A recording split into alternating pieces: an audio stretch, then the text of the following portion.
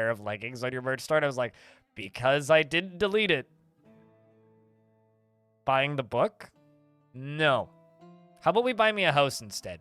That seems significantly more useful, positive, helpful, and better for my long-term health. Unlike me spending $290,000 on a book and followed by... How about I write that book, actually? And you guys can pay me $290,000 to write the book, and then I'll just give it away for free. Or we could just find somewhere to embark, because today it's time to start a brand new fort. We're gonna jump down into this world. Region 2. The Momentous Universe, which I still need to rename, because for some reason I named it Headstone. Anyway.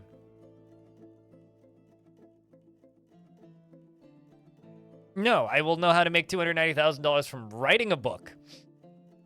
About how to make $290,000 writing a book. I never said anything about selling it. I said I would give it away. A new fort today. Yes, we are doing a new fort today. So chat, now's the time to say hi, YouTube.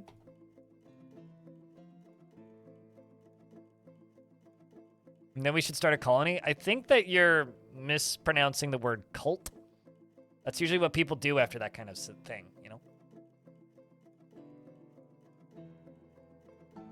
So today we are starting a brand new fort. I kind of have a name in mind and kind of have an idea of what we're going to do, but I need to find the correct embark spot, right? That's the big problem here, is I need to find the correct embark spot. Someone needs to buy that book and then return it. Good luck getting that money back. It's gotten, like, weirdly difficult to return stuff on Amazon. I don't know if any of you have tried recently, but it's gotten weirdly difficult. Especially from all, like, the third-party resellers. Because so many of them are, like, not even remotely interested in giving you their money back. Once again, I'm not taking chat requests, Scary Him. I've said this a couple times already, but not taking any requests. Because there's some things that I've done recently that I don't really have any interest in doing, and it's usually what people suggest, so... choose Origin Civilization, the Tufted Urns, which is a fortress of, 14,000 and King Me. This one has 67 locations. The Torch of Tattooing, the Distant Trade, and, the Wire of Soaring. Well, we are this little crew down here, and now we get to find where we're going to settle. So I like these deserts. But I'm curious as to what... Ocean is calm all the way around. Cold ocean is wilderness. That's haunted. Nah. Let's see what the elevation is like here. That's a very deep drop off into that deep ocean there. You could do a bridge across. That wouldn't be the right kind of biome for what I want. Iron, gold, and silver. Let's say platinum tin. Ooh. Iron, gold, silver, copper, zinc, platinum, and tin. Temperate ocean. Pretty flat.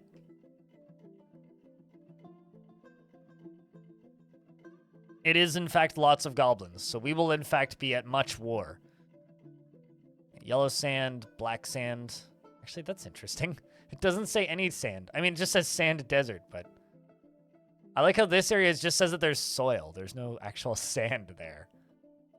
That's odd. Okay, what's the elevation of this? Are there, like, any cliffs or grading around here? It's like all of the cliffs is like...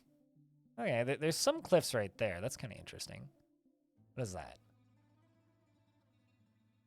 It's also pretty far away from the...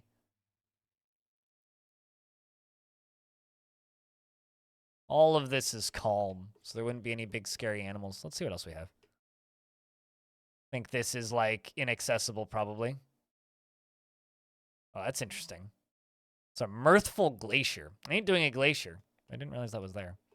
Is that a mirthful evil glacier? No, okay. I was gonna say, that's kind of interesting.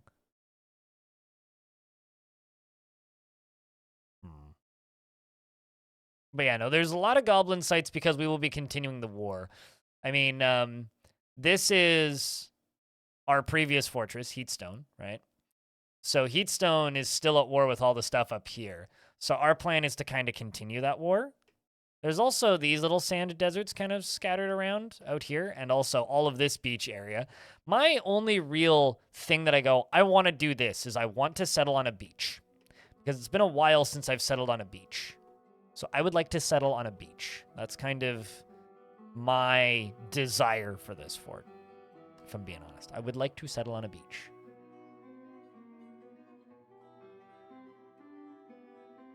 Our beach embarks hard? I'm going to be blunt. There is no hard embarks in Dwarf Fort. Period. Dwarf Fort is very easy game for me, so I am not the person to ask if a particular embark is hard. Like to the point where I couldn't tell you the last time I lost a fort because an embark was too hard, with the exception of when major patches come out and mechanics are changed.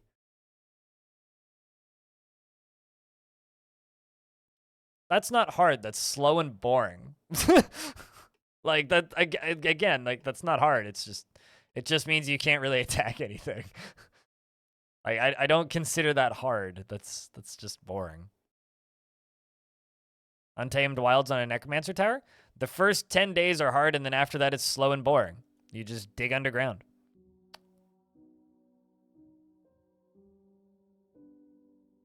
But no, there are no hard embarks in Dwarf Fort.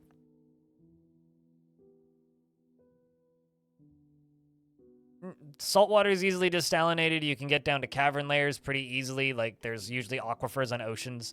Like, the only time Dwarf Fortress is hard is if you don't understand how the game works mechanically.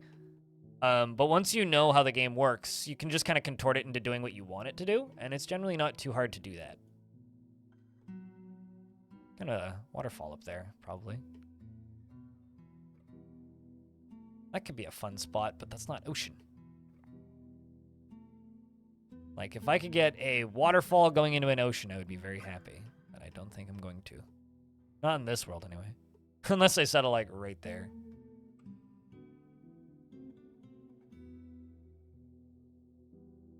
And everything here is calm, so it's not like we're going to have any big animals or anything. That's fun. There's a road there. Look at this road. Could be a fun spot right here. Human hamlet, human town. Empty monastery. What's flat? But it does have a road, which is notable if nothing else.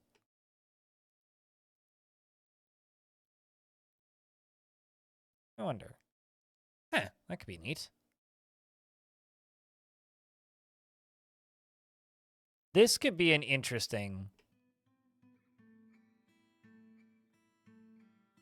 there's like 3 or 4 ways to purify salt water, but like vast majority of saltwater embarks are also in an aquifer, so it's not like it's difficult to get water that's clean and not salty.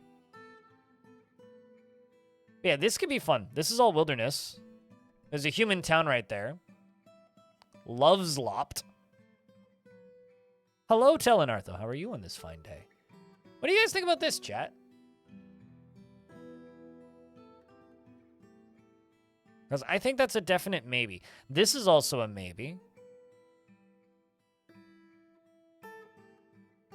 It's got clay, sand, a little road. Not much in the way of elevation, but definitely like a fun little bay. Because, yeah, like that would be a bay and a road, right? I don't really want to do Rocky Wasteland. Rocky Wasteland's fugly. Ooh, what's this? Human town. No cliffs. If that had cliffs, I'd take it. Temperate saltwater marsh. Random evil island.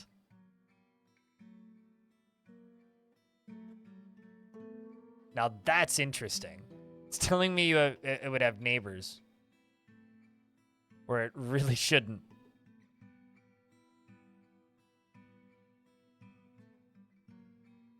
I'm not settling on an island because I would like to get migrants, thanks. So Evil Island is not an option. Because dwarves don't know what a bridge is.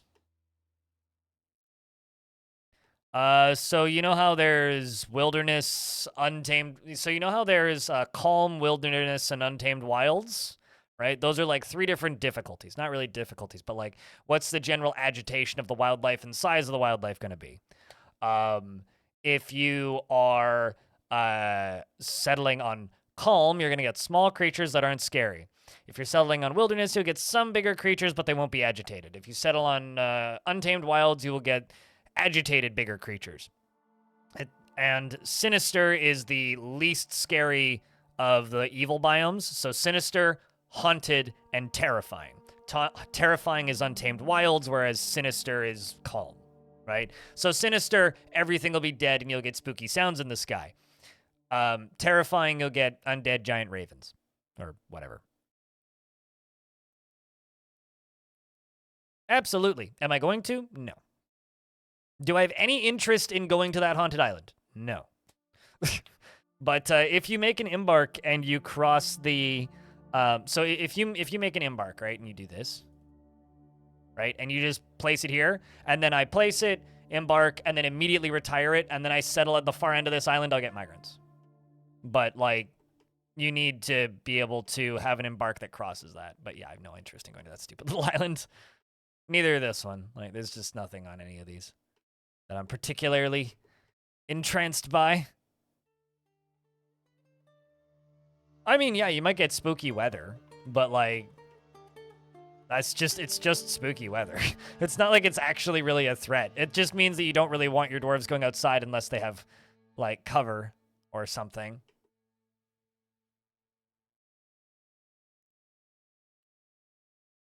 That one's not bad.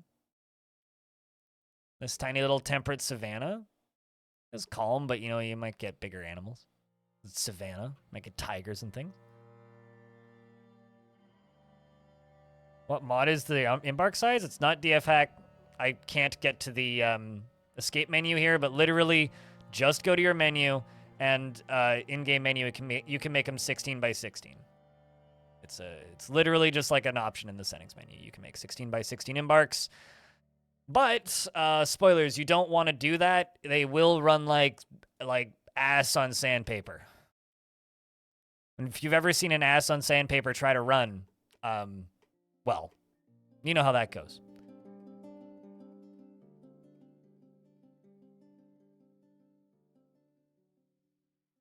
$16 by 1 would be silly. Yes.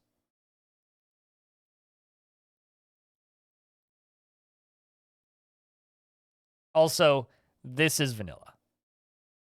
So I do have DF hack installed, but it's not compatible with this version. When Diorite says wet, it's not an aquifer. Managed to drown your fort. Oh, cool. Yeah, no, if something is wet, it's not always an aquifer. That's an interesting spot right there. Like, all of the fun stuff around here is like...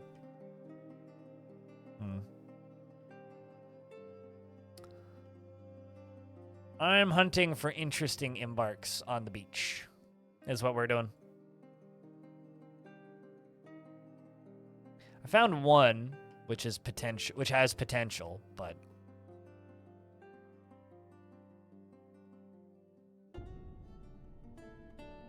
generally it's like if you think you're below the aquifer, it's wise to go a few layers above where you're digging and digging into it, because if you are underneath an aquifer, it's going to drown your whole fort, and it's not worth it. Also, there's something I just realized I need to do. I need to move my cameras down. Because I was playing System Shock. There we go.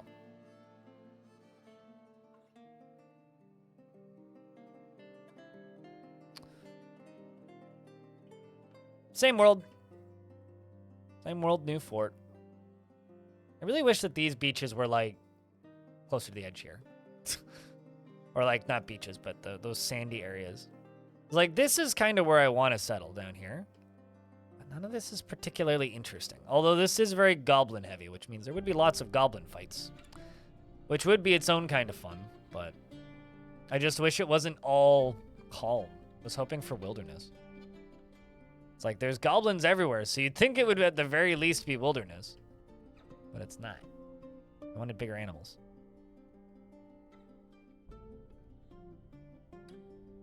So happy that you got to see the stream live. You've been eating all the YouTube content since January and February. Well, welcome. Hello. Usually live around this time. Iron Zach. PT, thank you very much for the 5-pack. Cheers, friend.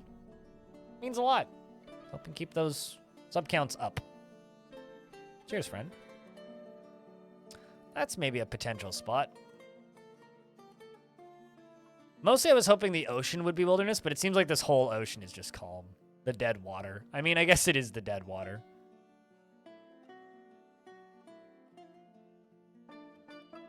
Aceman in 6-4, thank you very much for the Prime for the 3rd month. Welcome back.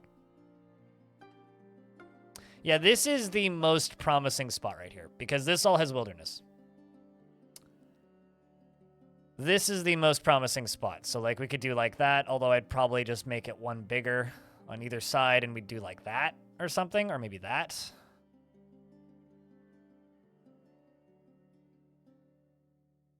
Something like that, basically.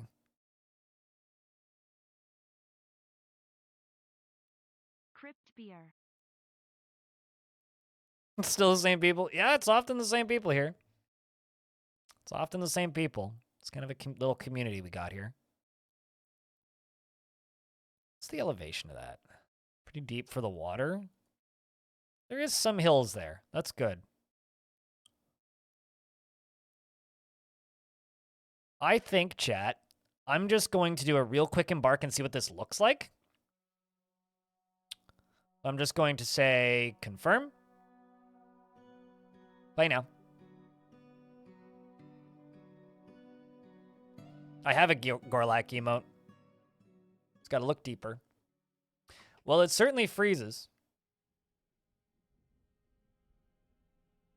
There's sea otters everywhere.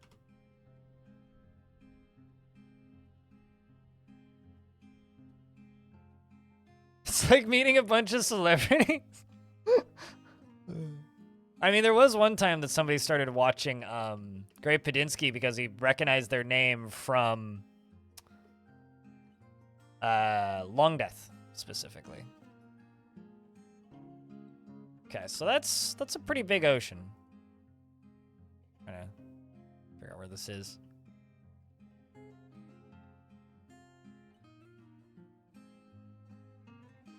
Dear dwarves, you guys always pick the most precarious places. So yeah, this could be doable. Especially if it freezes.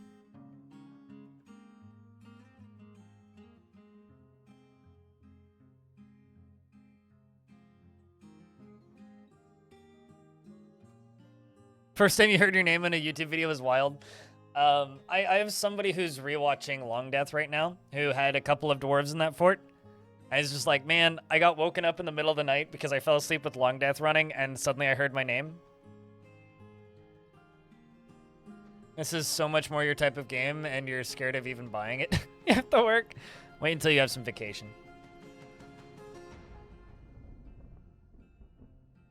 Two weeks is not enough. Yeah, true. Please no OG graphics. Scary Hen, I like you. I do what I want. I will use OG graphics when they help me and when I want to. It's not your job to tell me what you get and don't get. If you don't want it, don't watch. Right? I love the OG graphics. Let me have my love. You know, it's going to eat your soul, your time, and your friends and family. Well, I don't think it'll eat your family. It'll just make your family leave. Your friends and family will be fine. You just won't know them anymore. The new graphics literally don't let you look under the oceans to see where the oceans are, like the old graphics do. So the old graphics are superior to figure out where the ocean edge is.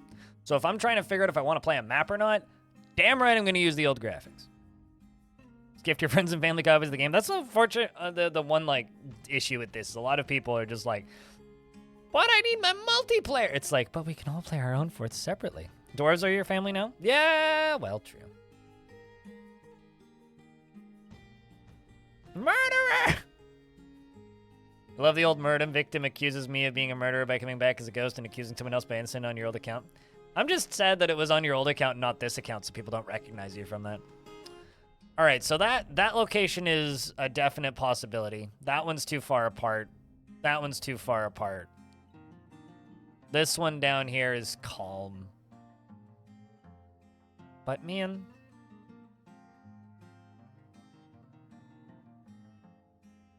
it's temperate, so it'll dry out in the winter.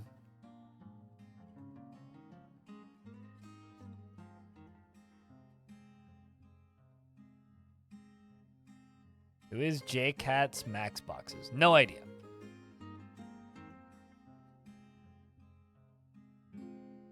Possession of the murder, claiming the kill. Fem can go find the old clip if she wants.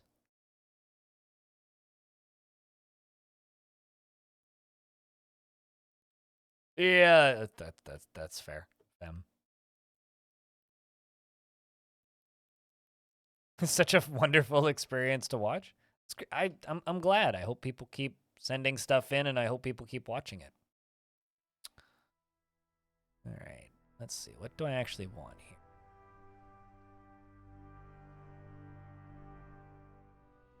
Do I want to? I kind of don't want to make it bigger if I don't need to.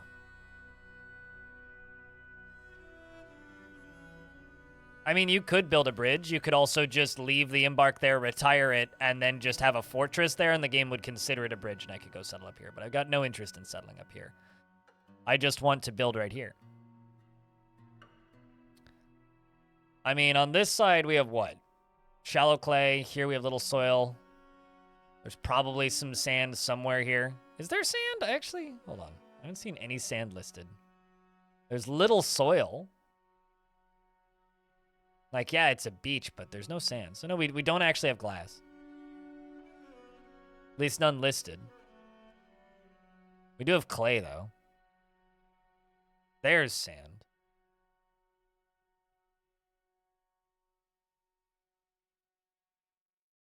I don't know if we're going to see a sea monster, so don't get excited. Like, I've seen none ever before, so I would not expect to see a sea monster.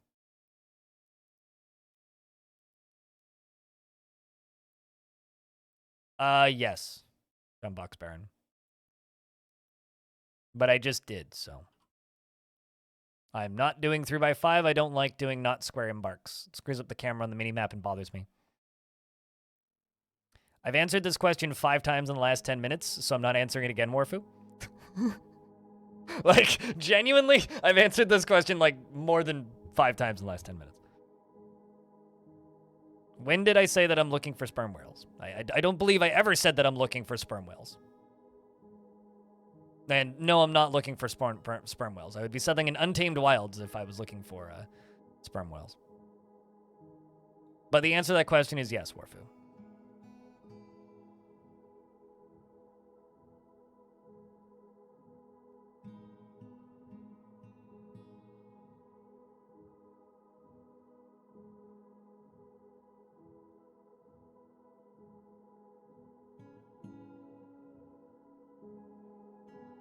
The sand is up there. There. Little soil. Yeah, I guess we'll go for this side.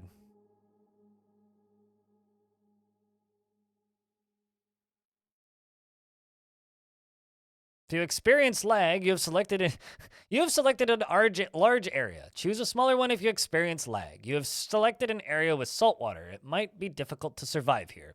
You have selected an area with a light aquifer. Water might need to be pumped out or carried away.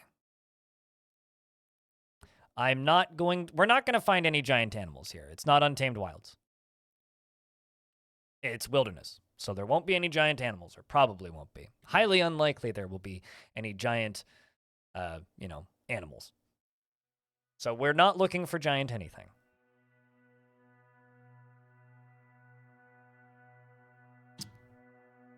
Assume it's a whale, and move on, Darius.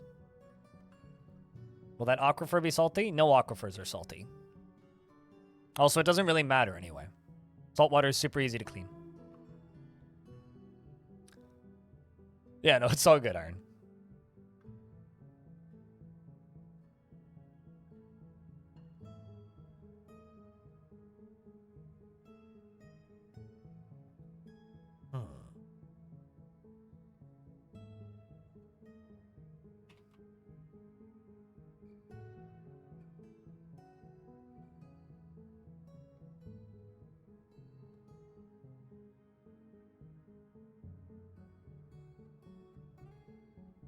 I think that might be our name.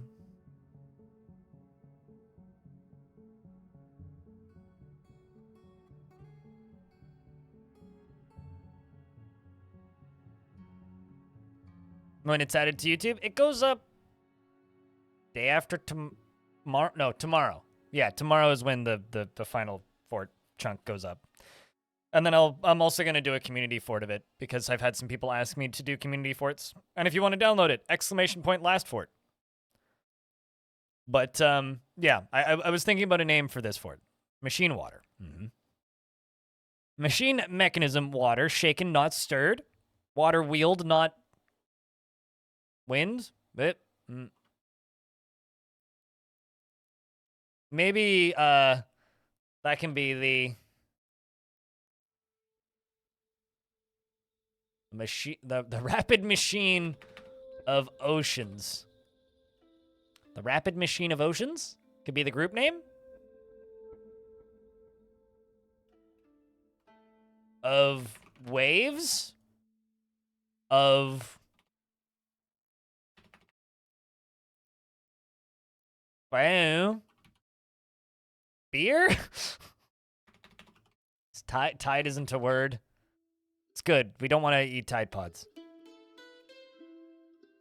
Have you lost a wipe, or do you just dominate? The last time I lost due to an actual fortress wipe was back on the 6th of December, and it was because there was a bug in Untamed Wilds biomes where fishing was like 500% of the Untamed Wild stuff, so before I even started digging, we got killed by giant chinchillas. So I died to a bug. I don't generally lose forts.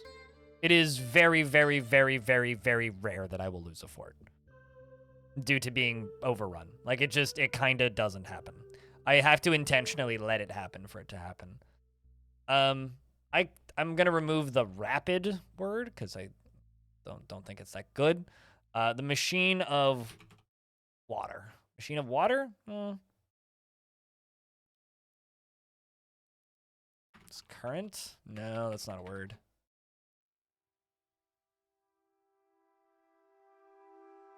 Actually, is salt a word? The salty machine of water.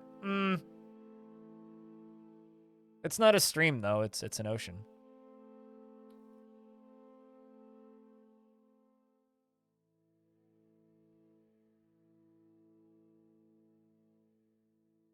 Wave machines of salty beers?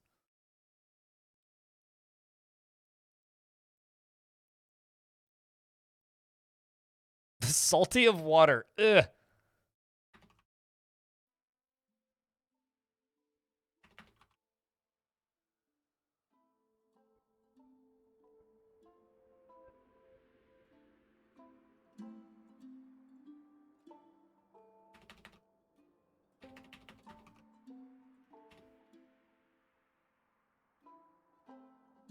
Wave machine the wavy? No, it doesn't work. Doesn't work. Doesn't work.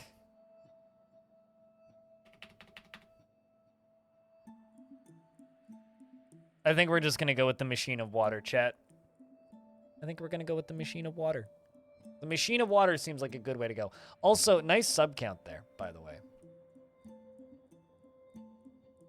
Good job. You guys actually, like, nailed the number for once.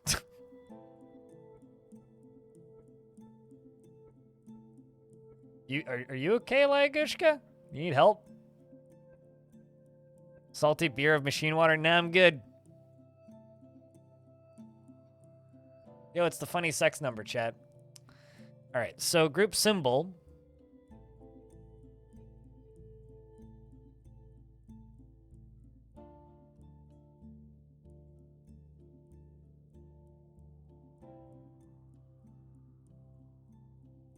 7 dwarves.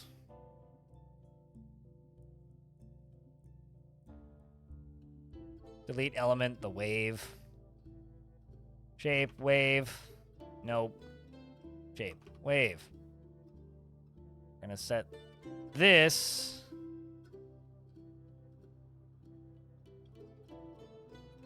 down to 0 of waves. Dwarves and 7 dwarves and waves.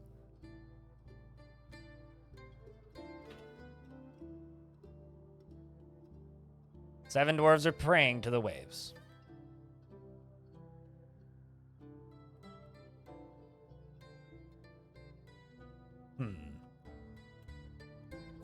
I'm not putting a whale in there. Because we're not gonna find one. Like, I'm gonna keep saying that. We're not gonna find a whale. Because every time I say I'm trying to find a whale, we never find a whale. So we're not gonna find a whale, so. Once again, I'm not saying it. I'm not adding a wave. I'm not adding whales to this. But we do know that there's otters here.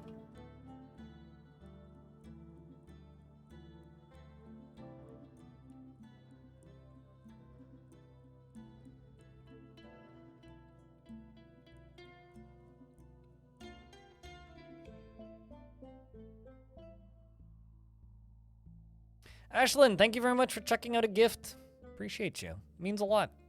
Waves are waving.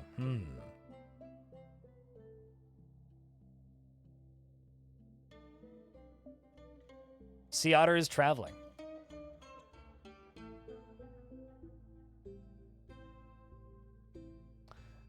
Maybe, blazing sun. The sun can be screaming. This is an image of 7 dwarves, waves, a sea otter, and a blazing sun. The 7 dwarves are praying to the waves. The otter is traveling. The blazing sun is screaming. Not making them ride the waves, no. I think that'll be the symbol that we have, and we will call it the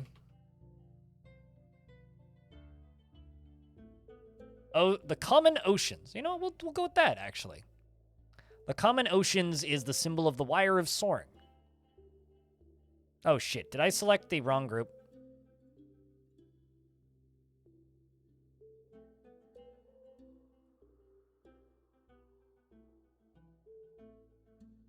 Yes, I did. I have to do that again. Shouldn't take too long. Create new world or a game in existing world. That one. It'll just take me a second to remake the 3 names in the object. I haven't started selecting stuff yet. Good wins to those of you who won, by the way. Sad? Eh. I know where I was. I messed up the order of whales and whales. I mean, Wales is a place and whales are a creature. Speaking of whales,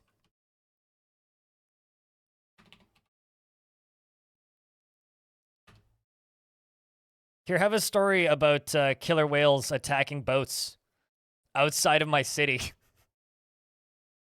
You know, just like attacking university researchers. Literal gangs of killer whales attacking boats.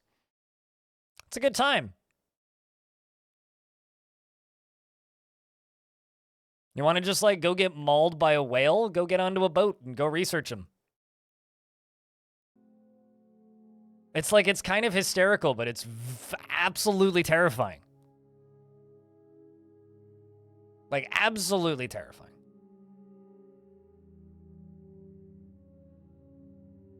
They're doing it there in Portugal? Oh, no. All right.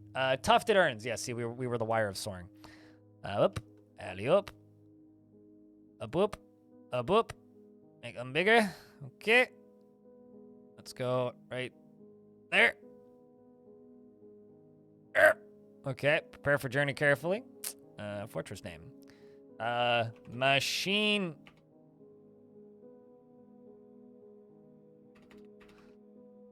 Waters. Machinewaters. Group name. The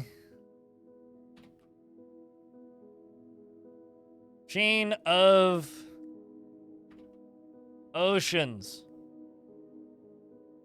And group symbol. 7 dwarves. Waves. And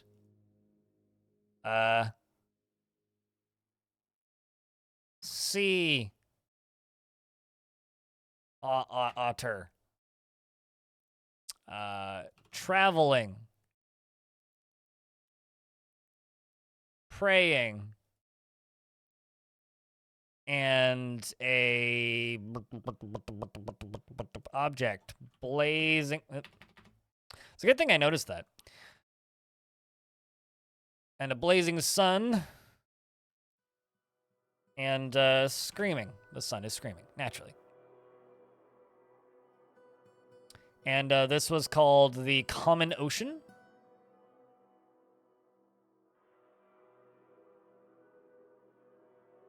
Let's actually go the Common Waters. The oily waters, that's... Common Waters. Done. All right, we're all caught up.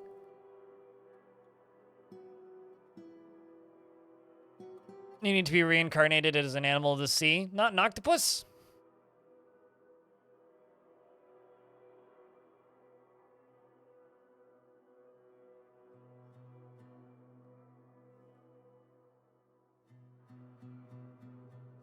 Yeah, gangs of killer whales is one of my favorite,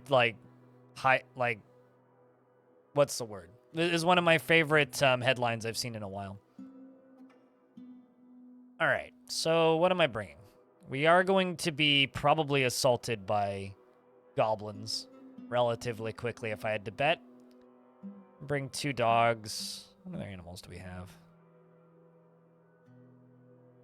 Nothing particularly good.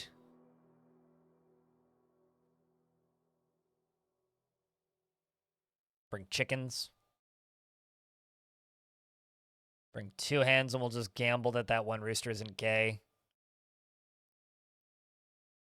And I'll bring pigs.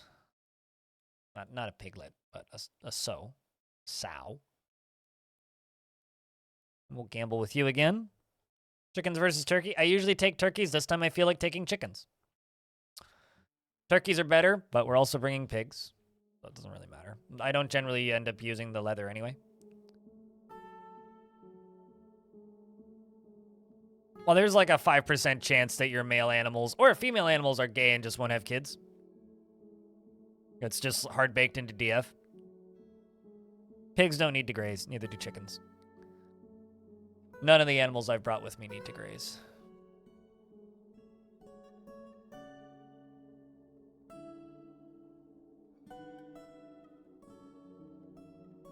It's not June yet?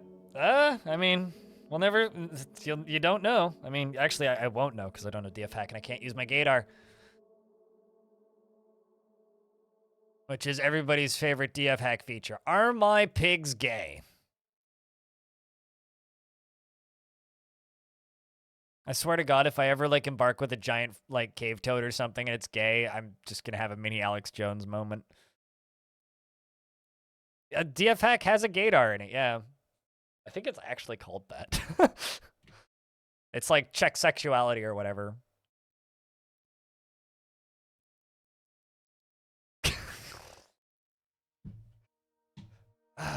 I could make that so much worse, but I'm not going to, generic titty. You can roll with that. That's right. Hold on.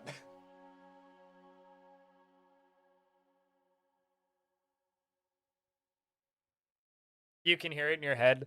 Speaking of YouTube Shorts, right? Because we were talking about YouTube Shorts earlier.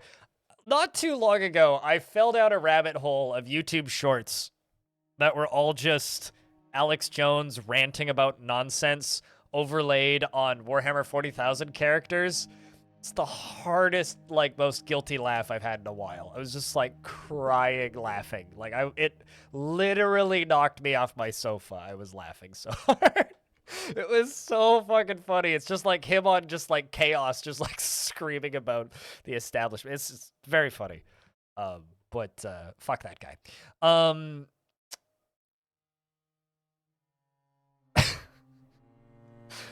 God, I hope so. Make the world so much happier, Feelies.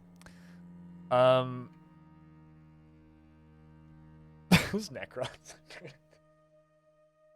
I mean, the Necrons are doing much worse than that. They're just killing everybody, okay? That's significantly worse than making somebody happy.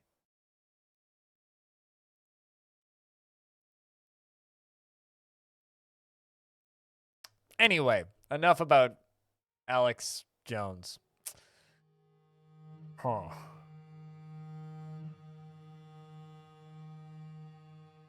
It's pretty horrible. Generally, his quotes are actually pretty horrible if you think about them.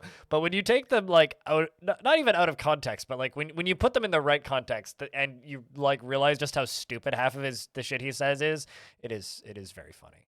But yes, he is pretty fucking horrible.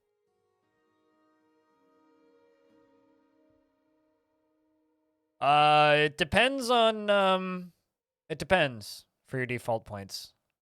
Actually, to be honest, I don't know what the default points is. I've never looked. But like, if you remove everything, I don't know how many points you have. I don't usually remove everything. We need the wheelbarrow or the step ladder. Let's save an extra 100 points. Let's bring some. Why don't I bring some cows?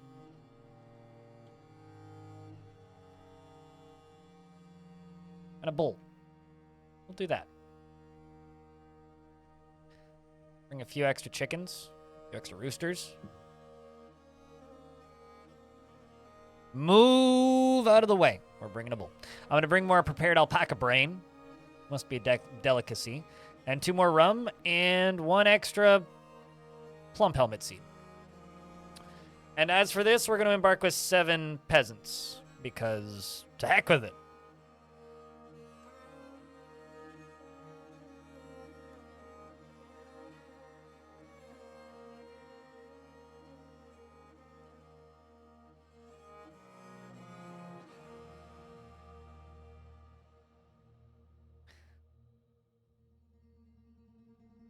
Says on the world gen the points?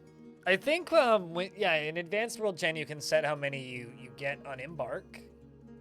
But I don't know what the default is, to be honest. Unlimited fish? I mean, to be fair, we could do a lot of fishing on this map. Like, we could do a lot of fishing in this map. So,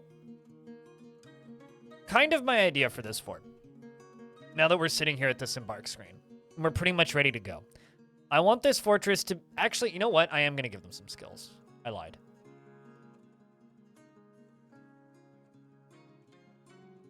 I am going to give them some skills. I lied. Not exactly useful skills, though. So my plan for this fort is I want this fort to be a machine fort. As in, there's some things I want to automate, right? And I'm just imagining all of these dwarves are proficient mechanics. Like, they're a bunch of mechanics, and they're all here to build a exquisitely designed automated machine fortress utilizing water, lava, and other fun minerals. To create one hell of an interesting little fort. Just a bunch of engineers. Yep. Here to prank the agriculture students. And yes, I'm also giving them 5 points in pump operating because they're very good at pump operating. No miners? They can mine. Here's the thing, right? Just because I'm not giving them mining skills doesn't mean I can't tell them to take a pickaxe, okay? This is just their starting stats. They'll become miners pretty quick. Don't worry about it. Why would a dwarf learn to swim? That's just silly. That's human activities. Come on, please. We don't need to know how to swim, okay? We don't need to know how to swim. But you know what we do need to do, chat? Say strike the earth.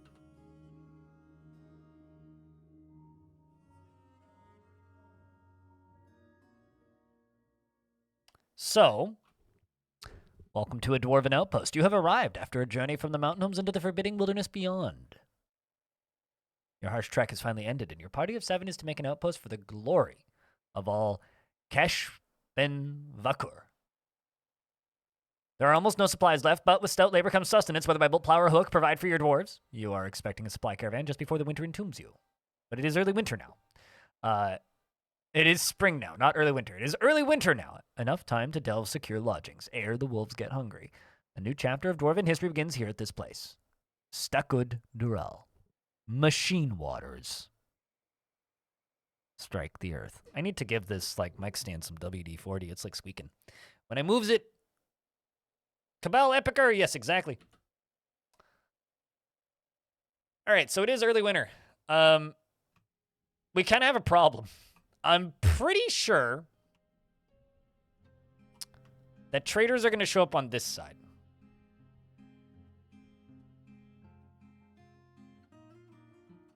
And I also need to figure out where this water begins. Stillinitis, by the way. Got a dwarf. What kind of dwarf would you like? So ocean goes down 1, 2, 3, 4, 5 down to here. Okay. So -6, I can dig under the ocean. Yes, the ocean is in fact frozen because it is winter.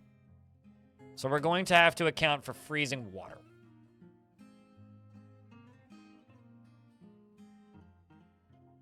Well, you got it first, so I will give you the expedition leader who's already grabbed the pickaxe.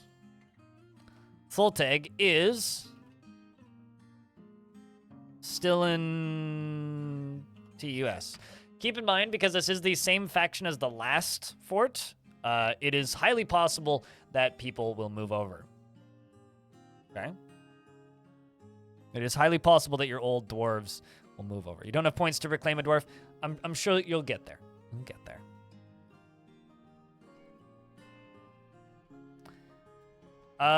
Can we make it frozen year-round? No, but we can make it thawed year-round. We could, heat up the ocean.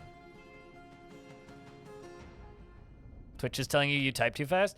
Yeah, you can't type more than 2 lines in 1 second. Cooldown on redeeming? Yep, always has one. Always will. Although I did turn down the cooldown by 5 minutes.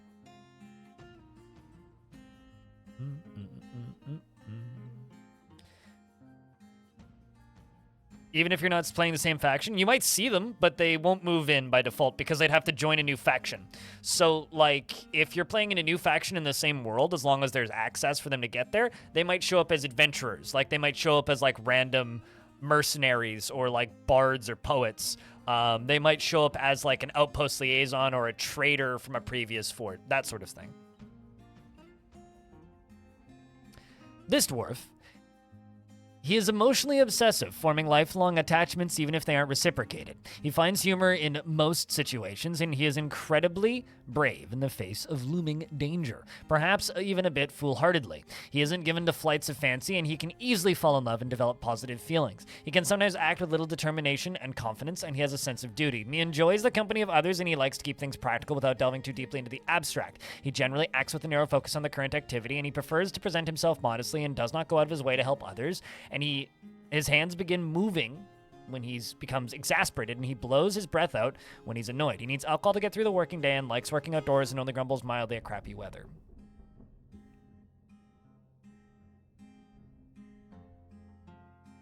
Heat element could keep it thawed, so if I were to get lava close to the ocean, that would keep it thawed.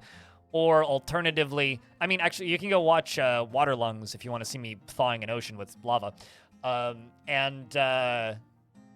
Or, you could pump it out and then it would just be dry. Yeah, that too. Butters Medley. But I name them with the job title Vampire, so they'll show up with the job title Vampire, and they're kind of obvious, plus they're blue, so. He personally has a negative view of those who exercise power over others and sees no value in holding back complaints and concealing emotions, and finds blind honesty foolish and does not really value skills related to fighting, and dreams of creating a grand work of art. He likes granite, cold pink jade, and jute fabric, and cabochons and turkeys for their snood. Well, I'm sorry we didn't bring turkeys. We brought chickens. The sounds of the meandering mother and the sight of the glimmer of glistening of impossible prefers to consume billow, parch, and strawberry plants, and carambola wine and llama's milk, and absolutely hates oysters.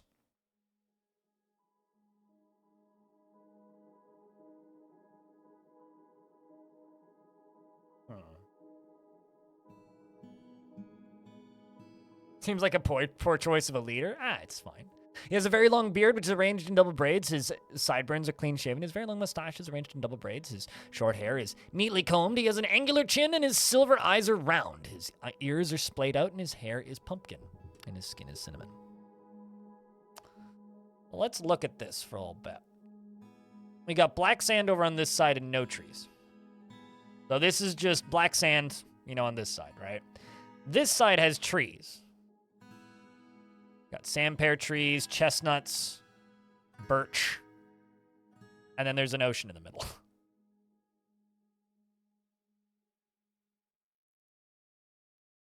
I don't have any process.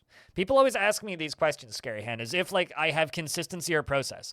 I know what needs to be done to build a fort that works, and I don't ever do the same thing twice, really.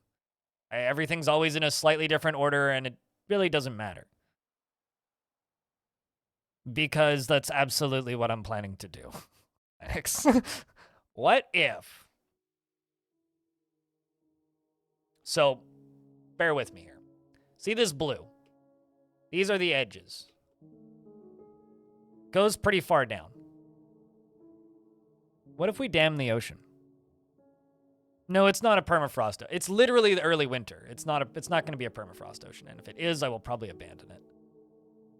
But this shouldn't be a permafrost ocean. It's early winter, year 304. For reference, we are right here. Right? We are right here.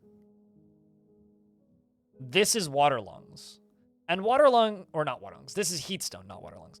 This is heatstone. Oh man, hold on a second. Okay, never mind. For a second there, I thought they took over Toe Thief. They didn't.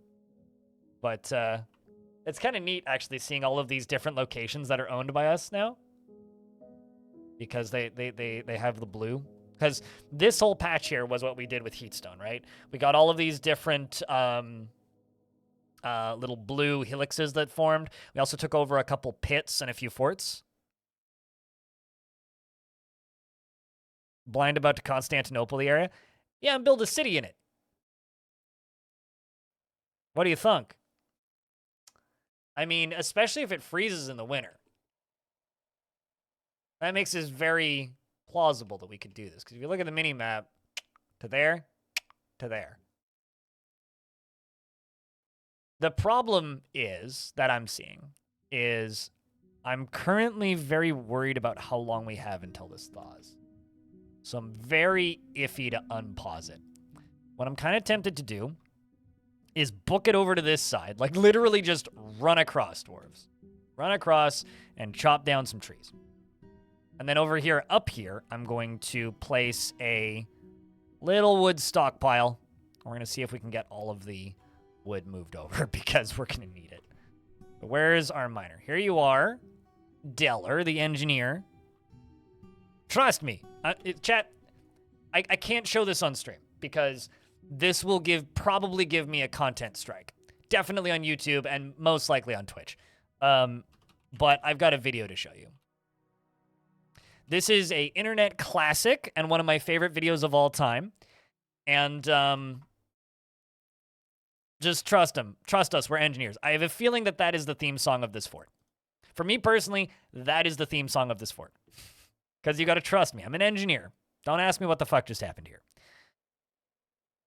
So trust me, I'm an engineer, chat. You're now a dabbling woodcutter, Deller. Do your damnedest. How is Deller? He is a coward, completely overwhelmed by fear when confronted by danger, like trees. He's terrified of them. He is a complete scatterbrain, unable to focus on a single matter for even a passing moment. He has a calm demeanor, and he does not feel lustful. He has an active sense of humor and doesn't cling tightly to ideas and is open to changing his mind and likes to take it easy and tends to consider what others think of him. But needs alcohol to get through the working day and likes working outdoors and only grumbles mildly at crappy weather.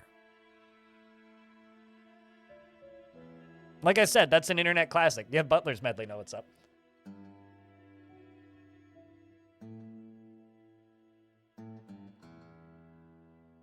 Okay, so since I now actually have my goal locked, I can type in the goal.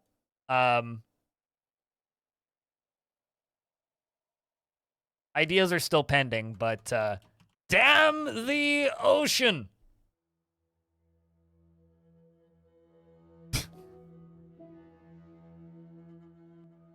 Oh yeah, no, I mean it's just a whole bunch of like other videos that you've probably seen before.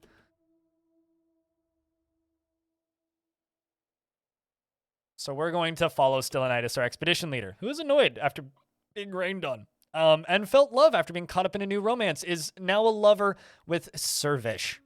Look at that. You and Servish getting together, Stylianitis, so quickly. Whale muncher. It's a whale-pult! This map is big. I'm very much expecting this entire ocean to just suddenly thaw. Epion, if you're curious about my takes on that their video game that we were talking about the other day, I uploaded like an edited VOD of it this morning. What biomes are we in? It's a good question. It's a black sand desert and beach. And I think it's like just like temperate forest on the beach. Ocean, I think, is the majority of it, technically.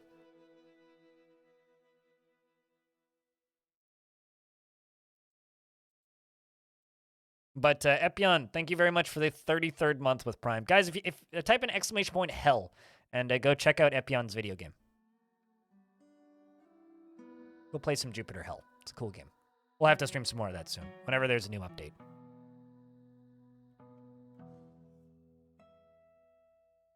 Nope. Black sand. Sand is sand. It's just a color.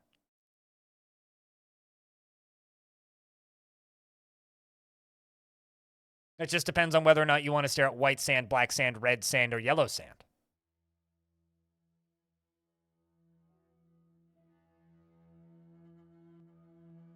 Not a bad thought to start off with for Stylianitis, our expedition leader.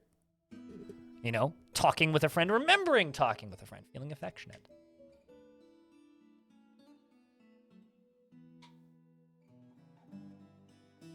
All makes green glass, yep, but you need rock crystal or, you know. Trust me, I'm an engineer! What the fuck just happened here? All right, so we've got the Gate Communion of Hope is our religion of choice. It seems like. Who is air?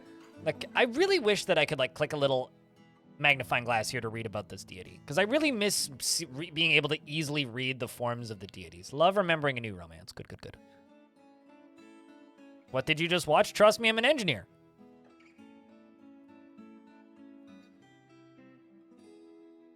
You watch the engineering anthem. Let's take a look at Geller, the one running around with the axe, who's terrified of everything.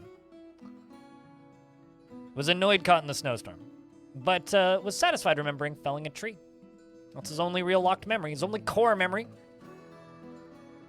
Oh, Deller. Did you hate that video that much? I mean, okay. This one is just shenanigans. You want a more extreme version of that video? I got you a more extreme.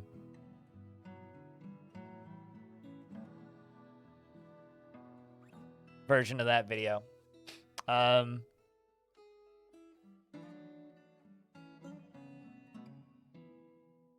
Let's see if it's even still on YouTube. Yes, it is. Good.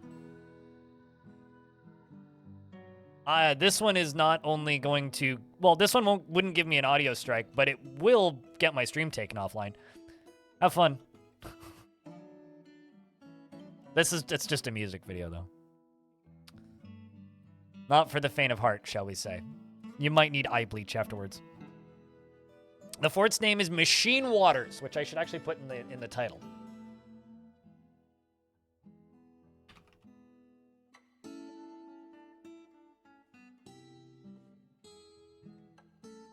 There is footage of the Killdozer in the music video Killdozer.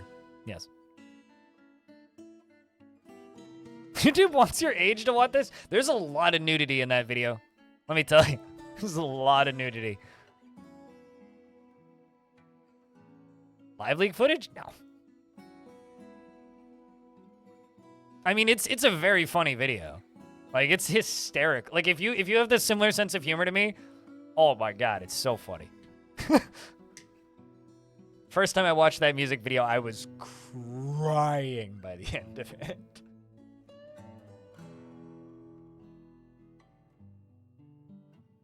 Because you just booted up in less than 10 seconds into this world. Are you on the experimental build? Because the experimental build has been getting a patch every couple days. And it's all like quiet under the hood stuff that just makes the game run better.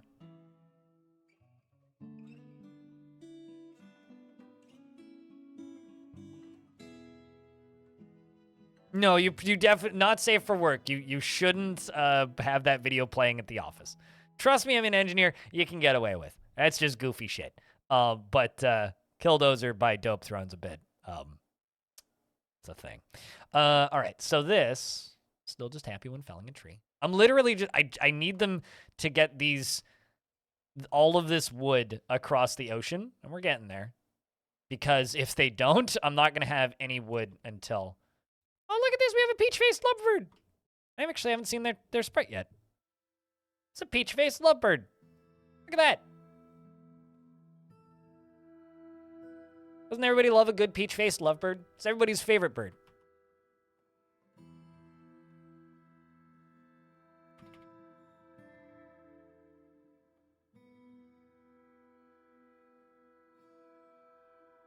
I don't think they like the snow, though. What a cutie indeed. What a cutie.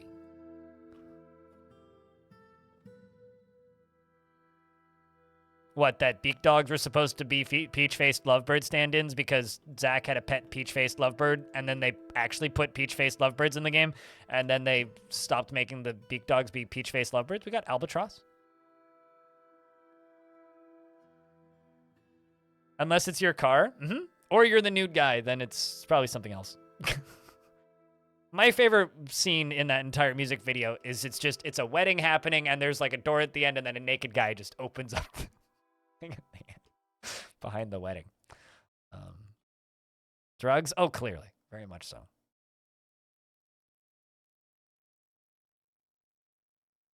I mean, that's just dwarves when they fail artifacts, right? That was where you stopped watching. It's just, it's the train wreck you can't stop staring at. But anyway, just trust me, I'm an engineer. We're going to dam this ocean. Also, I like this dwarf's name. Cogsack and Busts. I also noted, I just realized we're not going to have any way of pasturing my animals on this side. Because there's going to be no grass over here. Oh, boy.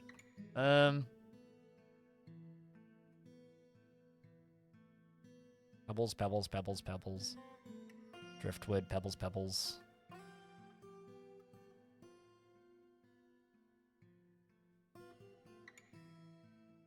No, I won't wait for that. I'm good. Hard pass. Thank you, Ruby. I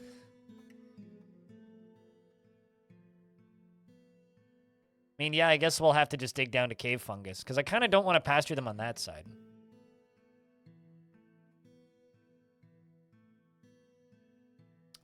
That, or, yeah, we'll have to just, like, dig underneath the ocean. I mean, right now getting the... Okay. Let's...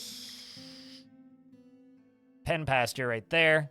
The thing is, I don't know what side stuff is going to show up on. Yak and camel. Our 2 cows can go over there. I don't know what side stuff is going to show up. This is the mainland over here. The wagon is not on ice. I already checked that. It's very much not on ice. I mean, it's right next to ice. Like, I'm pretty sure this is ocean right here, right?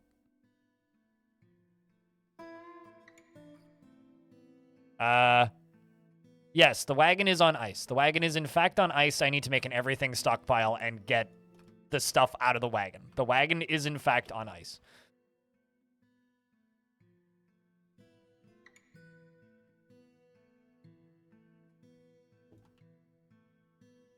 No bueno. Yes, no bueno. But first, we got to get this wood out of here. We're in midwinter. We got lots of time. Close call.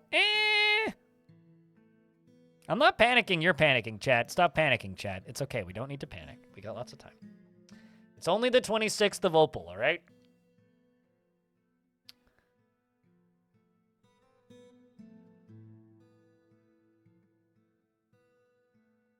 She entered the end, Batu. Yep. Classic video, too.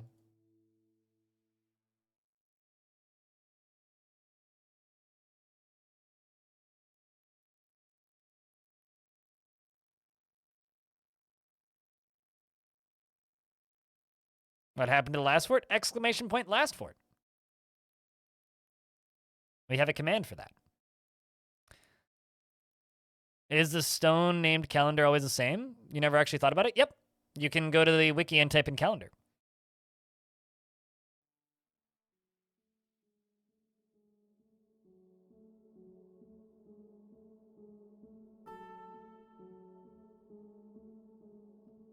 I think the dwarves who drive the cart places always suck at their job.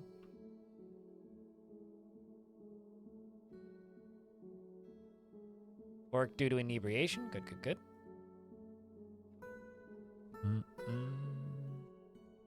It's 5x5 arc. I think it's the same as the last one, actually. I generally end up doing 5x5s.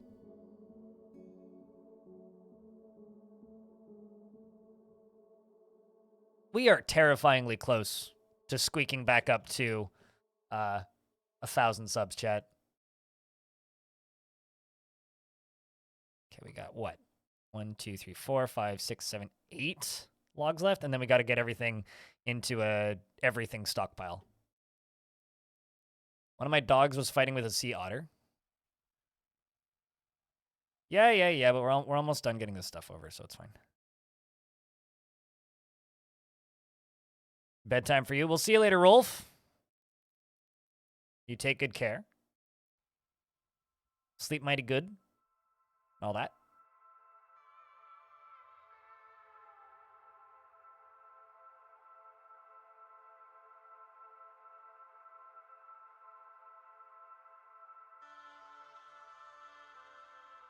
Well, you ought to know we're better.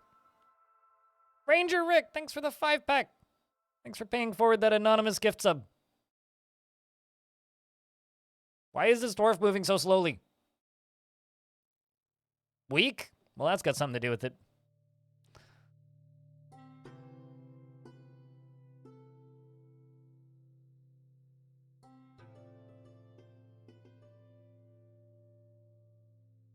Just bringing us ever closer.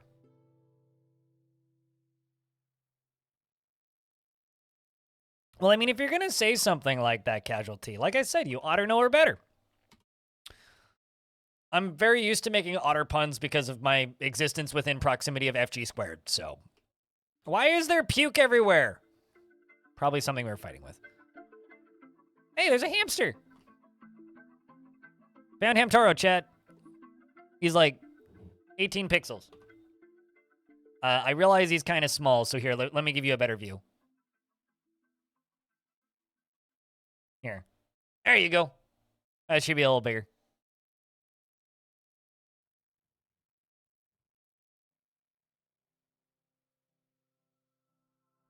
Are bold creatures? I saw a video the other day of somebody with a hamster, and it must have been like a reposted TikTok or something, and they just squeeze it, and like 50 fucking, like, what's it called? Like almonds come out of its mouth. Like they just like push their thumbs into its cheeks. It's like, just like a billion almonds. It's like, where did my almonds go? Push it in, just a billion almonds come out.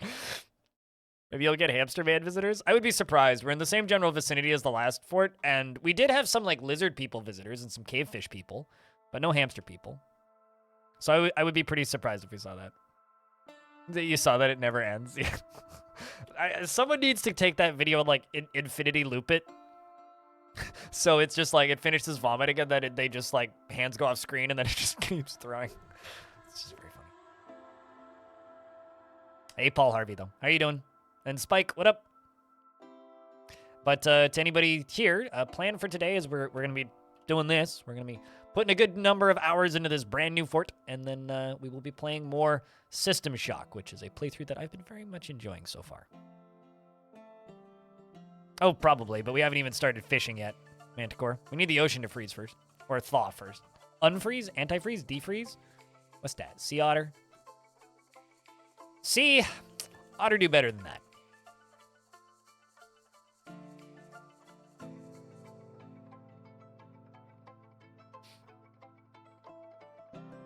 Meanwhile, Deller over here does feel fondness when making a friend and love when caught up in a new romance. Look at that. You're in love with Kip. Adorable.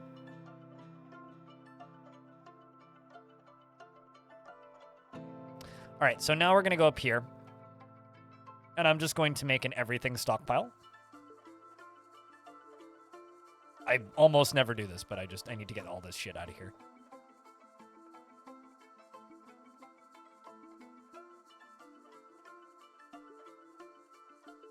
On the vomit, yes.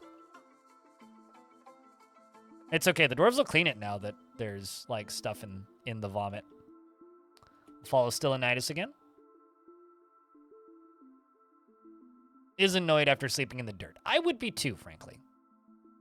This is a pretty rough setup for this fort. It's mostly ocean. And then sand desert, and then temperate something on the other side. But mostly ocean. This is all ocean. All of the white is ocean.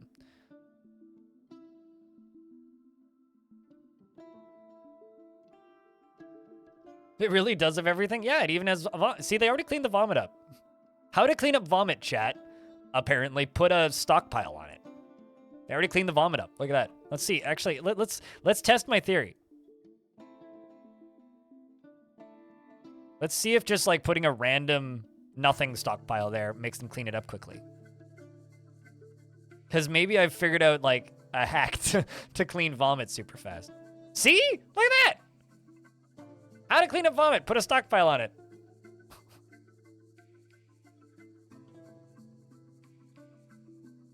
If they need to travel across the ocean. I plan on digging a tunnel. I'm just going to do that after we're done. This? I would assume so. New strat, chat. New strats just dropped. Put blank, empty stockpiles on vomit to make kids clean it up. No, actually, anybody does it. Cool.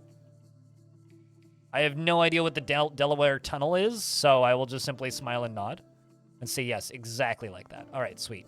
We got everything in our everything stockpile, meaning we can begin constructing our temporary home for living spaces while we begin actual construction.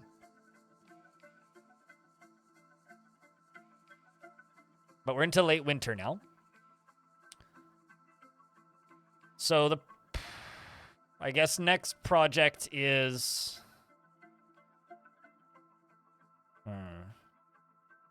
We can live with the cattle and build a second fort. It's not a heavy aquifer. I'm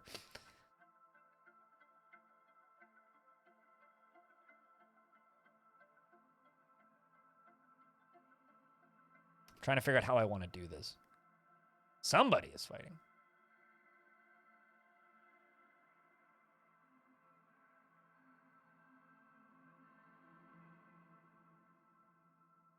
Just clearing all of these so I don't need to clear them again.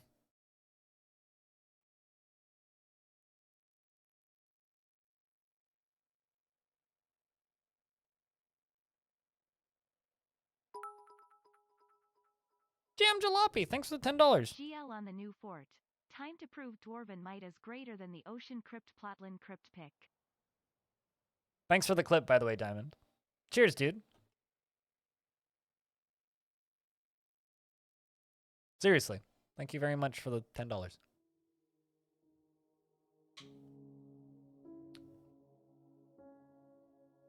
All right, so now I need to decide where I'm going to build my actual temporary fort, because we are going to build a little temporary fort here.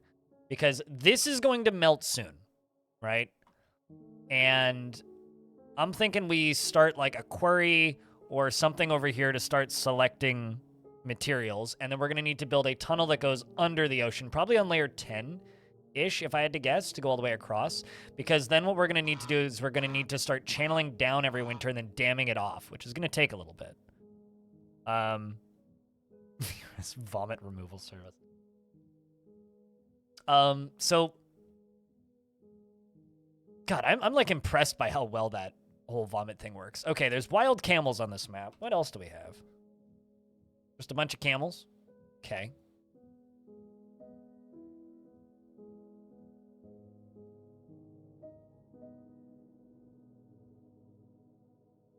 Sea otter fighting a dog. You read a confirmed Snopes article about sea otters and dogs yesterday, and it was kind of disturbing. Then I don't need to know about it. How do I do this?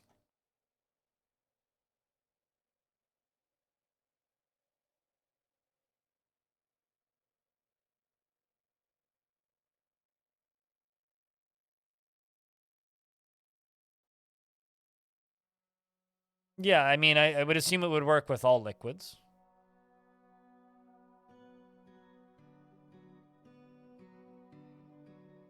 I would very much assume it would work with all liquids.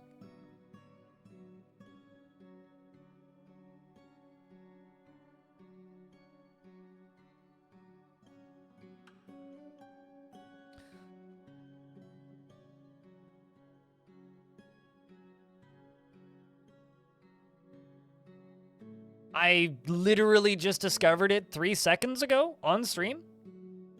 Ranger Rick, I have not tested it with blood, clearly, so I have absolutely no idea. Genuinely no idea. You best go do the science and find out. I don't even know if it's new. It's only just something I noticed like a minute ago.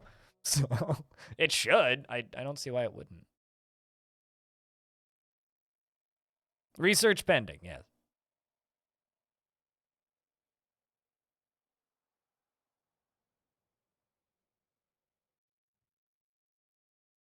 Going down until I hit Aquifer. Well, maybe not. Or until I hit layer 9, whatever happens first. Moving into early spring. Nothing can wipe away Dwarf's tears because they pour out so immensely.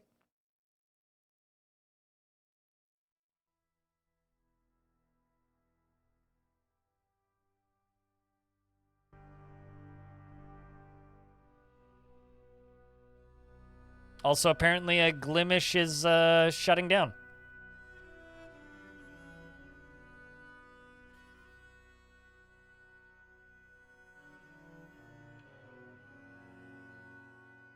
On July 1st. For those of you who don't know what Glimish is, most of you probably don't, it's a open source Twitch streaming like service. I do know one person who streams on it who's a member of this community named Zalisor. Why layer 9? Because that's the first layer that's underneath the ocean, that is far enough beneath the ocean that if I drop a rock into the ocean, it won't put a hole in my fort. Because I checked how deep the ocean goes and was like, all right, I want to be like 2 levels beneath the ocean, and the ocean goes to layer -6, so we'd go to layer -9. Yeah, no, it runs super fast, Origanto. Super fast. You could just turn your overall FPS down and run the game slower overall. If that would make things easier. You know, earlier I was super hot. It would be cool. I don't know if I'm going to do it, though. We'll see. We'll see. It really depends on what the caverns are going to be like. Will I get the first cavern layer? I don't know. I want to build this tunnel first. The tunnel is the first priority. I'll worry about other things after the tunnel.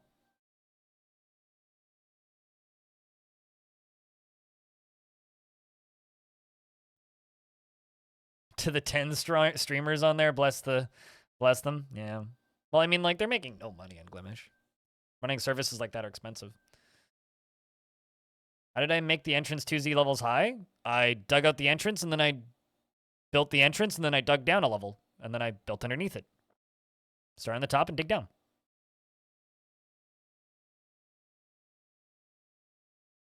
Under ocean biomes, you get 3 cavern layers on every biome. No matter where you settle, there will be 3 cavern layers.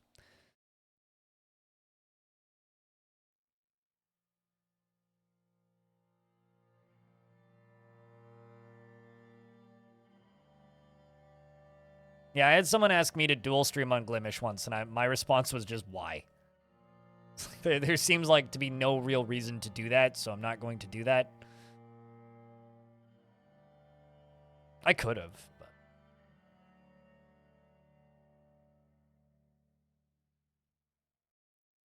Yeah, but we're talking like default settings here, right? We're not talking about like advanced settings. And by default, you get that many cavern layers, and that's it.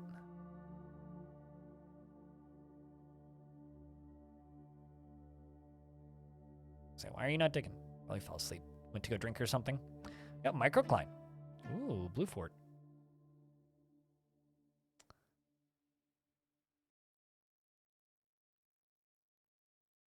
Yeah, and why in the world would I do that? Scary hen? I mean, there's more than one, but...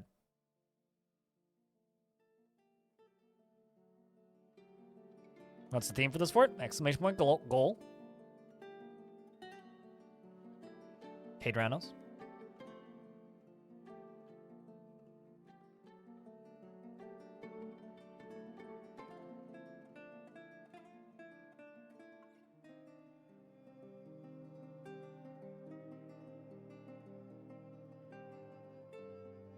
I mean, there's lots and lots and lots of exploits in Dwarf Fort, and I am not somebody who really revels in exploits, and I try and avoid talking about them.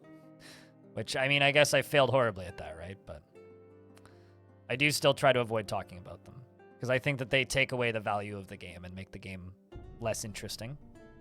Trimcoff, thanks for the penny. Appreciate you.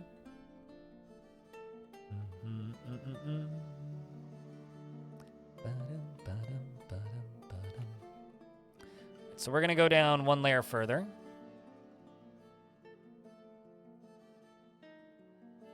Depends on what you consider an exploit. I consider Dwarven Reactors an exploit, but I've given up on that one. I don't use them.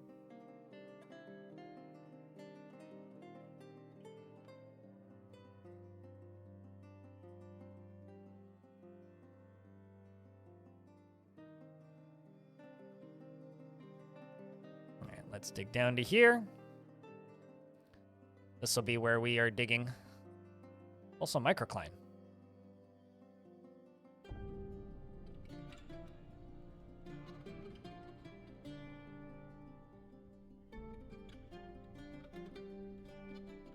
This will be our tunnel. I'm going to have to do this in a way that I like looking at because it's going to be here for a while.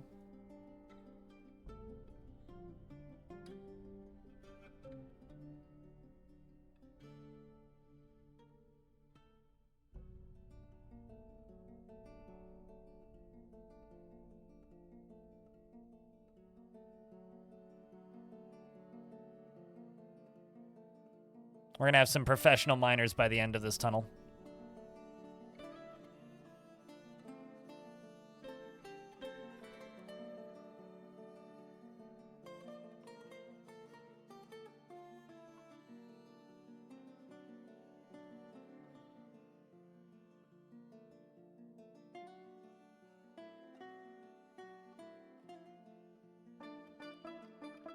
Can a wagon get through that? Oh, yeah.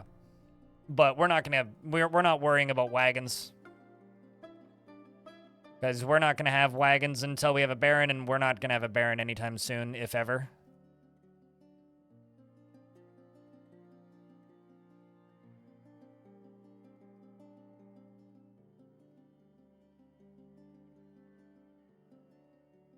That is a very stupid idea, because dwarves don't use minecarts as pathing and would just get stuck. The same dwarf would just ride the same minecart repeatedly.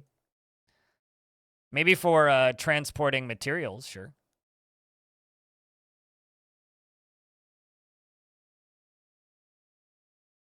All right, well, we found where we need to be.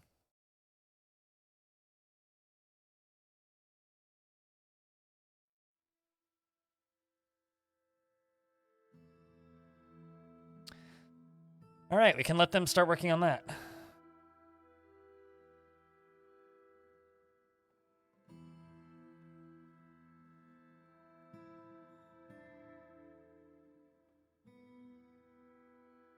Really curious to see when this snow starts melting. 14th of granite.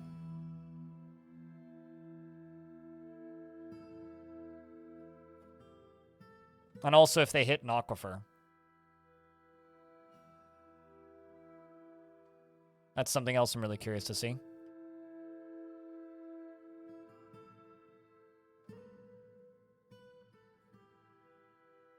All of these things are true. You guys are not asking questions. You're just, like, reconfirming things that are true. Could you do this? Yes. Why would I do that? Since when are we in a hurry? Did aquifers get fixed? They're not broken? Question mark? Why do they need to be fixed?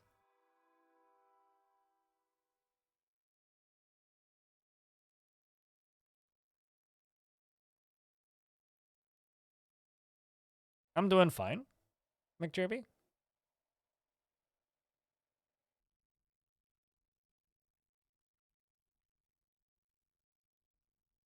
No. I've never heard this. Listen, you are the first person to mention this, period. No. No, they work just fine. There's a lot of things that people run around and scream about being bugs. And it's like, that's not a bug, though. And it will always perplex me. All right. Who's your wife? Servesh? Let's get Servesh mining as well.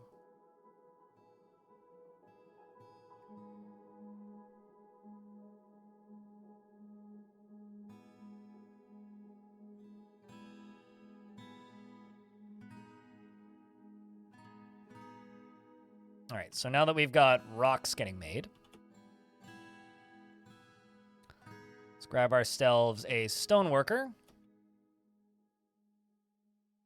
Someone will go make that. And let's make a carpenter. Cheese for everyone! After we make some blocks.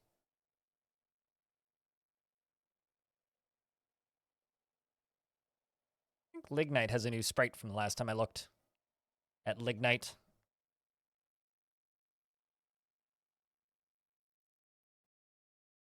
What's up, Bobble Page? Made you think of a goblin made of ice? Or a golem made of ice? There are no golems in Dwarf outside of the bronze colossi, which dwarves can't make, so... Like, unless you count Iceman. Nutty Wombat, hello.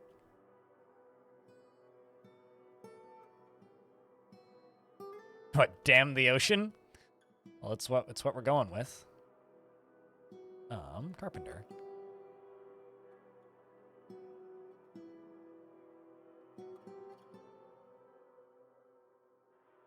When do we get mech suits? When you play a different video game.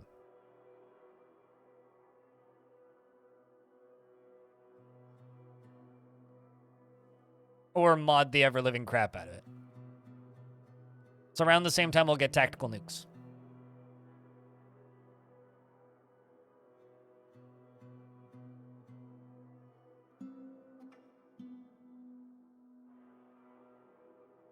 I don't actually agree with that, 404 not found.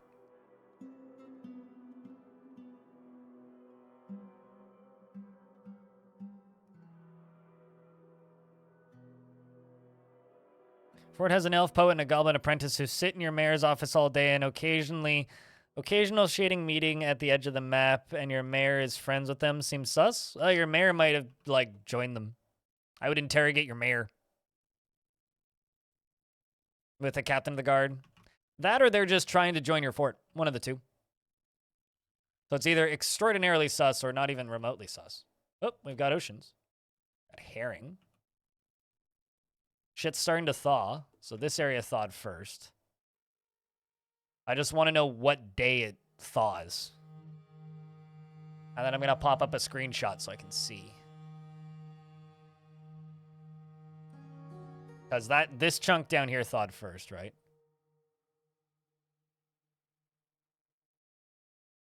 There's a colony of termites in the middle of it.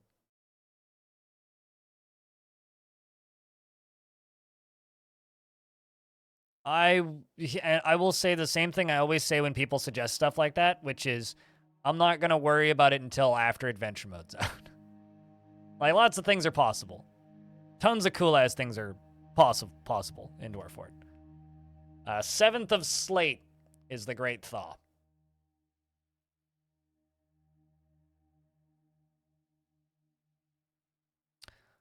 So over on my Discord server chat, I'm going to post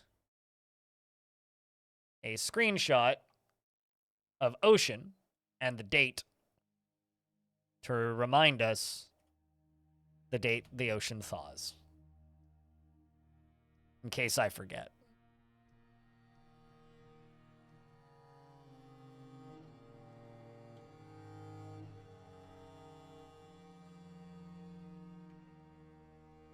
They keep digging.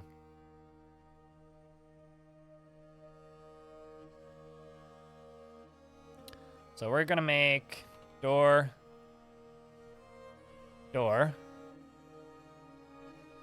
Make both of those out of claystone. And throne. Oops. Throne. Table. Microcline.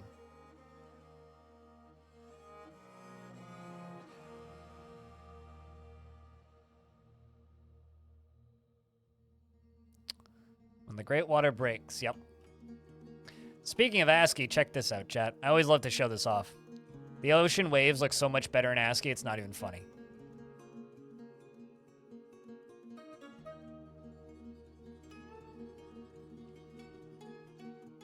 Like, so much better in ASCII.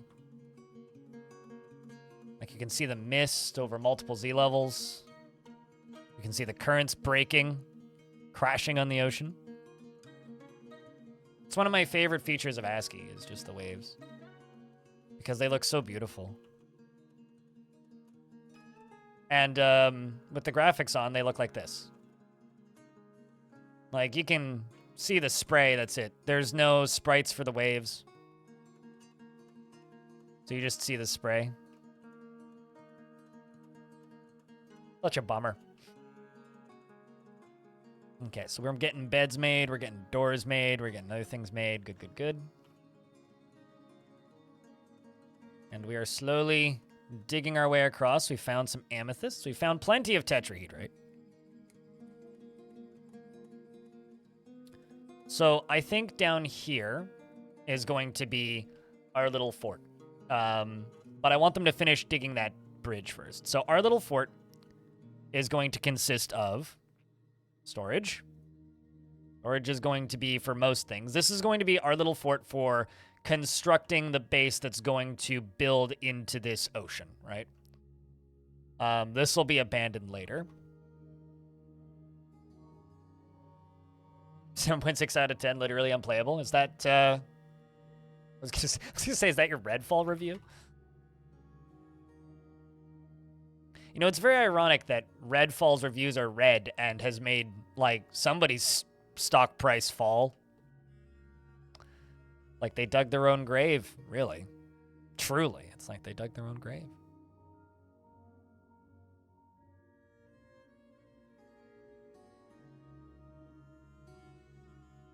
Yeah, I'm sure we'll get some wave sprites at some point. I'm not too concerned about that.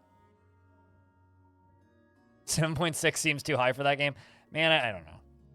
Right, so we'll just have a little door that goes up this way, down into here.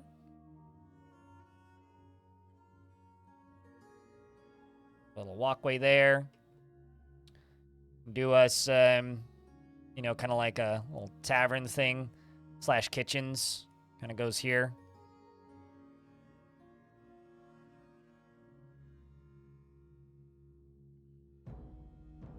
We can do that and that. I'm thinking dorms, probably. Nobody pays for reviews, and it would... personally, I would greatly appreciate if people would stop joking that people pay to get reviews, because the IGN's business model has never worked that way and is never going to work that way. So, like, that's just active slander. As much as I'm not a huge fan of IGN, like, that's not how their business model works. If you genuinely think that they pay for reviews, then you're grossly negligent of your, like, knowledge of how, like, this industry works. all saying stuff like that does, it sends harassment to people who don't deserve it, who are just trying to write about video games and review video games, which is a industry that's going to cease existing because corporations have decided they don't need to exist anymore, and because people have stopped watching them because they genuinely seem to think for some reason that people pay for reviews, which isn't true. If people paid for reviews, their industry would be a lot more successful, frankly. Fudahiko Casper, thank you very much for the 2nd month. Welcome back. It's good to have you around. That's another hallway there. I think this will be a dorm. So dorm, tavern, kitchens, storage. Cavern, kitchens, dining room, storage. You love learning from the Circle Master? Am I the Circle Master?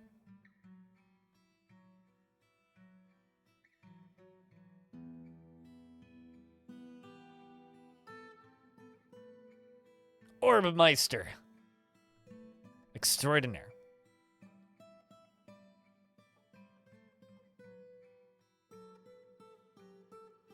Which is why I do my damnedest to shut it down every single time it comes up.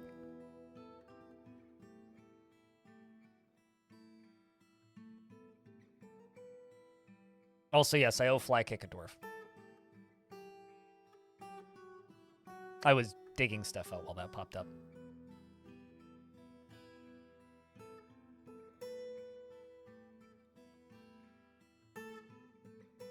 I'm just waiting for the ads to be done.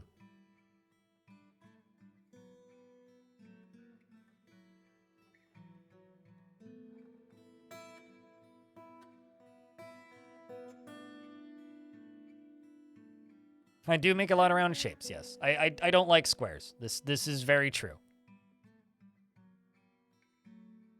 It is very true that I do not like squares.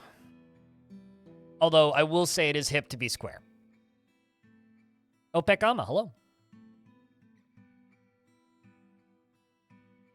It's hip to be square. So, Fly Kick, what kind of dwarf would you like? I did see it go off. I was just very busy designating things. I wish it was easier to make hexagons. It's pretty hard to make hexagons. You can kind of do hexagons with, like, diagonals and such, but... Ranger Rick, thanks for gifting a sub to Fly Kick. No more ads for the next 30 days. What kind of dwarf would you like, Fly Kick? We have engineers, engineer, engineer, engineer, engineer, engineer, and engineer.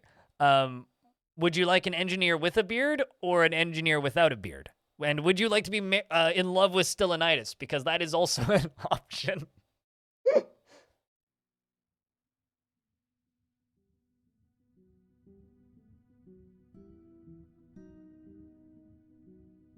What options do you have for digging down instead of making stairs?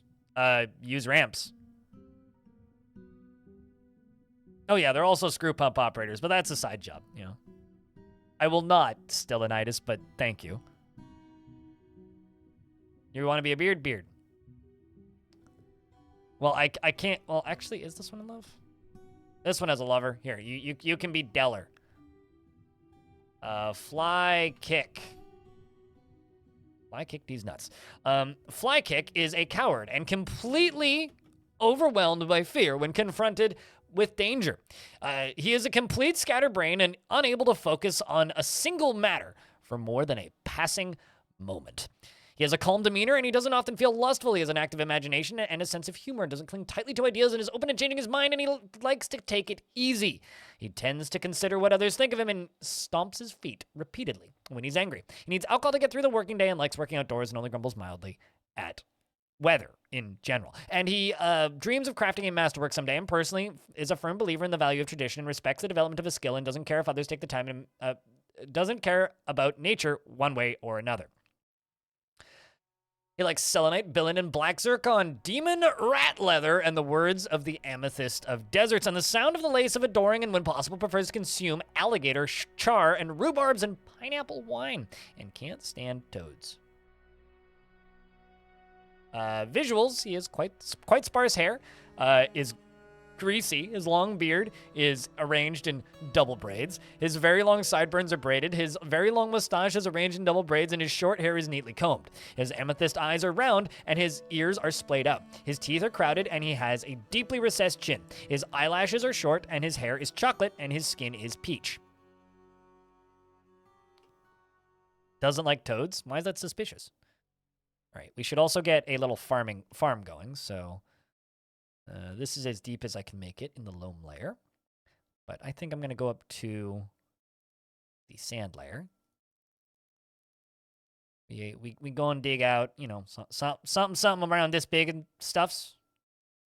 That can be where we farm for right now.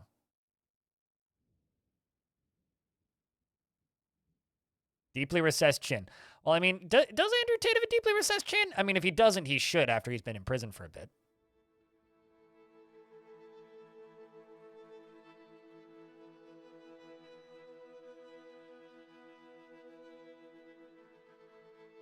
You had most of your army killed by giant snails. Okay. In Shadow Empire? Yep. Sure. You know, I know nothing about Shadow Empire. That game might as well not exist in my brain. But, like, whenever people talk about it, it does seem kind of wacky.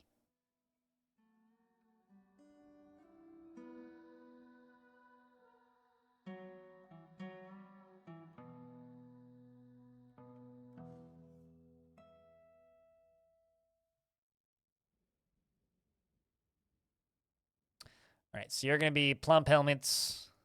Summer's going to be pigtails. Pigtails, plump helmets. It'll just be plumps year-round.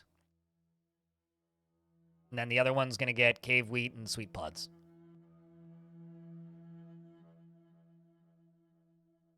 Sweet pods.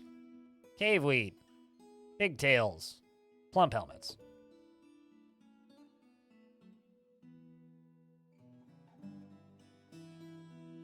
I'm sure it's great. Doesn't look like a game I would play, though. And over here, I'm going to make a farmer shop. Out of microclimb blocks, because why not?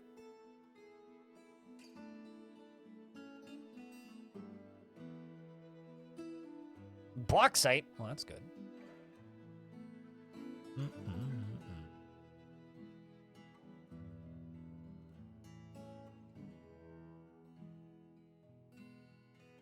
And then in here, I'm going to make a seed stockpile.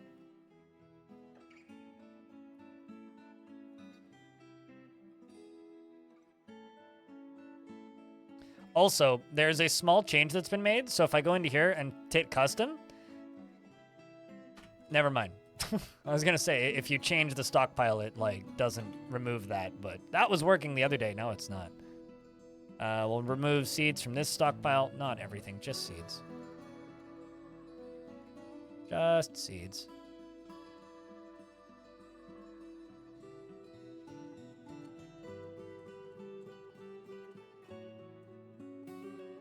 I mean, your eyes look and see stuff and your brain comprehends it. You're just trying to read too fast.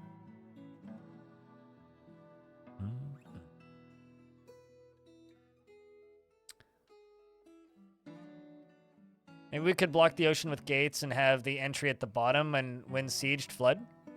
I was planning on having like spikes that go up and down, up and down, up and down, up and down, up and down, up and down, up and down, up and down, up and down, up and down, up and down, up and down, up and down, up and down, banana, and maybe flood it. I don't know.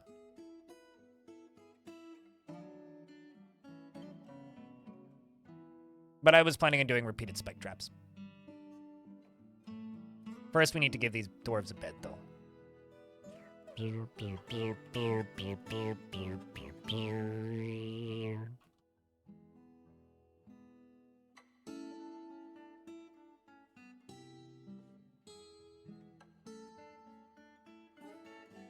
Might as well give them all a dormitory.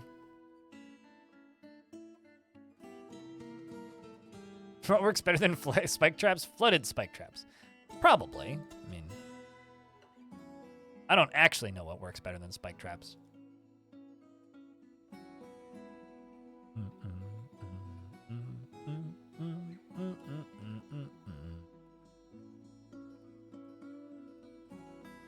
Use water to rinse things down grates. Things don't flow through grates, though. Grates stop things from flowing through them.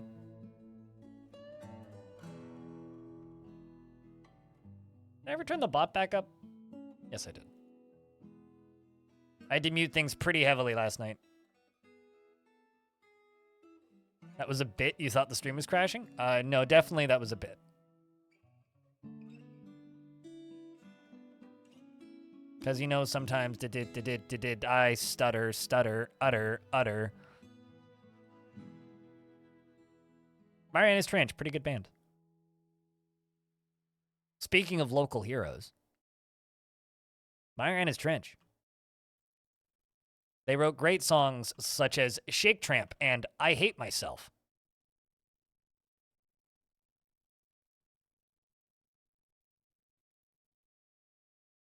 Ice boulders out of a catapult? Ice boulders are boulders, and any boulders can be thrown out of a catapult, so yes.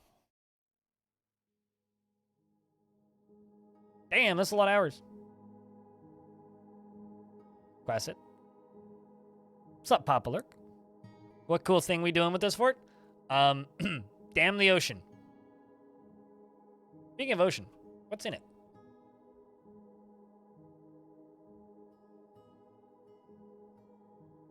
I can't even read what that says. I'm assuming that's a horseshoe crab. Yeah, it's a horseshoe crab. What else do we have? Sea otters. Sea otters and crabs. And looks like we've got sea nettle jellyfish. Dead one-humped camel. That was fast. Bunch of camels drowned, clearly.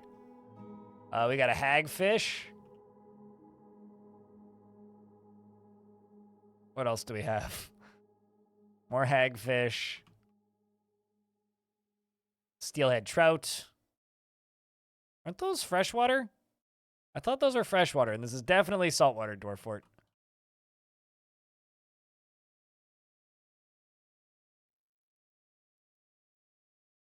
What else do we have? Sea otters?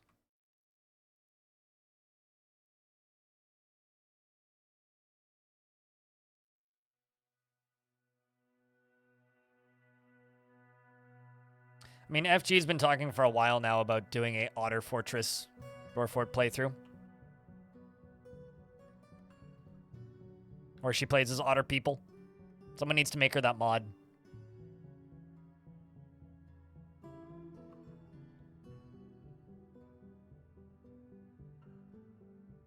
It seems immature and written by somebody with a sense of humor that I don't really jive with. Scary Hen. That's my take on your most recent fort name. I think that Blue Zest would probably really like it, because Blue Zest once made a fort called Balls, Balls, the Balls of Balls.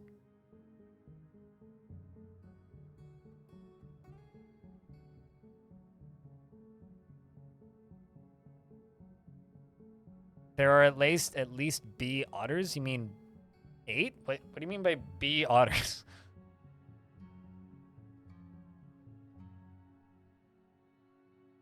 No. No, they probably don't. No, that's AC/DC that has the biggest balls of all.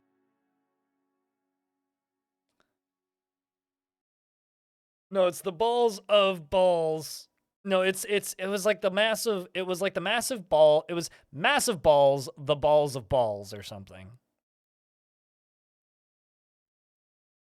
I've got big balls. You've got big balls. We've got the biggest balls of them all. Yes. Of course, I've heard AC/DC at least once.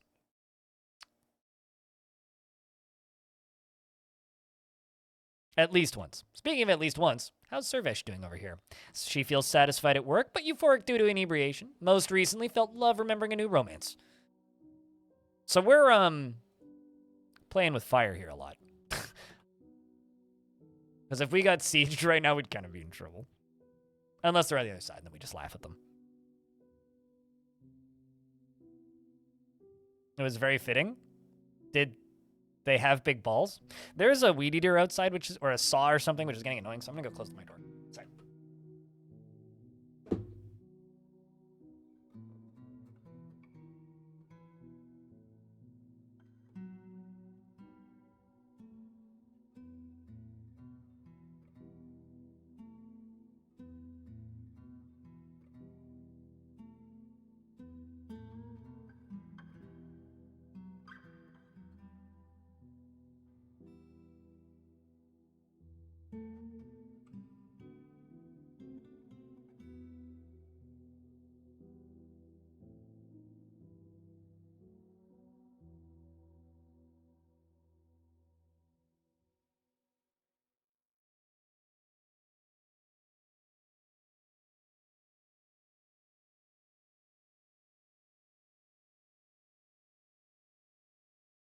Well, I beat the loading screen. Goal is probably the command you're looking for, Pyrostatin.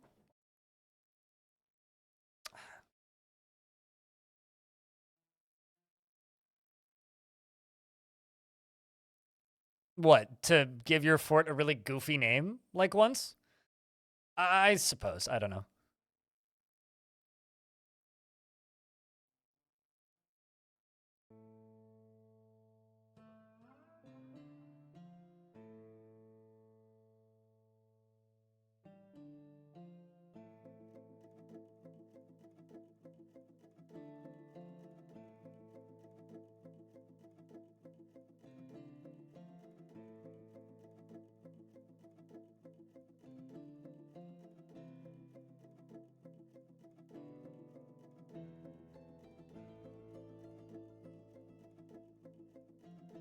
You were assembling a table since the beginning of the stream. Now you have big respect for dwarves who can make a table out of a piece of stone. Are we talking like an IKEA table? I mean, bring as much as you want, Scary Hen. It's Dwarf Fort. Do what you want. Ah, well, we found Aquifer.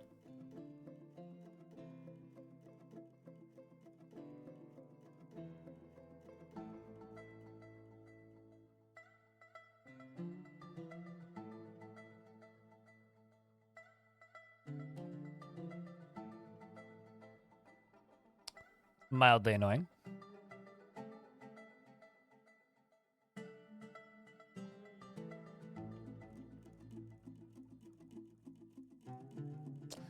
How am I going to do this? Because I don't know how deep this is going to go.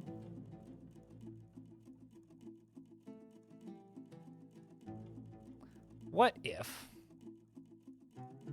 we fill this in and make our ramps go up this way? We should be able to run into this pretty easily.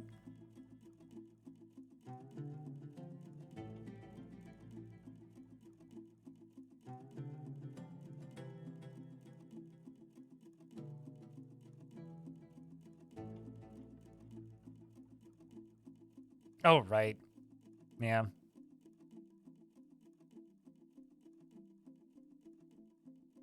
At least there were marks of where to drill. Well, I mean, at least there was marks of where to drill.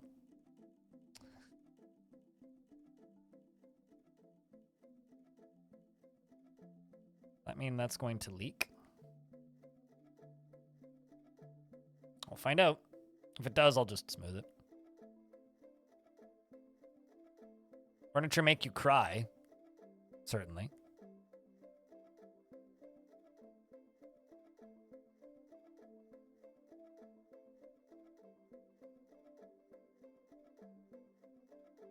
Also, chat room. I'm not begging or anything, so don't feel too, like, compelled. But we're at 979 subs. We're only 21 away from 1,000. And if we hit 1,000, that means I gift a sub. This is going to be dribbling. That's fine. I can mostly fix this. Because this right here is Aquifer right here. So I'll just have to run around and smooth a bunch of stuff, but it'll still dribble. I'll probably just ignore it, to be honest, because it's just a light aquifer. Oh, actually, never mind. It's because it's not actually an aquifer. There's ocean above this. That makes sense.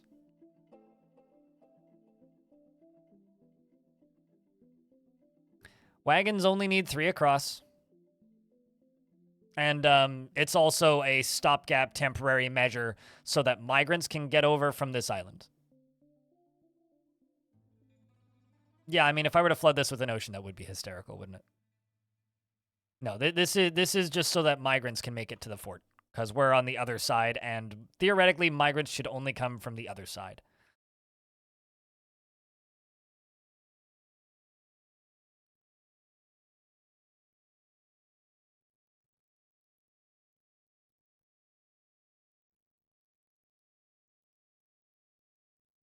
Mr. Tapok, thank you very much for gifting a subscription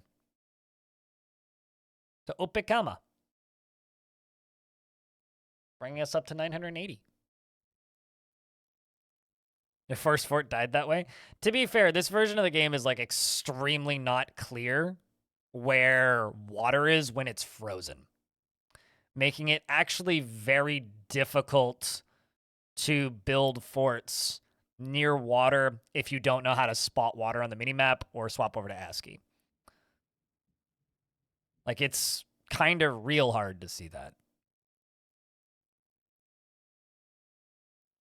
Also, I'm not even remotely worried about wagons being able to make it over because we are very far away from that.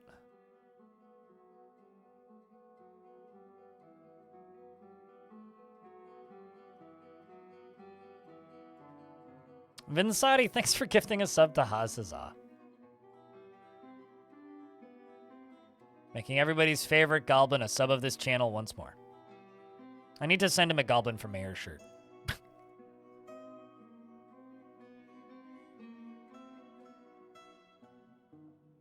Did you actually get Mountain Home? Like, after you dug all the way down to the bottom and built the real throne and everything? That's kind of intense.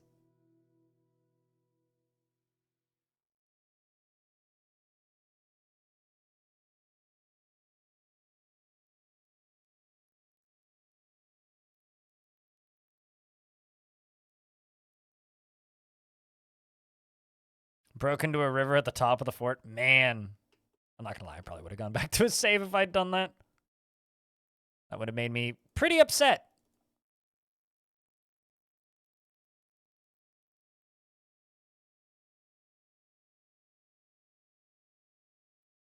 Cheers, Lanix. Enjoy your lurks. Yeah, but like in the very beginning, like ASCII wasn't even an option, so you couldn't actually switch to ASCII back in the beginning.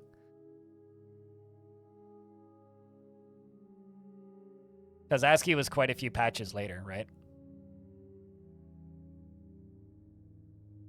And then I got all excited, and then that one person in the YouTube comments was like, I thought that the point was to get rid of this shit. I was like, yeah, definitely, yes, that was the point.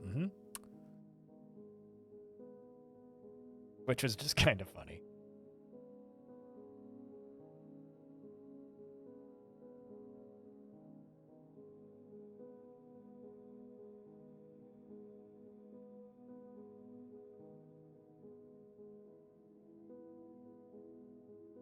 Let's actually just go this way. And go ramp up.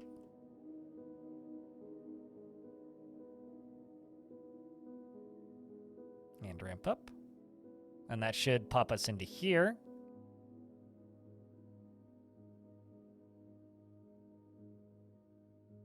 That'll give us access to where we need.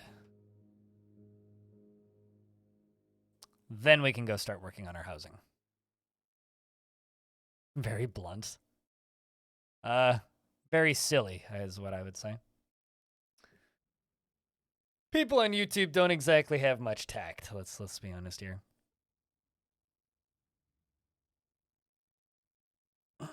But what's up, Vin? Hope things are good.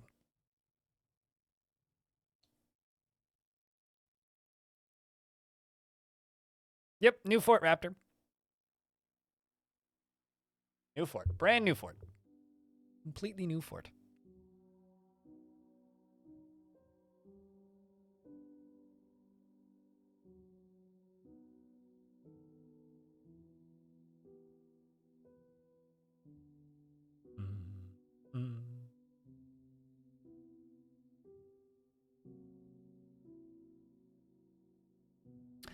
All right.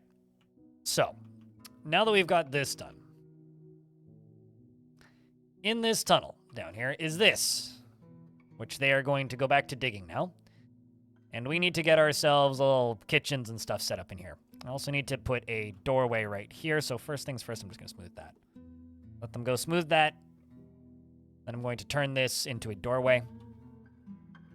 And this will be our little temporary fort. While we, you know, feed these new migrants. See what the population goes up to. And see if anybody named shows up. We've got 2 weavers, looks of things. 2 weavers so far. And also a legendary miner. Bomrek. Hello, Bomrek. Bomrek is stressed. He is exasperated after being caught in the rain. Bomrek is married to Zas. Definitely suffered major injuries in our previous fort. Welcome back, Bomrek. Thanks for bringing your pickaxe with you.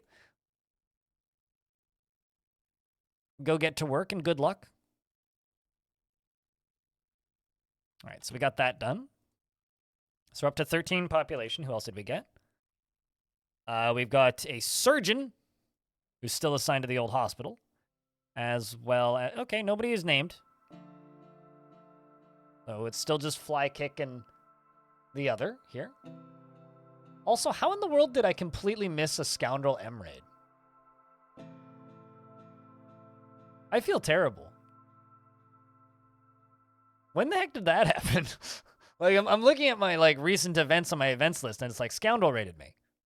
I'm extremely fucking sorry for not saying anything. Shit. My bad. Sorry if anybody's still here from the raid, but I completely spaced. Your migraine has defeated you. You're out for the rest of the day. Props to you tomorrow.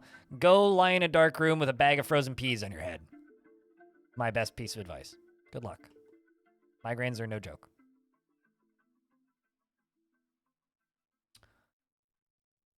I need a manager.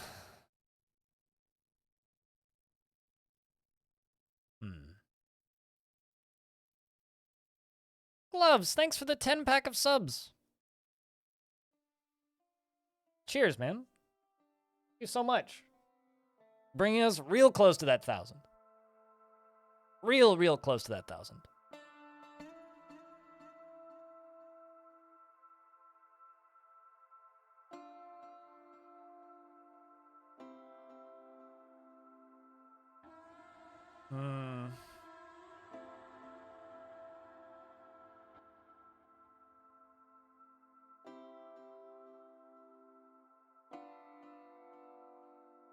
I'm not sure who I kind of want to give manager to Servesh, but I think we'll give it to the surgeon.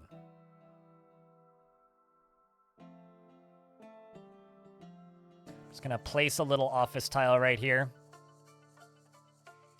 We're gonna give it to you.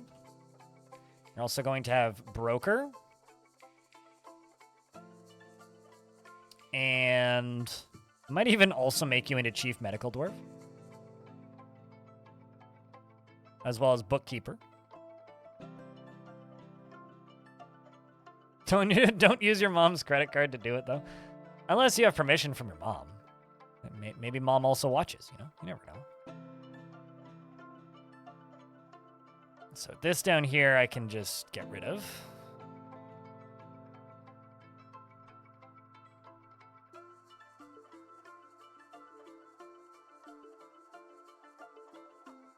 And said it's out of stock because it was redeemed like 34 minutes ago. Feels odd. So yes, it's out of stock because it was redeemed 34 minutes ago.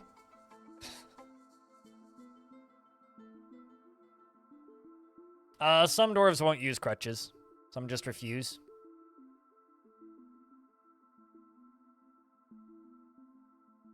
Yeah, it usually gets grabbed right away.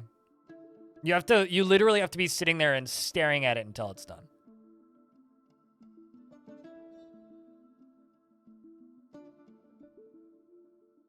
You've tried to avoid giving a dwarf too many titles. It is not an issue. You can just make one dwarf do pretty much every task. Unless, like, we're talking, like, more complicated jobs, at which point, then, yeah, you might want to, like, lower the priority on certain things a little bit. Like, you don't really want to have a chief medical dwarf also doing managing and bookkeeping. You kind of want them to just be your chief medical dwarf, stuff like that.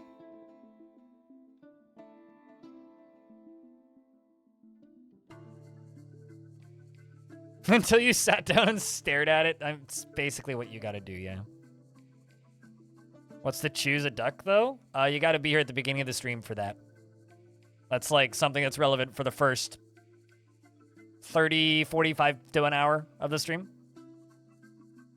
And usually gets grabbed within the first 2 minutes. It allows you to select one of my many rubber ducks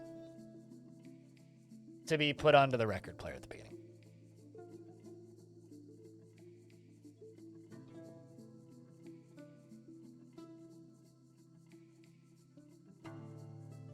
Is it better than RimWorld Princess? You're asking if this game is better than RimWorld? Because that's like comparing Arma to Call of Duty.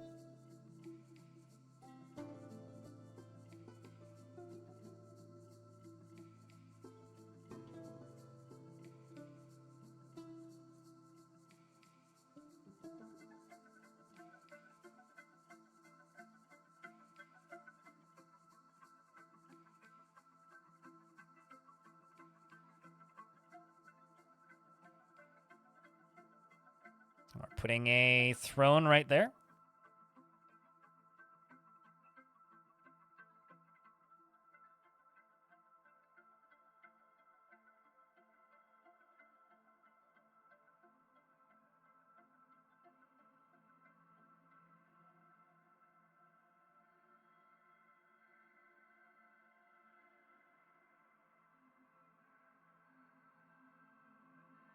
No, yeah, it's the unicorn duck that you see the hole into hell. Yeah.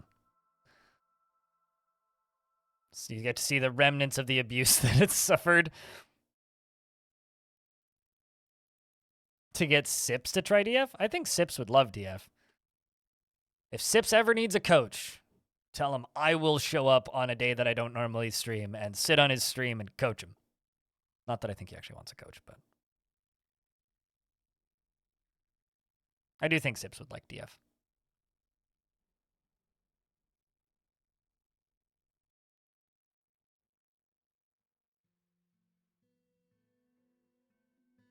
It needs to be below freezing to freeze, and it needs to be above freezing to thaw.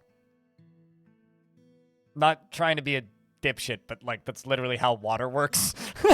And that's also how oceans in DF work. If it's above freezing, it thaws. If it's below freezing, it freezes.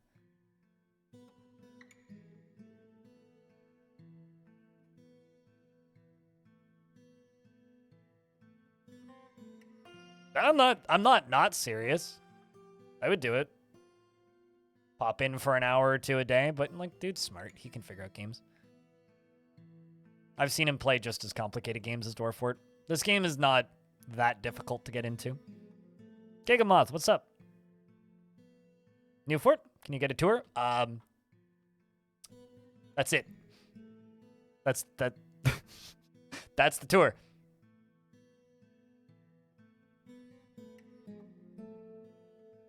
I mean, if you want to see the surface, it's an ocean with stuff on either side. Brand spanking new, yes. Well, I mean, we have some piles of crap up here on the surface, and a couple dogs and some puppies and chickens and a couple pigs and tiny little farming lair. But yeah, basically, like when you ask for a tour, it's like, well, that's it. This is home. Like, there really ain't much there. I wish I could be more like exciting, but not quite. Heatstone. Yeah, give it some time. I don't think this fort's gonna start looking cool until winter rolls around. But we're into late summer already, which means I should probably pretend I have something to trade, shouldn't I?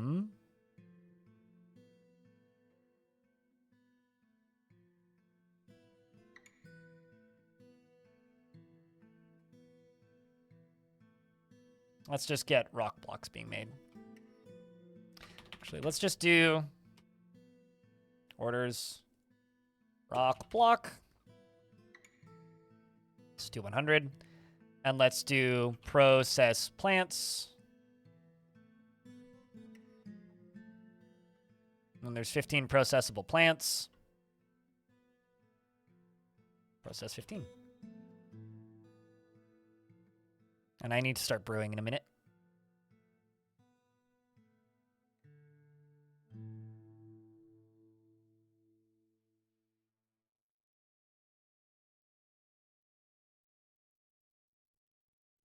Enjoy your lurks, Clockworks.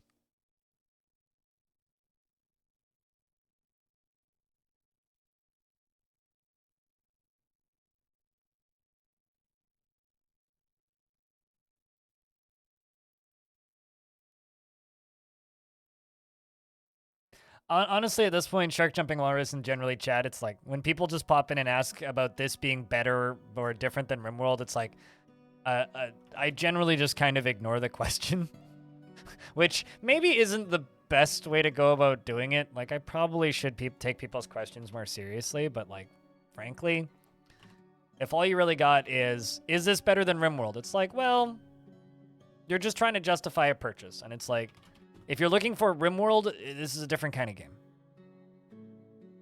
Like, I'm kind of done with just comparing, explaining. Although, to be fair, I was done with comparing and explaining the differences before this version came out. And so, like, it's been a while for me. Make claystone thrones and tables.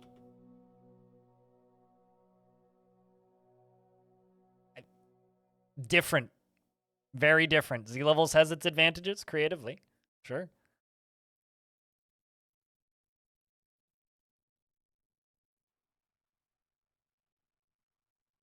It's like, I think bananas are better than oranges because bananas are banana-shaped. Like, well, I mean, oranges taste good, though.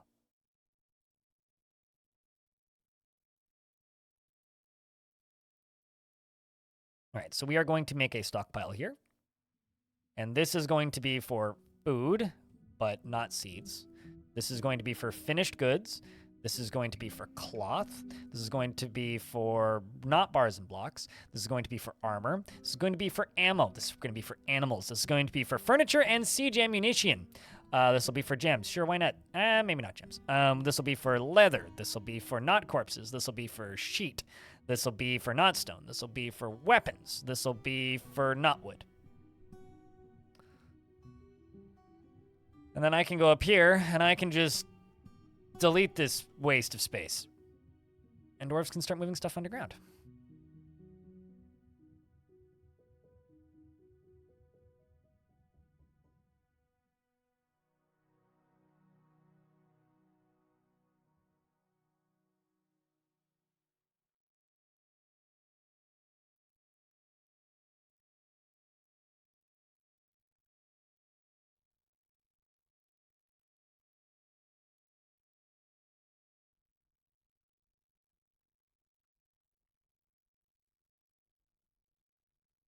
Nine more subs go.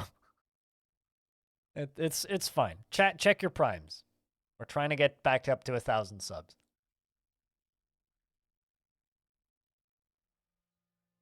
Yes, no, there's a chair there. Mm-hmm. This is the office. They gotta, count the stockpile. I figure putting the office in the stockpile room is both demoralizing and will make sure the dwarf state knows their place, but will also very much allow them to just have easy access and quick counting of things in that room. That is the bookkeeper manager in the stockpile room, naturally.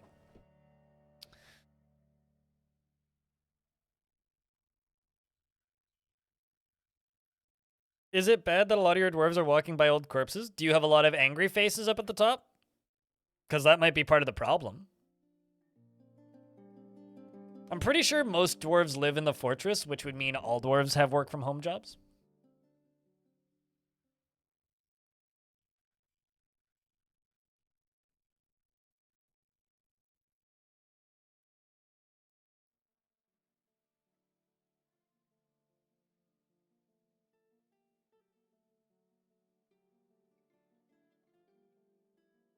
And then, when you become the mountain home, then it's work at mountain home. Which, frankly, seems like the best option.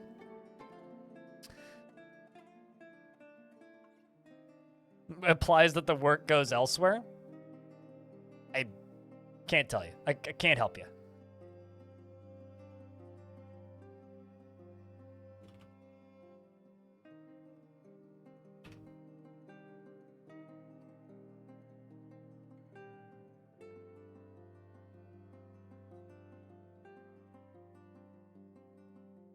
Lyagushka, congratulations. What kind of derf do you want?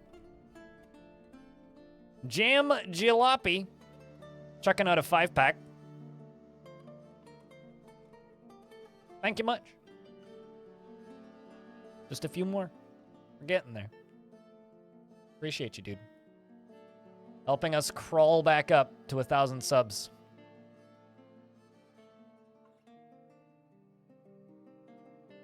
Any non-bearded dwarf shall be excellent. Alrighty. Do you want to be in love with a very terrified, afraid of everything, scaredy cat woodcutter, or the expedition leader? Wild Peak, what's up?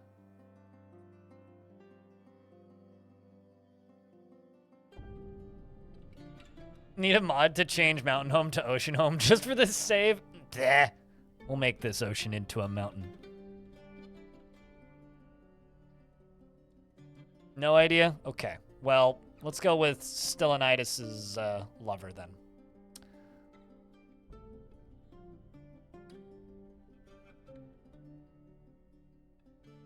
I think I spelled that right. K-H-S-H-K-H-A.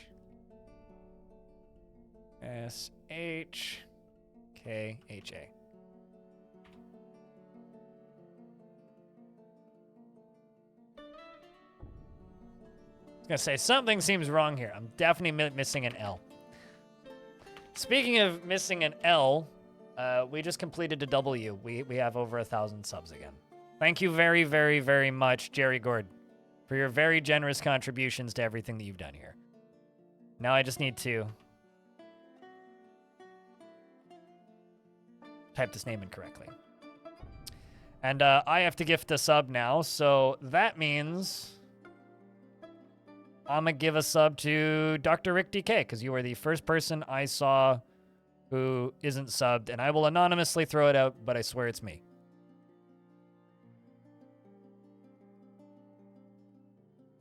Bang, there you go.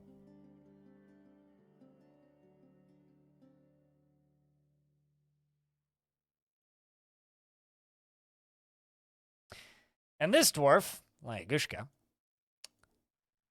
is quick to anger and tends to think before acting, is often nervous and is somewhat uncomfortable around those that appear unusual to live differently from herself. She tends to avoid any physical confrontations and works to square this natural tendency with her respect of martial... Wait, nope, that's not what that says. And she could be considered rude, and she tends to avoid any physical confrontations, and though she is conflicted by this for more than one reason, she thinks she is fairly important in the grand scheme of things, and she is often cheerful and prefers that everyone live as harmoniously as possible and doesn't try to get things done perfectly, and needs alcohol to get through the working day, and thanks for the hype train. She dreams of creating a great work of art and personally prefers a noisy, bustling life to boring days without activity and doesn't particularly care about craftsmanship, and she dreams of creating a great work of art. Once again. She likes mica, lay pewter, and white Chalistonian sea monster bone. Ooh. And giant cave spider silk and alpacas for their resemblance to a miniature llama. And the sight of the poetic glosses of Impossible prefers to consume creeping eye and soul and sweet potato wine. Oh, there we go. She personally distastes purring maggots. She has sparse, straight hair, which is somewhat greasy. Her medium-length hair is neatly combed. Her emerald eyes are slightly rounded. Her eyebrows are quite sparse, and her head is somewhat tall, and her hair is brown. Recently, she's been satisfied at work and feels love remembering making a new romance and fondness making new friend. And is healthy. She's a proficient miner and a proficient mechanic. And thanks, Wild Peak, for the $1.69. Swallowed Sun, thanks for the $1. Appreciate you.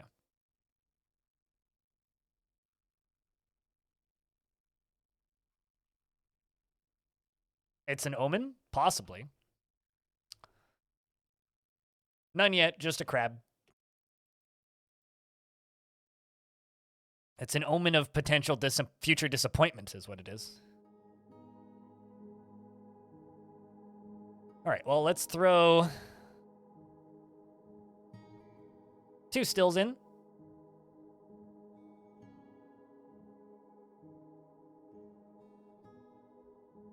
I'll just say brew 30. Because we're getting a little low on drink.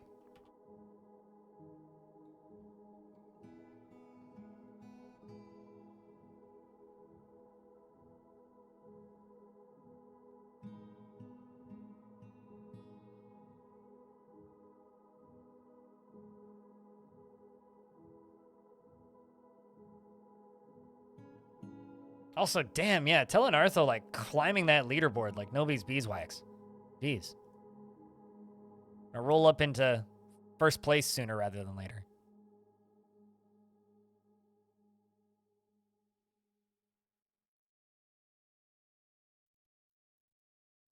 We're also going to get this area out here smoothed. And this is going to basically be where we begin constructing things, I think. What are the tickets about? Don't worry, they don't matter. It's like, whose line is it anyway? The rules are made up and the points don't matter. I made them up and I can confirm that they do not matter. Back in the day, people used to spend them on song requests on Fridays because I used to do song requests on Fridays. And then, well, that stopped being a thing that people did on Twitch, so it stopped mattering entirely. And then people were like, keep them around. What are the odds? It's for me to know and you to maybe find out if you annoy me about it enough. There are bragging rights. Yes, this is true. Though it is a grim reminder of the hardships to come, as there is a supply caravan from the tufted Erms is a welcome sight. Their eyes are alight with anticipation of inspecting the craft stores. Take careful stock of your own stores. What the merchants offer may very well be the difference between a prosperous future and a slow and meaningless death. Now, where are they? Of course, they did actually show up on this side. Perfect. So I'm going to build me a jeweler.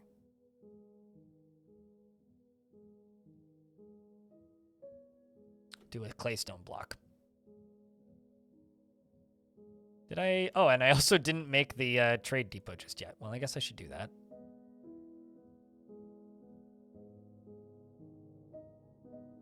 But seriously, chat, thanks for the hype train. Tip 2894. Do not purchase imported frog units from Amazon. These frog units are designed specifically for tropical conditions and will only operate correctly in a jungle climate. Purchase frog units designed for your climate from your local Frog Systems Inc. dealership. That was not the direction I was expecting that to go, but I'm very happy it did. Rhinestone, thank you very much for the tier 3 for 65 months. It's a long time. Thanks, dude. Lagishka, you would like frog tips.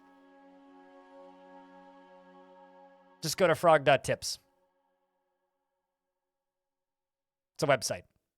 Very good website. Old meme in these parts. I recommend it.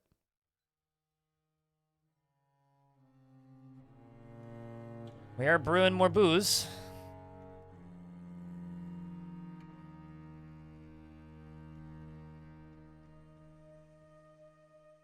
Still going to the gym? Work just changed your schedule to 4 days for 10 hours? What are you doing for work these days, if I can ask? You still working at the Mart of Walls, or have you moved on from there? Still Real Tail? Gotcha. What's up, Eek the Cat?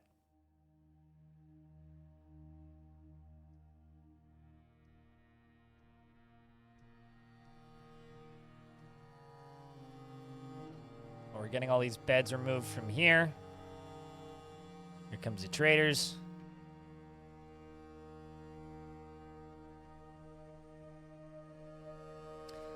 So what days are you working now? Does this mean, are you trying to suggest that you have like a day off that I stream on so you can actually swing by at some point?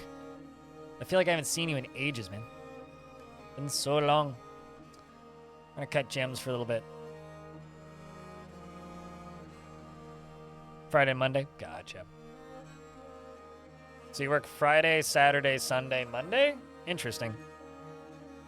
It's a pretty good shift, and then you have all of the week off. That'd be a really easy job to then go moonlight on. I guess I should increase my sub goal, hey? Chat, what should I set the sub goal to?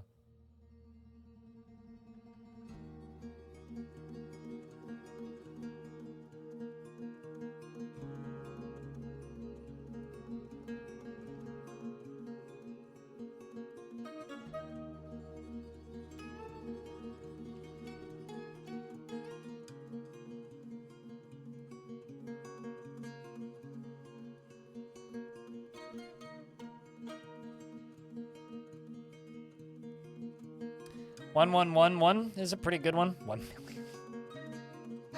I saw somebody with a $1 million tip goal recently on Twitch that had like 10,000 days left to go, and it was literally just buy me a house was the name of it. This was like a channel with like, I don't know, 10 people watching. Let's go for 111 and maybe we set it to 1337 on my birthday. Because 11111111 is fun.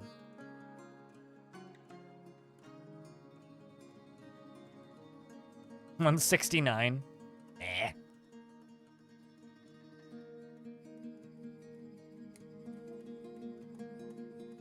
It's a lady. I have no idea if she got her house. I haven't watched that stream since, and that was like, I don't know, half a year ago maybe. When's my birthday? Saturday. And we'll be playing Roller Coaster Tycoon. You're just tired and slow currently? I feel that.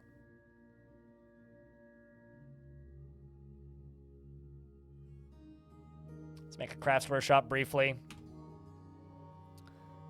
Make rock mug.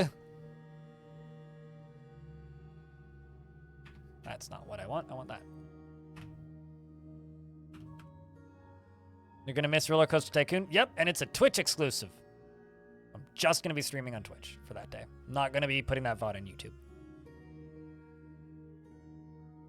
So, I mean, the VOD will live on Twitch, but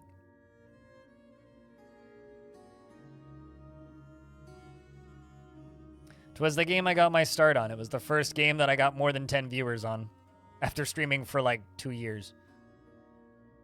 Oh, would you look at that? The expedition leader, Stylianitis, meets with the outpost liaison, King the Space Disco Fox. And King says, I am your liaison from the mountain home. Let's discuss your situation. There is much to share. Information has been added to the civilization and world info. What request do you have of our merchants? Actually, wood. Because we're kind of short-ish on wood right now, looks of things. Just that for right now. They want backpacks and scepters. Response. Assuming your heart continues to live.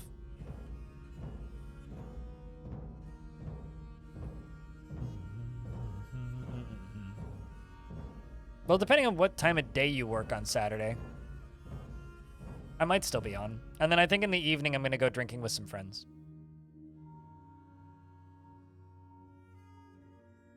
Did something funky happen in spring? What do you mean? What do you mean by funky?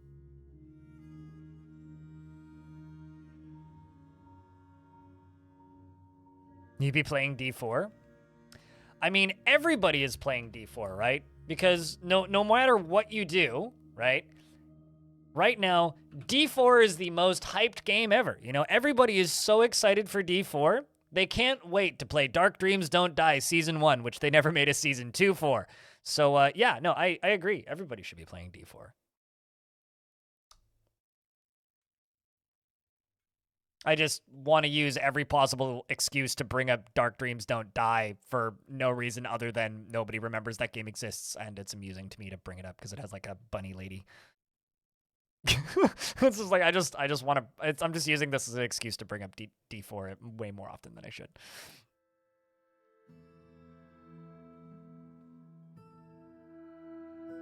You know that was an Xbox One launch exclusive initially? And it was like wild that it showed up on PC and everybody was like, what the fuck, why is this game on PC?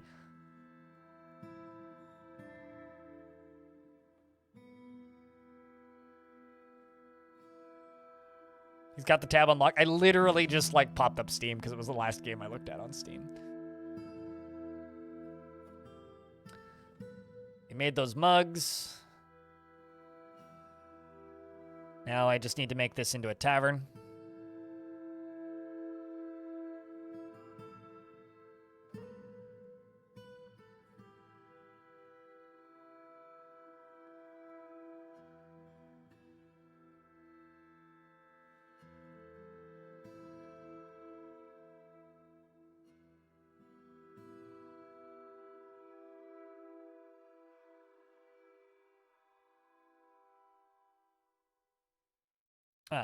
Let's do rock, cough, offer rock door and rock cabinet. Thanks, game. And rock cabinet. And we're going to do cabinets out of claystone, claystone.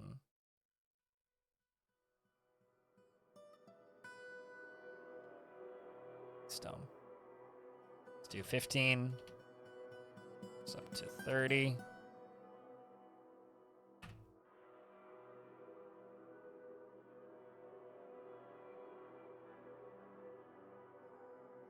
Because PlayStation owners are self-absorbed assholes who don't believe that who genuinely don't want their business to continue being profitable and would rather see their ships sink than let other people play their precious video games. That's why.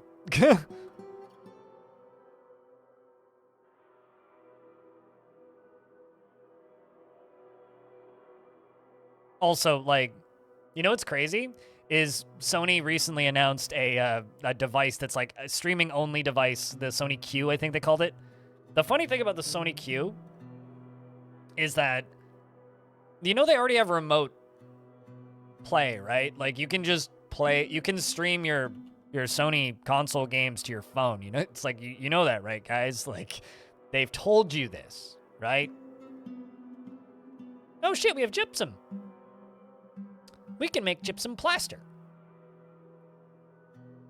That's lovely. I think that that's really funny. It's like, well, you know, it's like you could just like do this on your phone.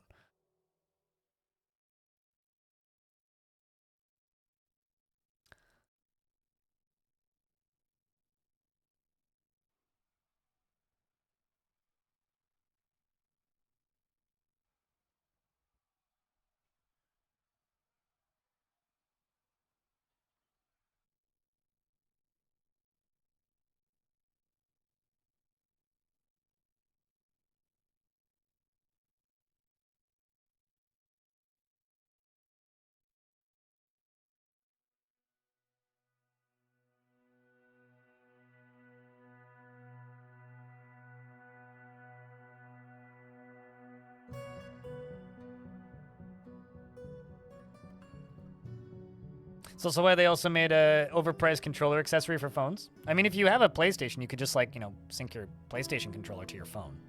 But still waiting on Bloodborne. You know, it's pretty. What game was it? I want to say it was like Returnal. Like, I wonder if it still looks like this. Returnal. You know, like once PC or it's Sony exclusive, which I'm not gonna buy until it's at least 60% off. But not so much anymore. For a while there, every single top review was like, excellent, nice, good port. Now please give us Bloodborne. It's like, excellent, great, cool. Now where's Bloodborne? Hand over Bloodborne. Put down the gun and give me Bloodborne.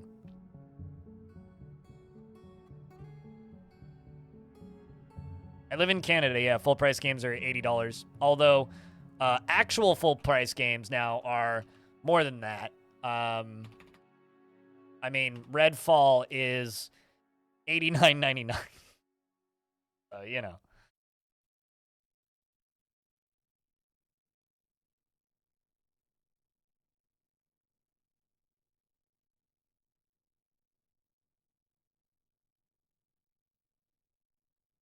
I've gotten real distracted in the last 20 minutes. Okay, so tavern. Let's set up this tavern. This here is going to be our tavern. So at least the dwarves are going to have somewhere to hang out, which is, you know, indoors and has tables. New inn/tavern. We'll say long-term residents and visitors, and no visitors. I will throw a couple more tables and chairs over here eventually. We've got lignite and iron everywhere.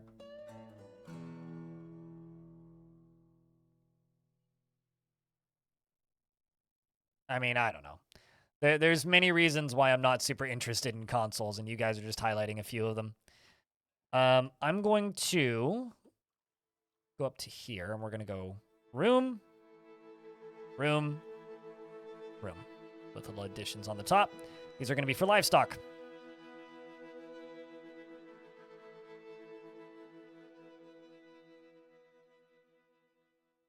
Oh god, I remember the days of having internet that slow. That sucks, dude. I hope your download goes quicker.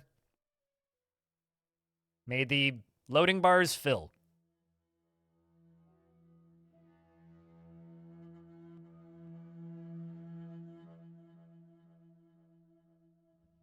I don't know.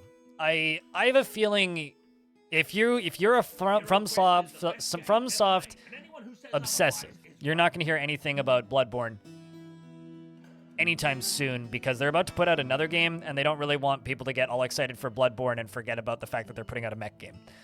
So, I would not expect to hear anything about Bloodborne anytime soon. Even if they're going to do something with Bloodborne.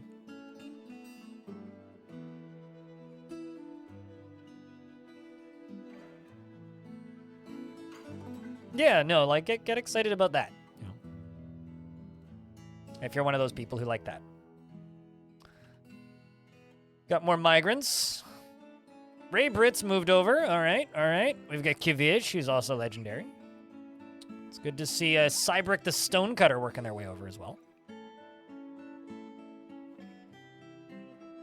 Also, AC6 will always mean Ace Combat to me.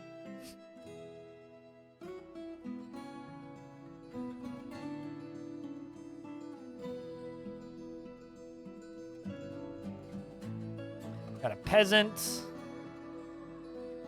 Got a couple more new arrivals. Got a legendary hunter. Diamond Destruct has shown up. Hello, Diamond.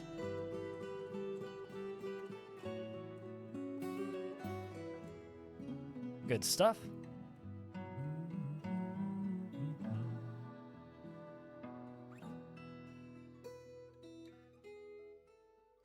I mean, we got a Mech Warrior game a couple of years ago that wasn't horrible. It was pretty good. And Hawken Reborn is certainly not bringing back any, like, mech renaissance. So, I mean, that's still got mostly negative reviews. Oh my god.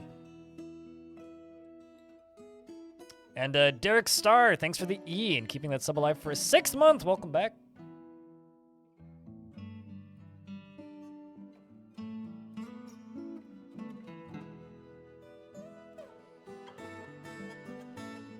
So this can be for the squealers. Something's dead. That's bad, probably.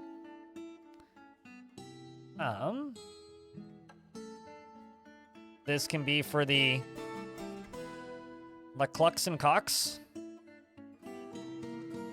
And this can be for the puppers. Methinks.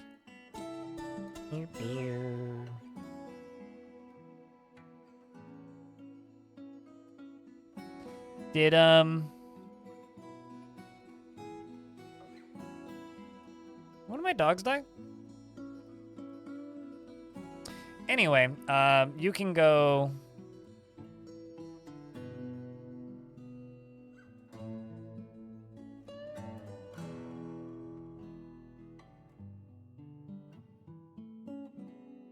Weird. Oh, I see. That's probably somebody's named pet chicken.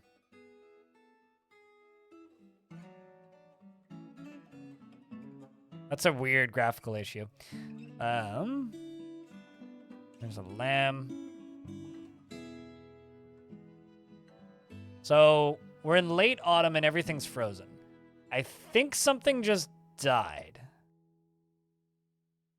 Yeah.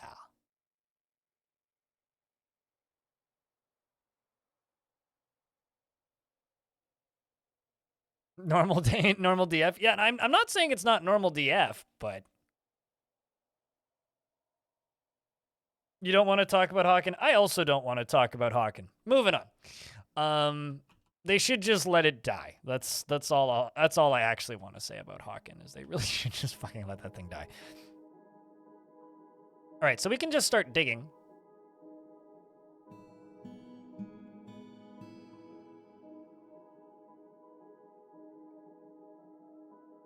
And then I can start mass mining. Let It Die 2 came out. And it's a battle royale game, and I think it's already shut down. Like, they actually made a Let It Die 2.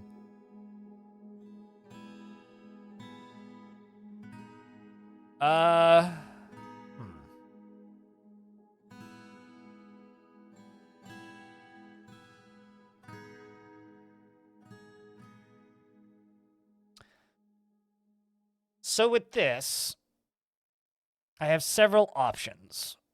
I can just start building in the ocean, or I can do this the smart way. I think I kind of want to do this the smart way. I thought it was always an open beta.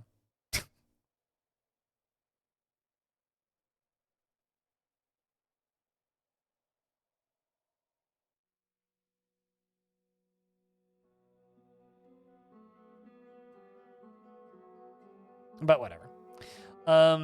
These are all games I haven't played, so.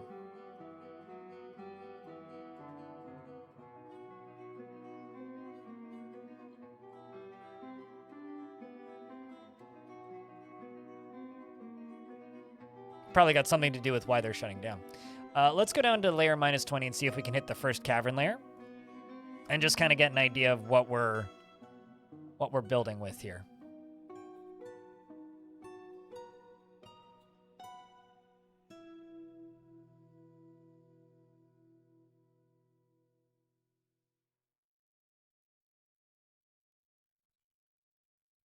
Live services, TLDR, probably a scam. Anyway, moving on.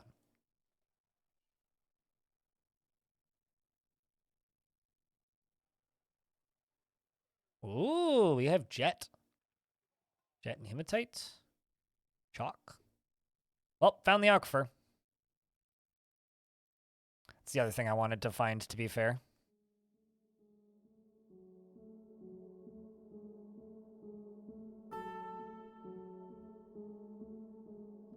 Fortunately, it's all in conglomerates, so I can just, you know, smooth it and wait for it to dry. Jet does look real good. I might actually just start digging around in that jet while I wait for this to dry.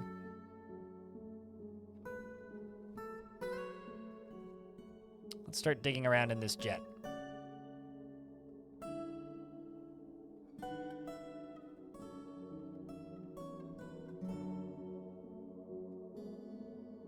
And like maybe right here we'll make a little room. And in this little room I can cram in some masonry shops. Next thing I'm going to do is I'm going to make rock nest box, which I'm going to make 2. Maybe for thems. Piggy, what the? My guy, he's supposed to stay in there. I have no idea how light jet is. To be honest with you, I would need to look it up on the wiki.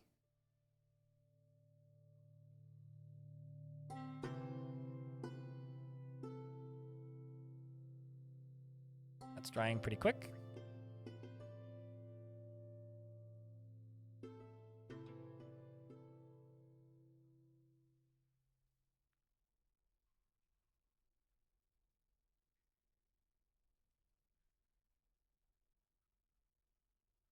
There's also jet on this layer up above, which is also nice. We'll mine that out too.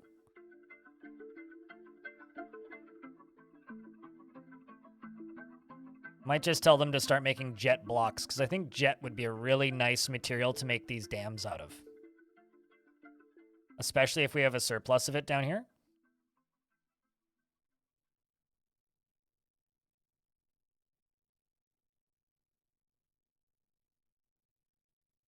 I mean, look at all of this. Tons of it.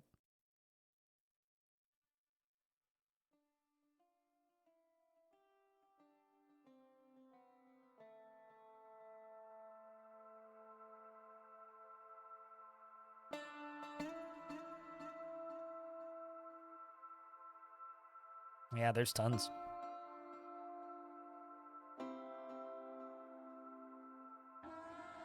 I mean, light doesn't necessarily mean it's dark. Excuse me while we all say our favorite thing to say, which is fuck the English language. Not our fault that English is screwed. Jet's a very pretty purple, yes. Very pretty dark purple. I don't actually know what Jet looks like in real life. I don't think I've ever Googled images of Jet.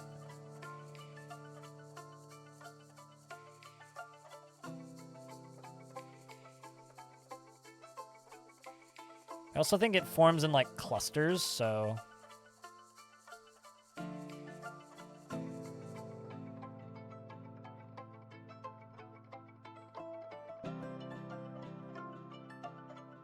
Okay, so it looks like volcanic stone, then. I've actually seen this in real life.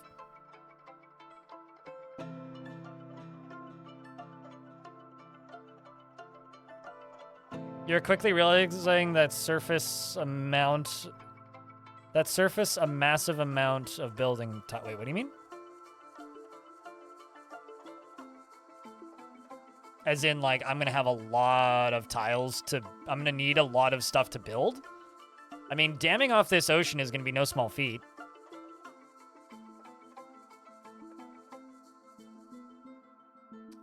We could say that it rocks, if you will.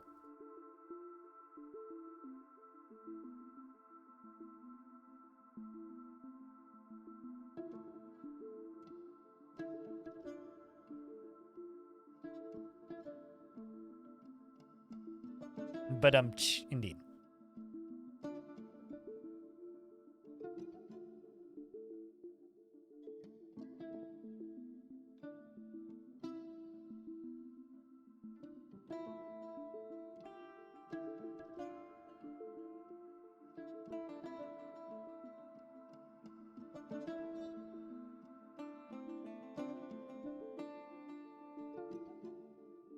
Damn well, okay.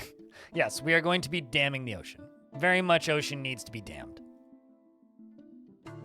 As, you know, you could actually say, ocean be damned. We're going to dam it.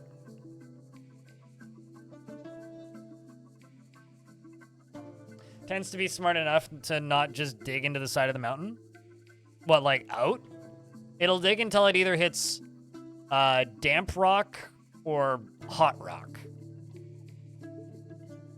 So it's just gonna go. It's not what I would describe as smart in the slightest. Damn it, Janet. Well, Oceans be damned, you're scared of oceans. And right now we have even more reason to be scared of oceans. Because the oceans are starting to fight back. Yes. Shoutouts to the orcas. Badass whales. Go get him. That's all I really have to say about that is just go get him.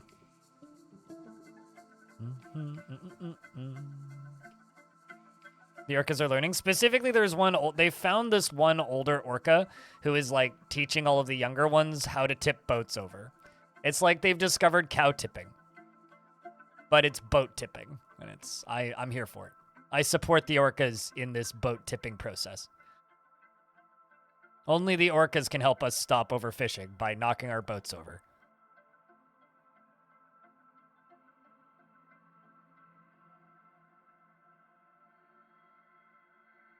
Based orcas? Yep. Couldn't agree more. I mean, I would say that they have the right. It is what I would describe as their land. Or their waters, I suppose. All right, let's just go with claystone. Claystone. Claystone. Claystone. Giant cuddly dolphins with big teeth. At least they're less rapey than dolphins. Why is there a mule in my fort? We should eat that.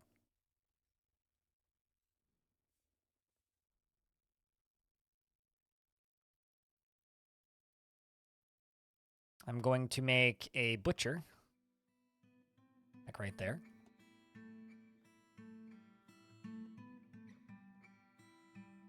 Was this one that was in like an aquarium or something?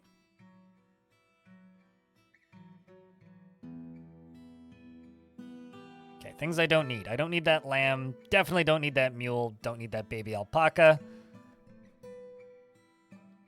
We'll keep the rest.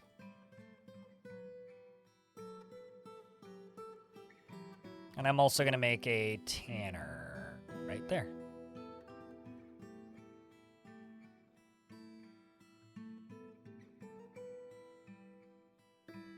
Got bits and pieces of that. Okay, so you right here. We're just going to let them finish that.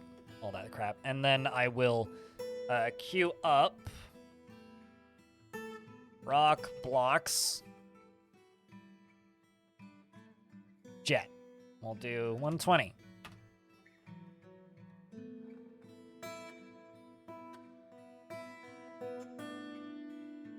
We're eating them animals. Go Zoomendorfs. With webs? Ooh. Opal's not that bad, but webs makes that pretty bad. Raging Cave, hello! How is thing?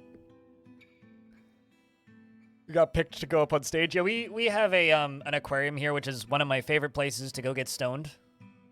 Something I love doing is just going to the aquarium and just wandering around, and just like looking. But I like looking at all of the really big fish tanks they have for the like coral reef exhibits and stuff. Not so big on the whales. I kind of feel bad for the whales, but I don't think they released the last of the orcas that they had. I think they still have dolphins.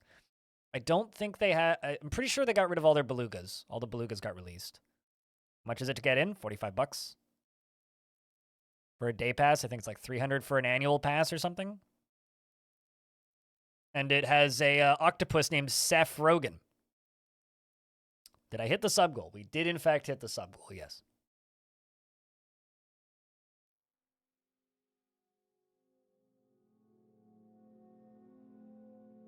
That's going all right, Raging Cave. This is in the same world. And if you would like to download the world or the previous fortress, just ! Last fort. Yes, you nailed it. To be fair, it was we have a baby octopus and we need to name it something. It was one of those really big, long-lived ones. They're like, we have a baby octopus, we need to name it something. And so Seth Rogen petitioned very heavily on Twitter to name it Seth Rogen. And they named it Seth.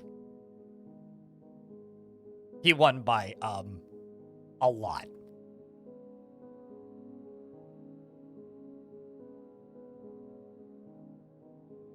I also donated like $250,000 to the aquarium just to keep it open during the pandemic so that like they could feed the animals or something. Because they were going to just like have to release everything and shut the whole thing down during the pandemic. But shout outs to Seth. There's reasons why I like Seth Rogen. He's like the local celebrity that I like. Most of our other local famous, movie celebrities and whatnot can like, most of them can just get bent as far as I'm concerned, but Seth's pretty cool.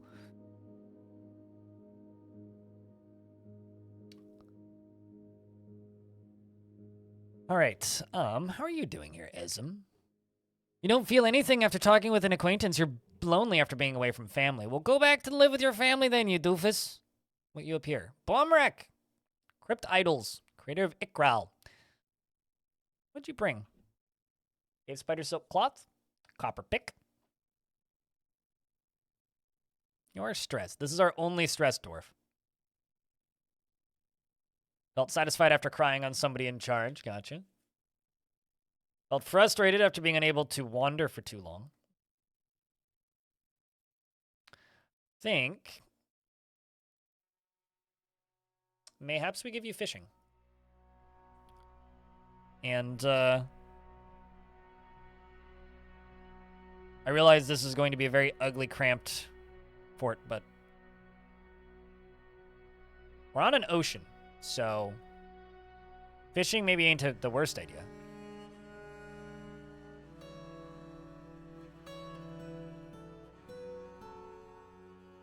And we already lost a dog to the ocean. So somewhere in the ocean there's a dead dog.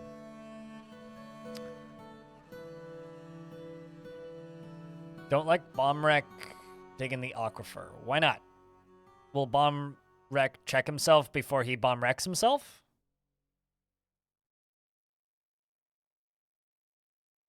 What's the issue here?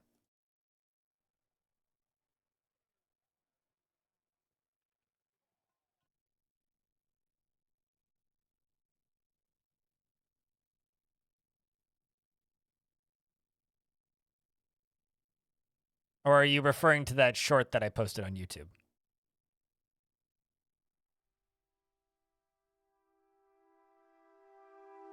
We have drowning, I mean fishing dwarves, yes.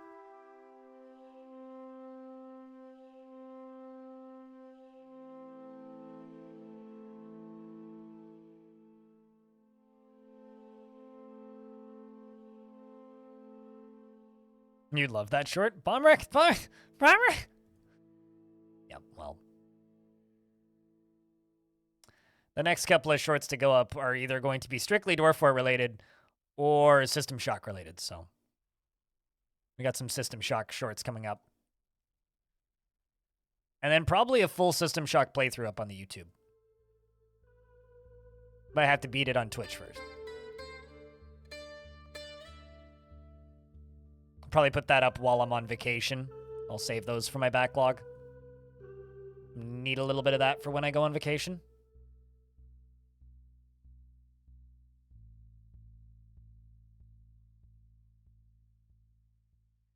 All right.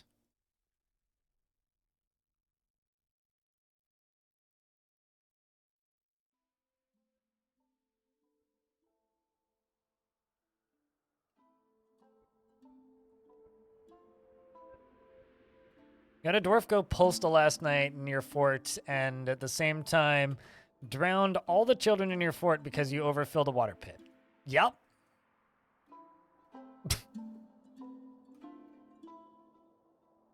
Does the quantum stockpile still work? Are you following my tutorial? Because don't worry about making them kick if you're following the tutorial. You can just remove that function. That used to work, but that doesn't anymore for some reason, and now just generally launches the like minecart halfway across the map. So just delete all of the functions from the minecart and it'll work. Instead of them kicking it, they will just tip it over when it's ready.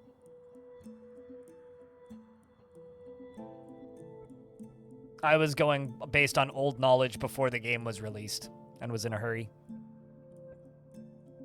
No, they work most of the time until you get a dwarf who's particularly strong, and then they just kick the minecart halfway across the map. But yes, they do work mostly that way.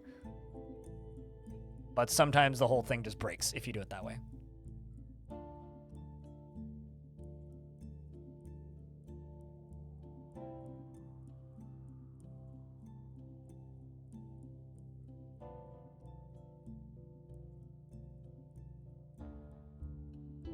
That's why you guys were getting injured randomly and minecarts were getting scattered about? Yep. I mean, it works until there's a strong dwarf that kicks it, right? As long as it's like kids or like peasants and dwarves that don't have much strength training doing it, it's fine, but...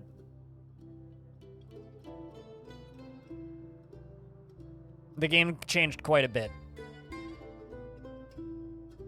You had some military dwarves kick it, probably. I've thought about remaking that tutorial, but I know that if I do, it'll get 1/10 of the views, so there's really no reason to. If that, like, it'll get maybe like 1/100 of the views now. Like, I uploaded a tutorial the other day, and it got like 1,900 views, and I think that one has like 60,000 or something, so... even if I like put it in the description and link it in the top comment, it'll get a fraction of the views. So, no real point, really. Nobody's looking for Dwarf Fortress, tutorials anymore. There was a need and it has since been satisfied.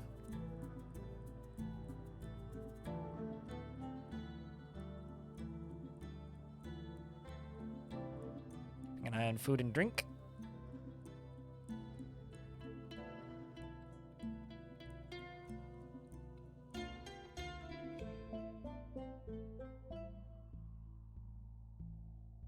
Loving all of this jet. Joan Jett would be proud. Raging Cave. What kind of dwarf would you like? I can show you the list in a second. Just let me get out of this almost auto mining mode.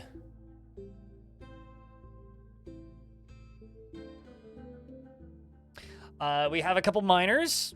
The one at the top there actually came from the... most of the blinking ones actually came from the previous fort. Ray Britt already moved over. We have a peasant. We have a doctor. We have plenty dwarves that we have to trust because they're engineers. And we have weavers. We have a single hunter.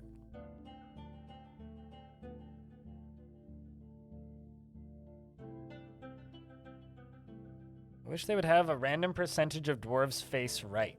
Why? I kind of like them all facing the one direction. I think that if some were facing right, then people would get annoyed because half of them would be perpetually,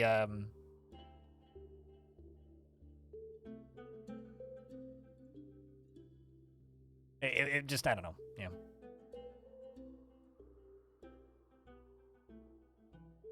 A bearded one that doesn't die for a long time. Neither, okay, I could give you the manager, who's a doctor. But I can't promise as to how long a dwarf will go without dying.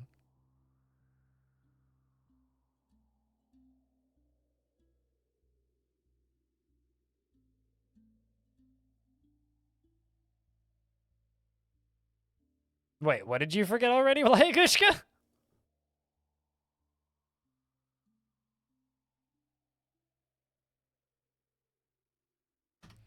So Raging Cave is now a legendary diagnoser and came from the previous fort. He is always tense and jittery, is prone to hatreds, and often develops negative feelings. Is sometimes cruel, can handle stress, and is trusting, and tends to consider what others think of him. He tends to be a little tight with resources when working on projects, and he can be, and he is somewhat uncomfortable around those that appear unusual or live differently from himself. Prefers to present himself modestly, and he thinks he's fairly important in the grand scheme of things. And he is moved by art and natural beauty, and troubled by this since he dislikes the natural world.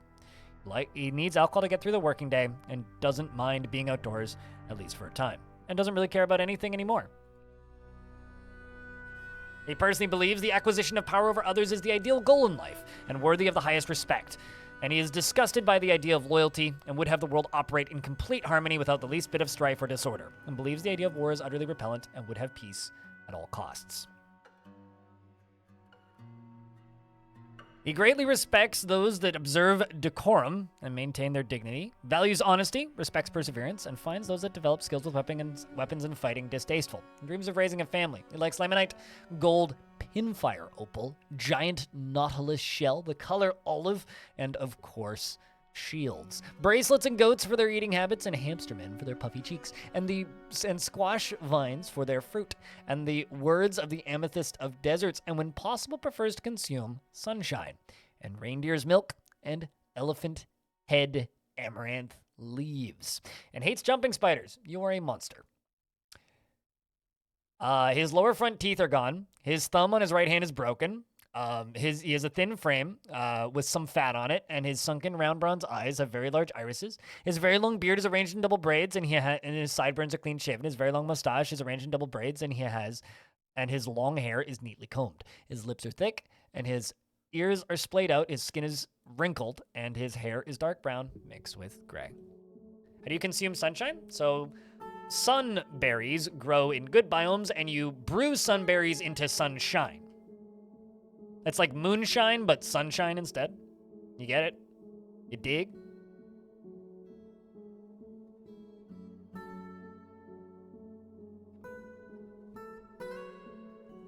Just started and he doesn't care already? It's because he came from the last fort, right?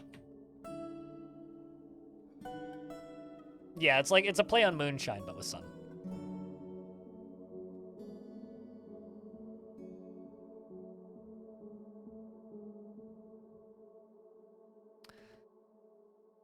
All right, let's keep digging down, I think, because I got this, and this is all dried up now, so we're gonna go from here down to here.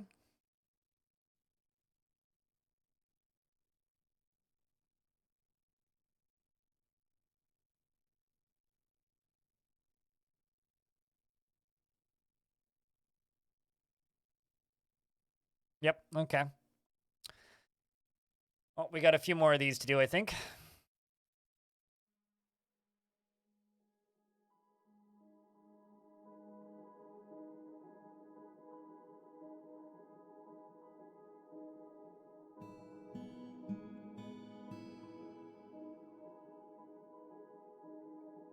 I'm gonna make us a little minecart route that's going to go up this stairwell right here. I'm gonna go from here to here. Huh.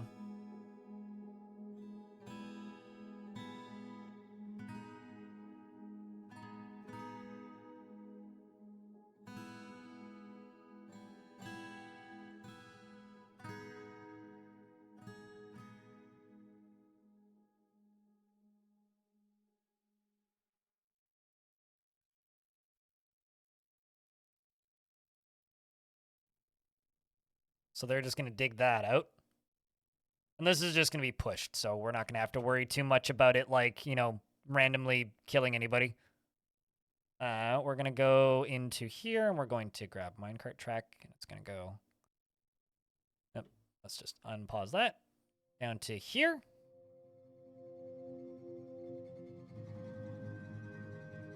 And I'm going to make a little stockpile here. And I think we're just going to say economic and other stone. Just those.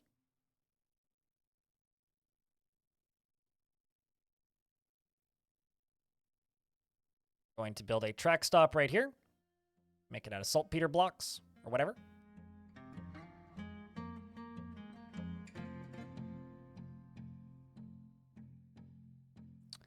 And then we're going to make another one right here. I'll make you out of saltstone. And I'm just going to put a tiny little stockpile right here.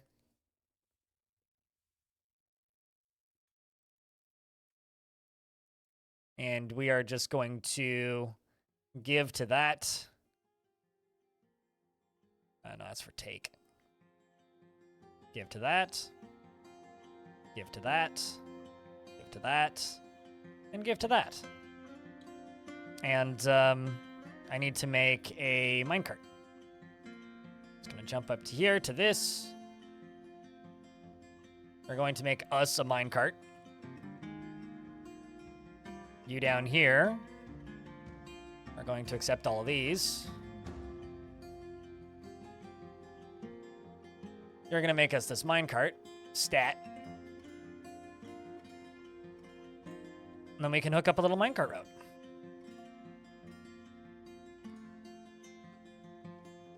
So you down here, add new minecart route. We're going to click this, and we're going to call this rock. I'm going to call this Dwayne, the Rock Johnson. Rock transport. And we can, of course, extend this as need. You are going to fill with economic and other stone.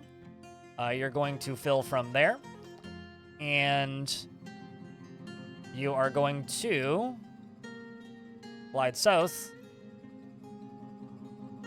Except I'm going to drop this down to, let's say, 10 days and 7 days. I'm going to bring this minecart down here. Isn't built yet.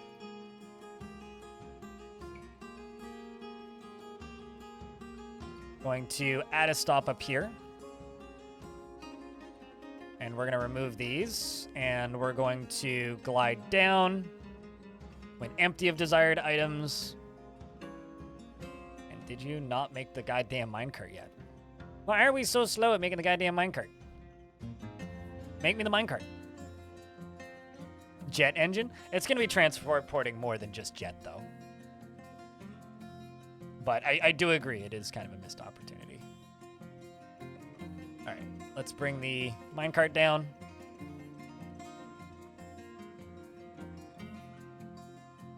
We'll follow the minecart. We'll see if it works, which it should. Oh, was the game paused? I mean, is what it is.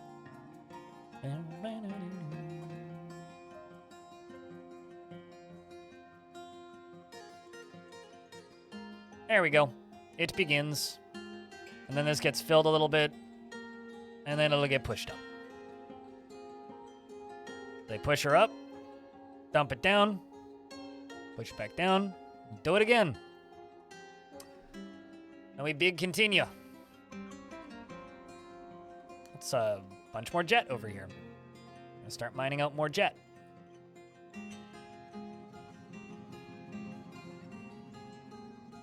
I realize that this isn't actually transporting it that far, but it will eventually, because that's going to start going all the way down.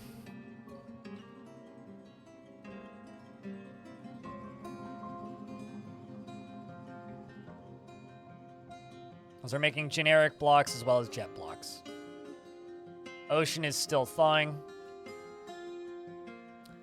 So I don't exactly know where I'm going to build across this. I just know that I'm going to dam it, and there's going to be... So here's kind of my plan for this, right? Like, the ocean goes down to this level, right? Like, this area, kind of.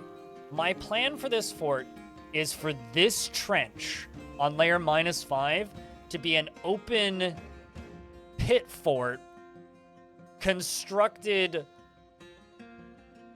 semi on the surface, I guess, but in the bed of an ocean. So, like, screw building a bridge.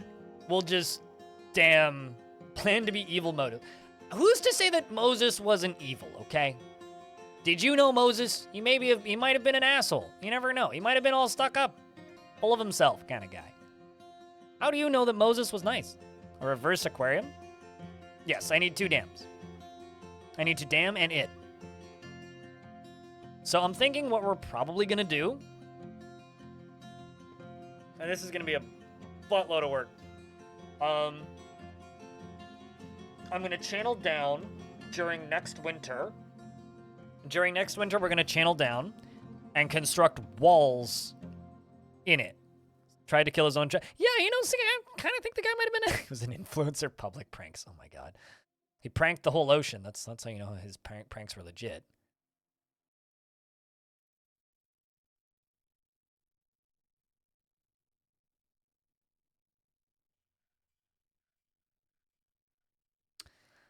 Also, I like that I suggest maybe he was an asshole, and then you guys were like, he's an influencer, and I'm the influencer sitting here like, man. Man. God damn it. I like my job, chat, but man.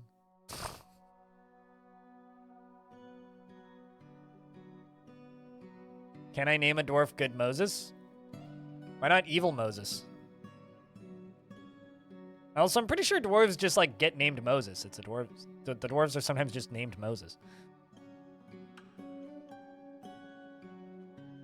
I like to think of myself as a journalist because it makes me way happier with my job. Being called an influencer just makes me sound like a corporate mouthpiece, and everything in my being I try to do in this industry is to not become a corporate mouthpiece.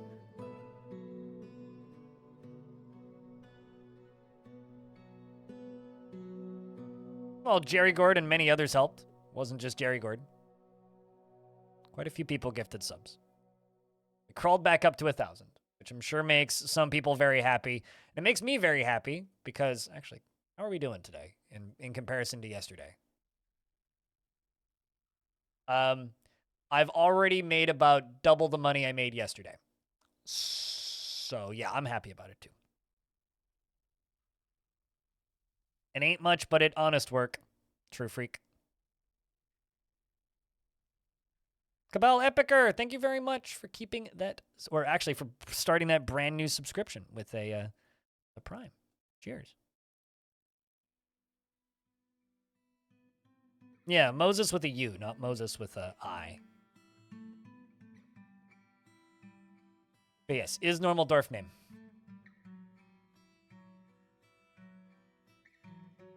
I always forget that gypsum's a rock.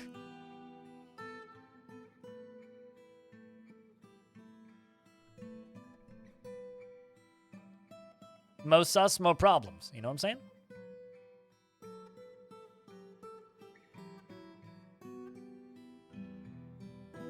Wait, chat, is lignite coal or am I crazy?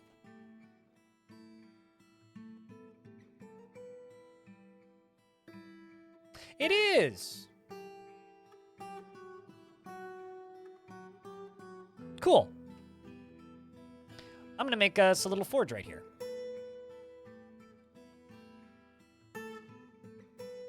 can make coke.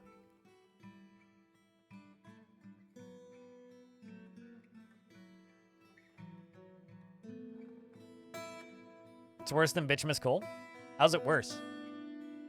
Aren't they like literally identical, or do you get less from it?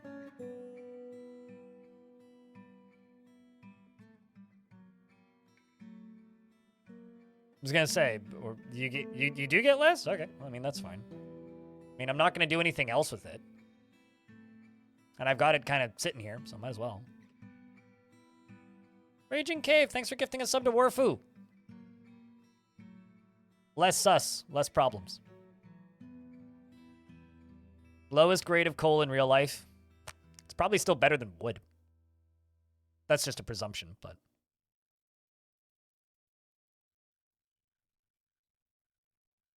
Just keep mining out this lignite. Ethereum, thank you very much for the 4th month. Welcome back. It's good to have you. Means a lot. Cheers.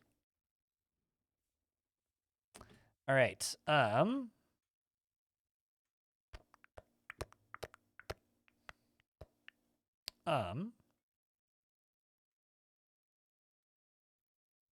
Also, something I'm going to do is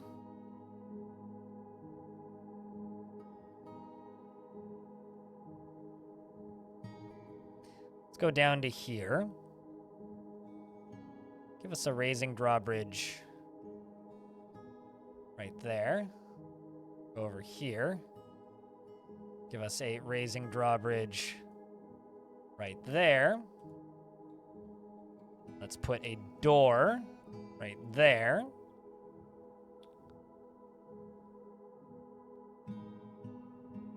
What's up, Plutorino? Hope things are good. Lignite equals 5 coke? I mean, that's fine. 5 coke is better than no coke.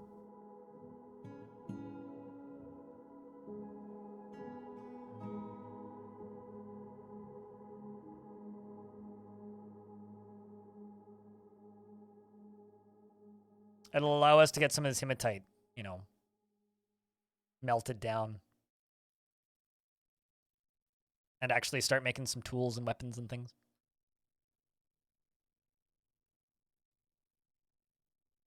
You better secure your fort against the... I mean, yeah, no, I'm absolutely, like, working towards securing the fort because, you know, kind of playing with fire currently. Early spring.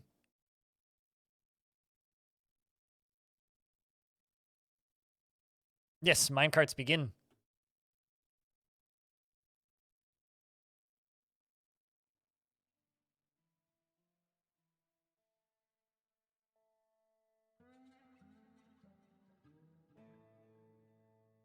I just gotta say, like, I'm not a huge fan of, like, Stone Sense, but Voxuristi, this thing, it's kind of rad. Like, seriously, it's kind of rad. Look at that shit.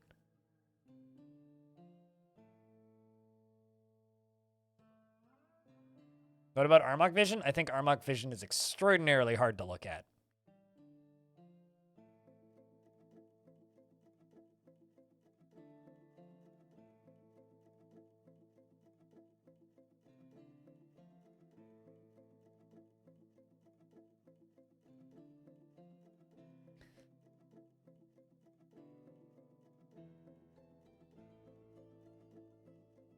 Is that...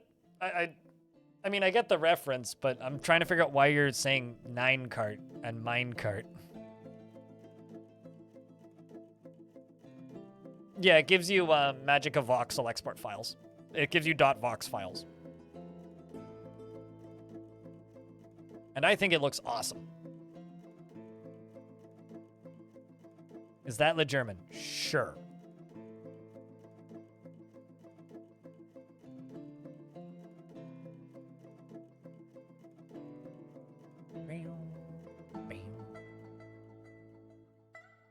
Bam, bam, bam, bam. Bam, bam, bam, bam.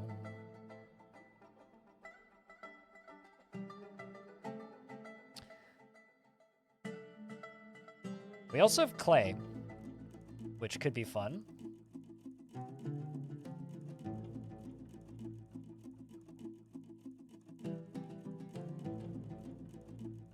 Let's use bauxite bars for these, so they're nice and red.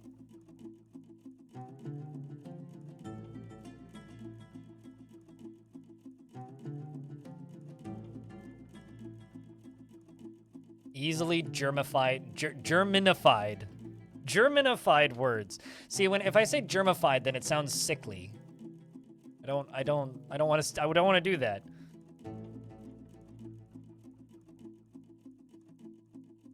So make 20 when amount of lignite is greater than 20. Make 20. We'll just repeat that until we run out.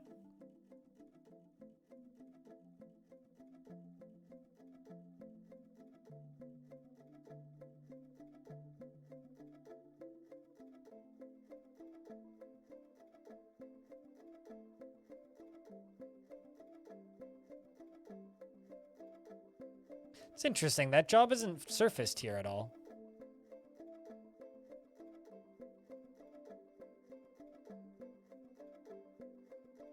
Oh, right. Yeah, because I need to make charcoal. Duh.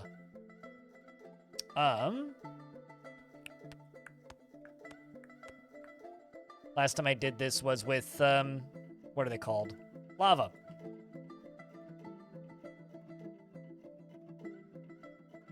No, I need charcoal first, not coke. I'm just so used to using lava forges for everything that when I don't use lava forges, I'm like, right, yeah, you need fuel, duh. Okay, fuck.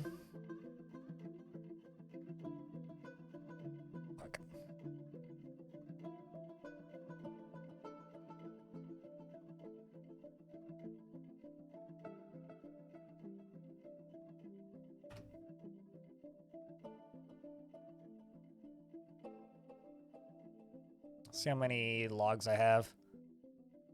Yeah, I got plenty.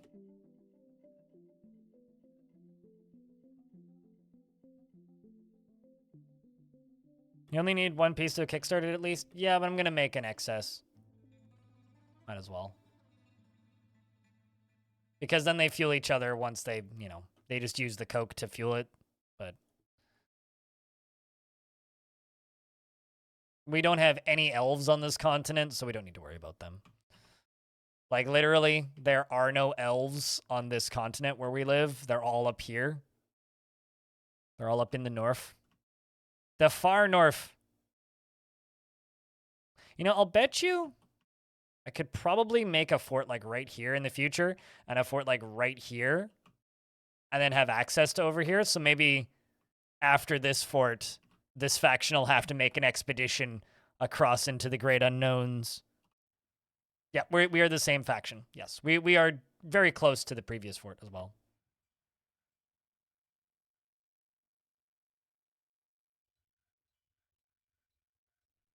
Mechanic. I'm just going to plop down there.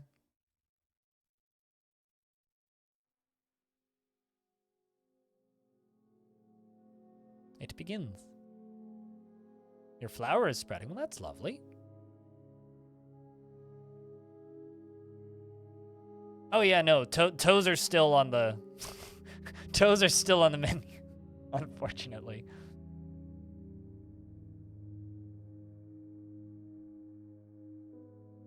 Also, we have bituminous coal. Looks like. We have gypsum, coal.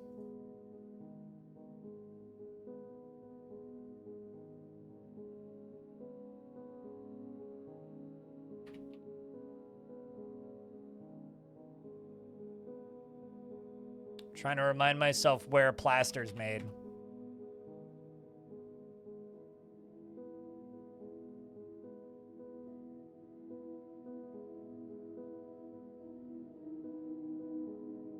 Is it a kiln? You're probably right.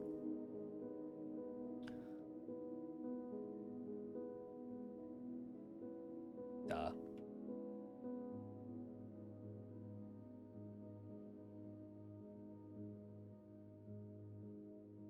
And then I will lastly make a metalsmith. And let's make rock mechanisms out of, I don't know. Make 10 out of claystone.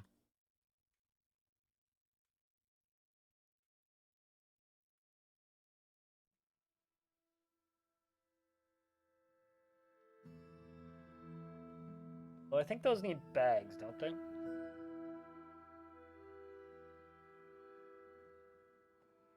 It's fine. Sure, we're slowly rolling up in the pigtail.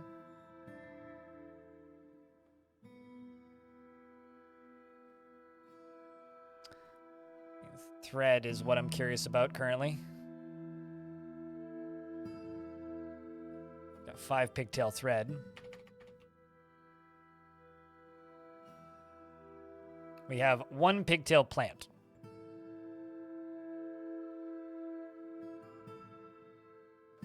You've lost all ability to type. It's okay. I lose all ability to think most days.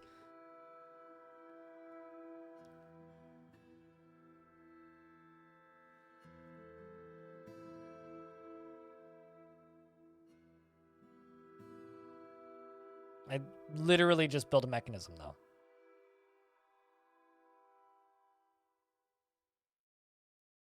With long scarlet feathers. Fire-breathing hummingbird.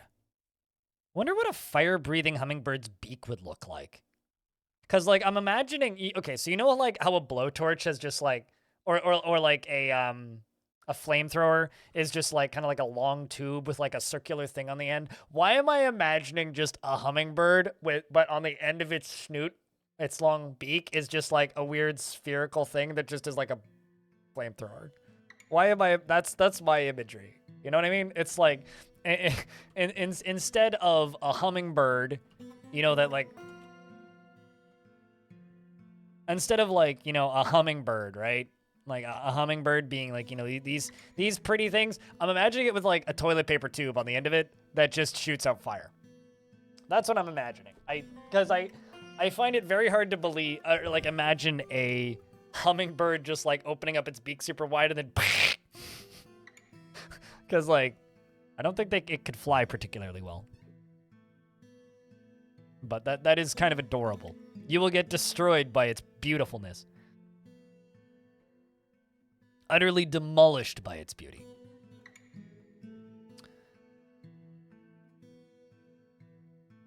Well, now that we have coke,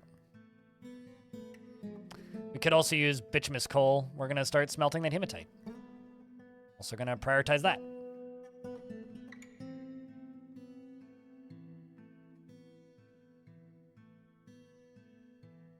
I think I've got too many jobs for these dwarves now. All of them are just running around doing whatever. Baby piglets. Gotta get those put up there.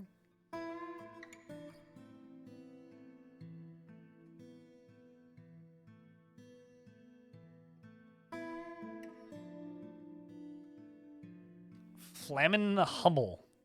Flamin' Hummel. I think I just gave Elfie Bean her, like, daily prompt for thing to doodle.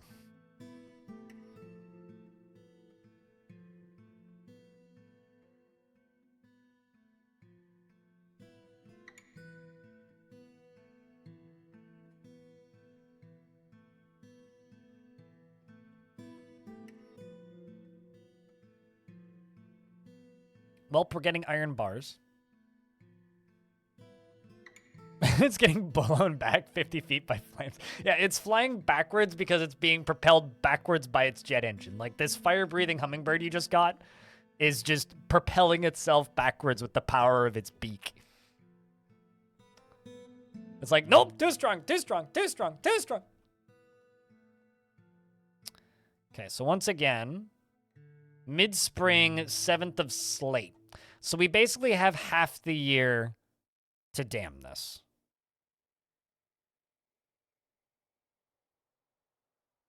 Okay, so here, just let me say these words out loud, Elfie. Cyberpunk flame-throwing hummingbird with a thought bubble saying, and they said these flame implants was a good idea and it can't fly forwards, so it just flies backwards. There you go.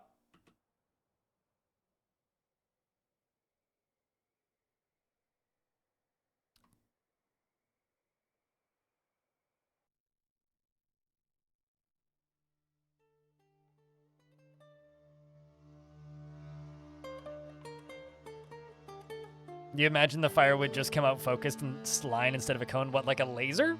Like a beam of fire?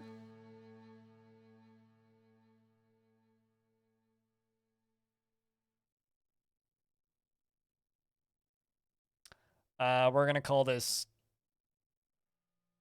annoying bug. Tunnel lock. Bah! Tunnel lock. Link lever. We're going to link you to these. And this.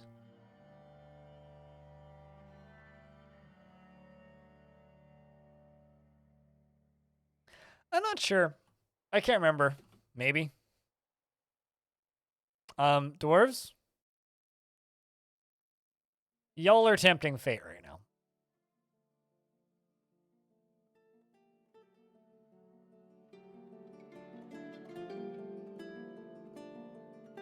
What biome is this? Ocean.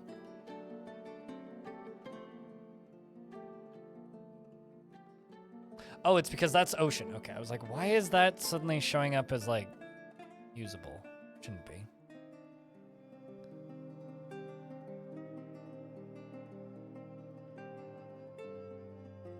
There's so many dwarves on the ocean. Stop it!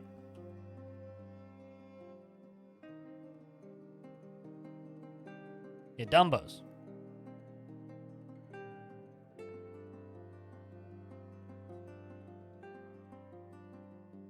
Cybrek.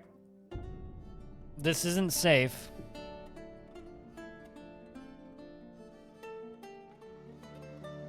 We have until what day exactly? 7th of Slate, the ocean will melt. Alright, you're safe. I really should just make a burrow, shouldn't I?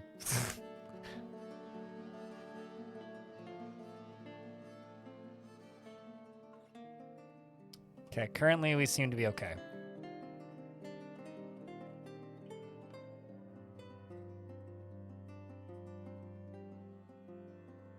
There's a colony of bumblebees.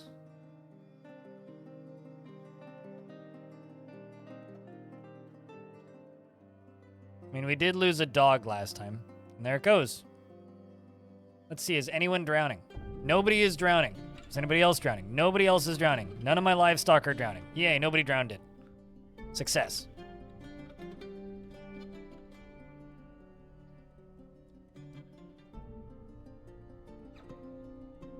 All right, so now we wait until the next season.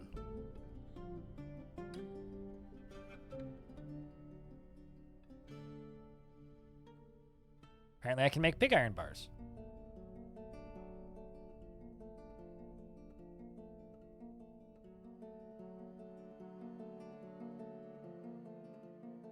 Start making pig iron bars. I'm gonna just start off with steel, why don't we?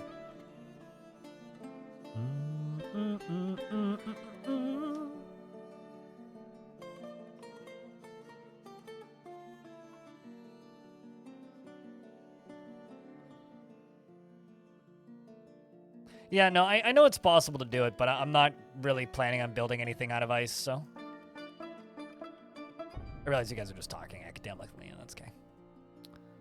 Let's work our ways down a little bit.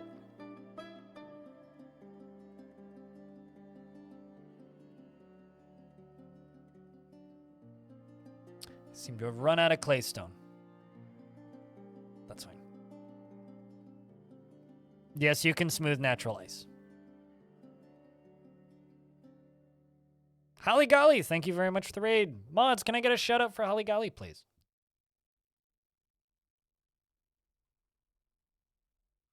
What were you up to today? I don't think you were playing dwarfs. We started a brand new fortress today.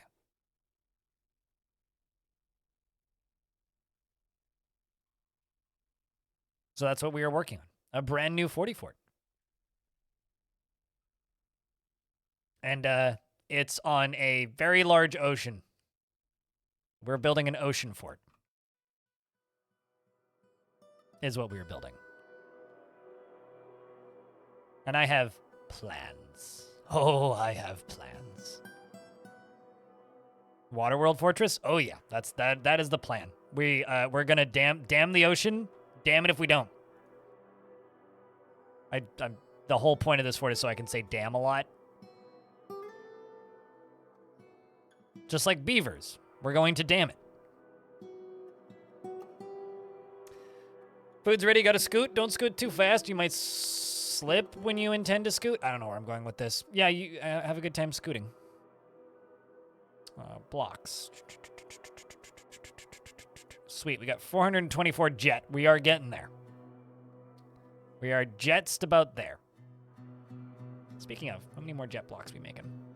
Ah, running low. Let's go 200. Do some more. Sweet. This is all drying up. But also, I think that the smear of dwarf pus. Lovely. I think that this over here actually is the edge of the aquifer. But there's water there now, so it's showing as wet.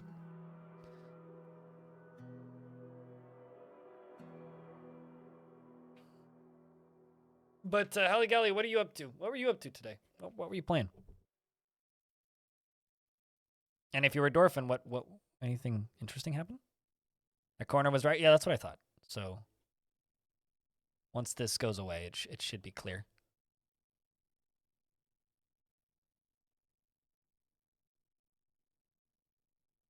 And I've got tons of jet, so we're going to keep mining all this jet.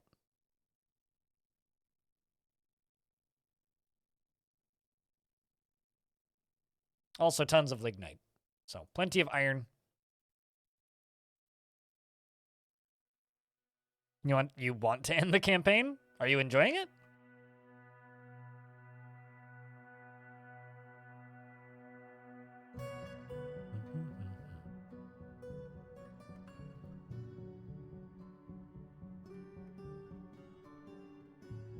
I kind of figured that I would really enjoy that game initially, but would get bored of it quickly, so I just kind of didn't bother.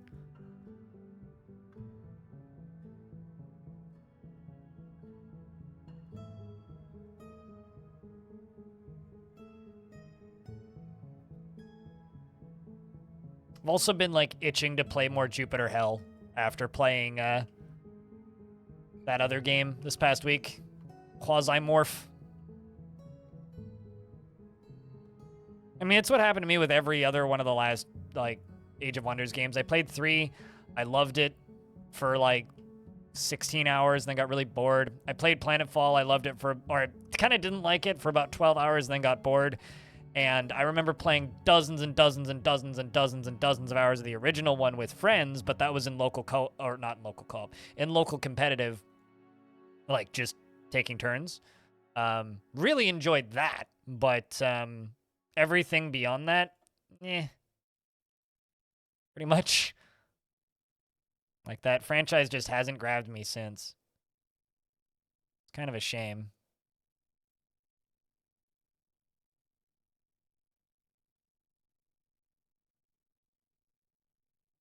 It's fun, and there's plenty of options for the tries, but memory of the second part also plays a role. What do you mean, the memory of the second part?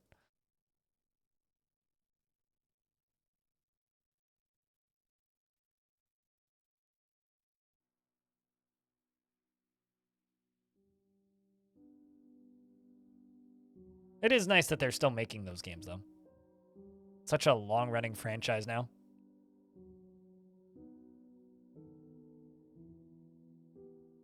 There we go. Mining, mining, mining, mining, mining.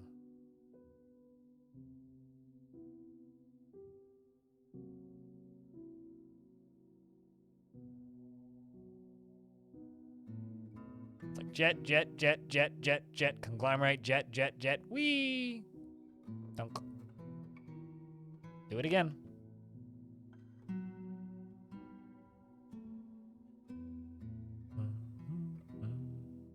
Do I have a favorite stone type? Not really. It usually changes from fort to fort. Whichever one I'm using the most is probably my favorite in that particular fort. I have a feeling in this fort it's going to end up being jet, but now we're just waiting for this to freeze again.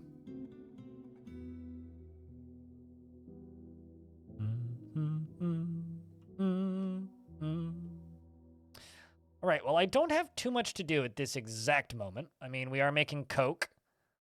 Most of the dwarves seem to be busy. Generally, dwarves are happy, with the exception of this one from the previous fort. I can actually demolish this up here. But generally, the dwarves seem happy, with the exception of this guy. Bomb wreck. Bomb wreck. Now I'm curious, is this that bomb wreck from that clip? Can someone go look and see if this is that bomb wreck? I wonder. Because this might be that exact bomb wreck from that clip. You have any skill in swimming? Bomb wreck?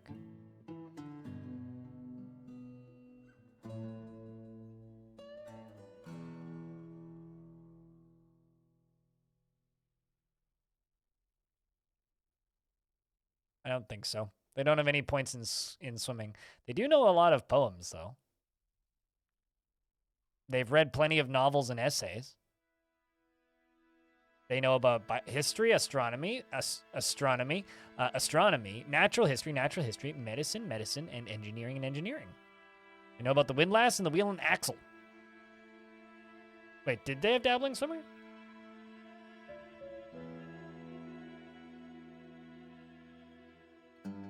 I don't know where swimmer even lives in here anymore. I also have a hard time reading this text. I'll believe you. All right. So from there, we just kind of wait for them to dig.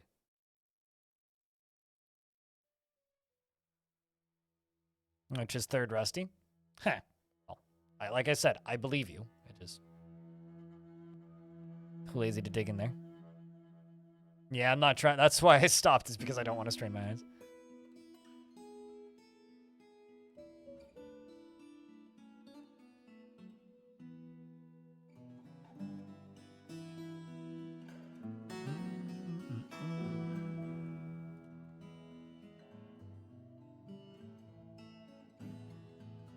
More gems around.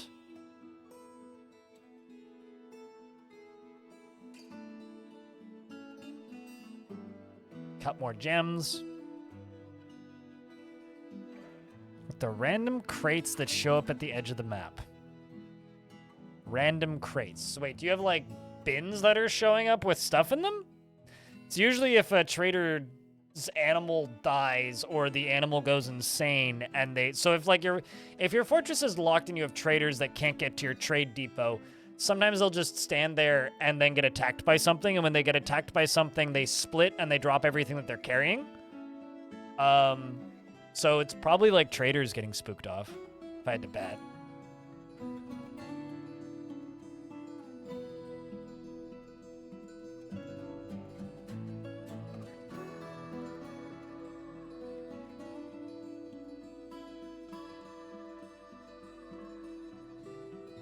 Actually, that's not where I need you.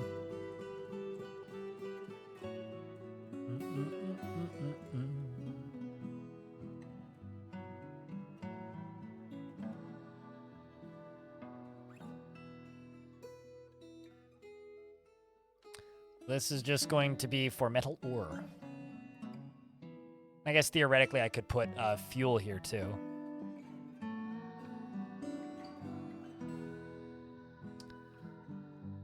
It's also going to be for coke.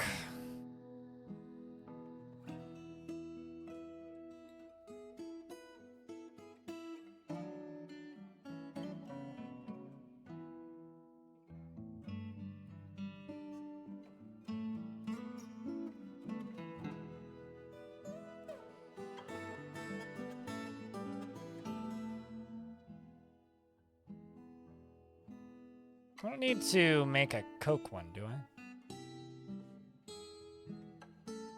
Analysis lover, it is you time.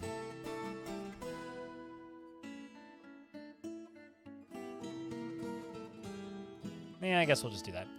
And then in the middle, we're going to put that there, and then we're going to go up to here. Give me a second analysis lever.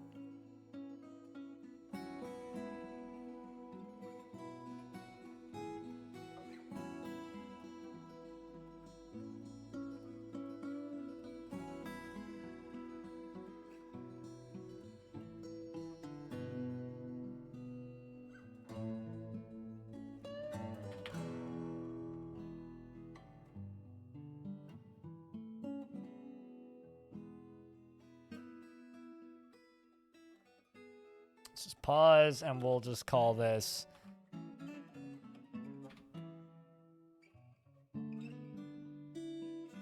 I wish that would get fixed.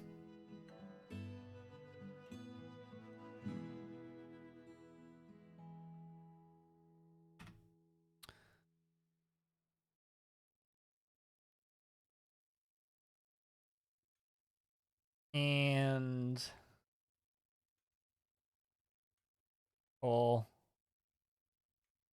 and you're going to take from there. And this we can just like expand the size of. And you can get this. Oh. Wait for that minecart to be done. There it is, the oaken minecart.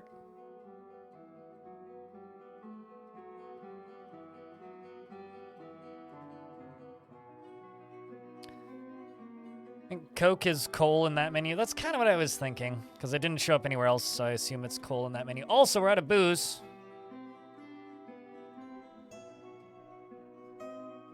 All right, analysis lever. What kind of dwarf do you want? We have some miners, of course. We have some weavers.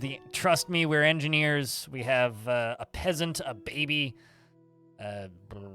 one doctor, a hunter. What you want? Or to quote the classic video game, what are you buying? That hunter? Okay. Actually, I'm curious about something. Well, we know that you're ex-military. Dude, look at this dwarf. This dwarf's seen some shit. This dwarf has seen some shit, man. Look at that face. Also, he went to the beach, obviously. The released beach with a name like that. Yeah, this dwarf was absolutely in my military.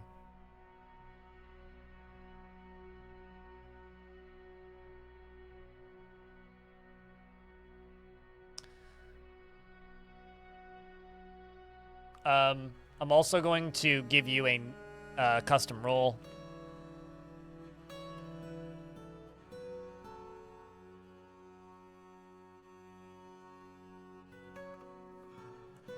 Because you are going to start the military, I think. He is shameless and completely unfazed by the thoughts of others concerning, but completely unfazed by the thoughts of others. He has a very calm demeanor, and he's not the type to fall in love or even develop positive feelings. He rarely develops negative feelings towards things, and he lives at a slow-going and leisurely pace, and he doesn't mind a little tumult and discord in day-to-day living, and he finds himself quite hopeful about the future, and he has a little interest in the something or another, and he prefers to keep his things orderly. He takes offered help and gifts without feeling particularly grateful, and he finds obligations confining, though he is conflicted by this for more than one reason, and he often feels discouraged, and he likes to brawl and does not often feel lustful, and needs alcohol to get through working days, and doesn't really care about much thing ever, really, ever. Yep. He's seen some shit. I mean, like, look at those eyes glowing. Like, the eyes glowing in there is just, like, particularly wild. He's just like, But no, he's absolutely seen some shit.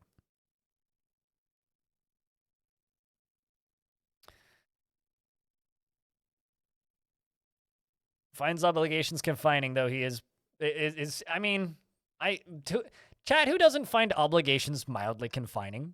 Like, you might not hate them, but don't we all kind of find obligations a little bit confining?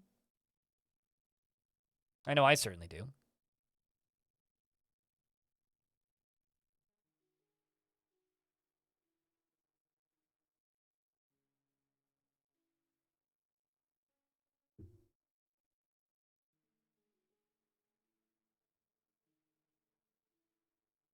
doop, doop. Doop, doop, doop. Doop, doop. Doop, doop. Doop, doop, doop, doop, doop. Blub, blub, blub, blub, blub, blub. There we go. I made it. Only had to wait for way too long. He dreams of mastering a skill and personally believes that perseverance is one of the greatest qualities that somebody can have. Finds himself to be disgusted with eloquent speakers and believes that peace is always preferable to war. He sees the pursuit of good craftsmanship as a total waste and thinks the quest for knowledge is a delusional fantasy and finds those that deny their impulses somewhat stiff. Of course, wants to master skills. He likes saltpeter, platinum, tiger iron, rat leather, moose antler,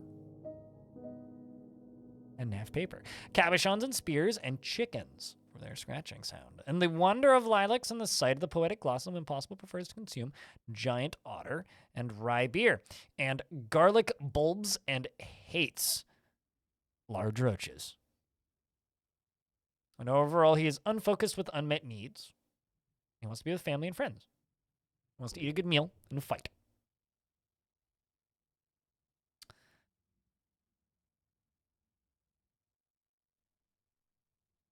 Well,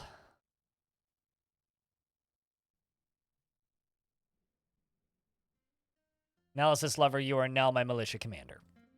Welcome.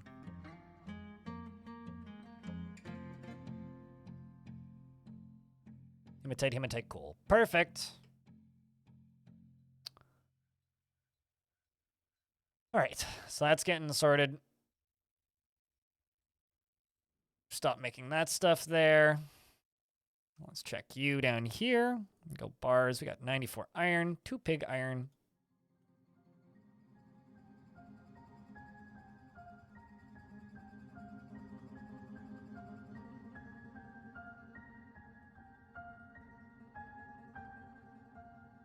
Cool. We do have stuff to make steel. You're gonna die? Not yet. Dude, you've fought you've seen how many kills you have, right? And you're worried about dying? This dwarf's got 10 notable kills.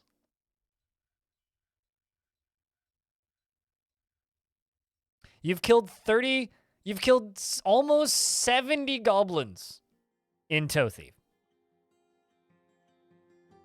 In the last fort.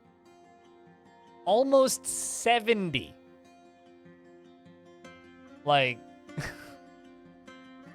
you're doing just fine, sir.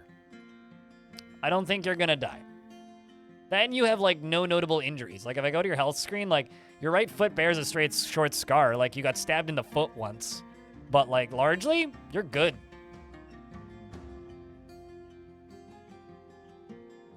Largely, I would say that you are good.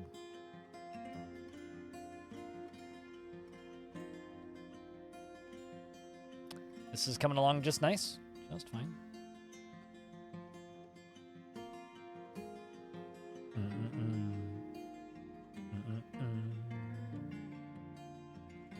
Yeah, nobody can escape the first of spring. This is true. The first of spring is when everybody passes. Okay, well, you're just making iron. You're making pig iron.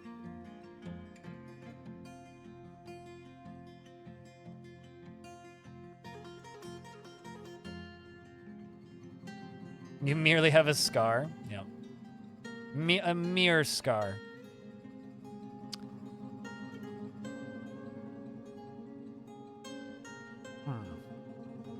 Trying to decide what I need to do now. Because we are quite literally just waiting for this to thaw. And I don't really want to just start building across it. I could start building floors across it, but I think I'm going to wait until... So kind of what I'm thinking is maybe a space about yay big. Space about yay big. We are going to channel down and into the fort and build like a circular structure. Oh boy, this is going to take a lot of construction. We're going to have to do it fast. That's the hard part about this. Isn't going to be building this. It's that I need to do it fast, because if I don't do it fast, it's going to thaw. And when it thaws, that's when everybody dies. So, how are we doing on those jet blocks? 804? We're getting there.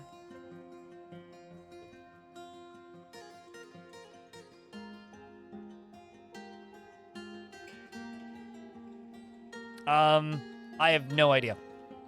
Diamond. I would assume that when you retire or because when you retire the fort, that's when it like resets the when you retire a fortress is when the game like moves up time in the overworld, right? So my assumption would be it wouldn't do that until you my assumption would be is it wouldn't tell everybody to or kill all the dwarves that die until you retire the fort. I can pump water out of it, and that's kind of where I was. What I was thinking. It's like I could. You could go F1 pit stop mode for that shit. Yeah, pretty much. Yeah, I could pump the water out of it. That is an option. But mostly what I'm thinking about doing is basically just picking where we're gonna dig. Right? Dig a small structure down, construct all of our stairways, and get it down to the bottom so that it's safe. And then build a tower in the middle, and then build out from the tower. You know, kind of like in Attack on Titan, which is an anime I haven't seen, but I've seen a few screenshots of it. They have, like, the big tower in the middle, right? And then they have the big outer wall, and then they have another big outer wall, and then they have the other big outer wall, and then they have the other big outer wall. That's kind of what I'm thinking. So, like, we build a tower, and we start, like, building into the tower and inhabiting the tower.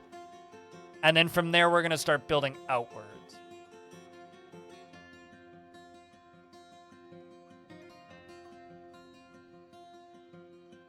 Channeling ice. I'm going to wait for it to freeze.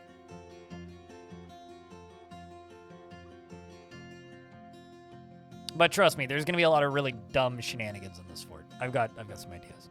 Wakapepe, hello. What's up?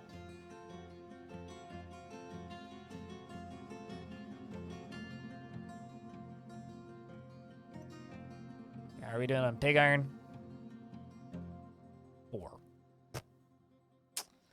Well, that's going to take a little bit. At least we got plenty of iron. I mean, look at all of that iron. Holy shit.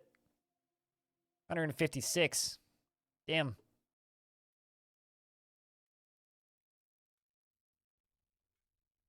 Apparently, I'm out of flux stones. I had some flux stones. I wonder what the flux stone I had was. Well, let's keep digging down.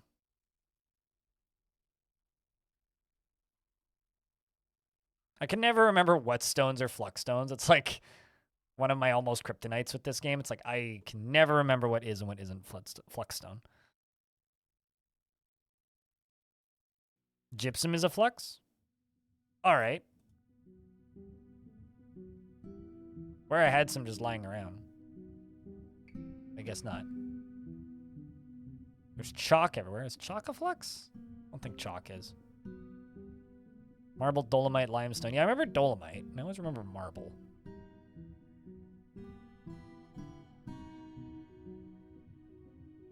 Chalk is? Well, if chalk is flux, that's easy. All this shit's chalk.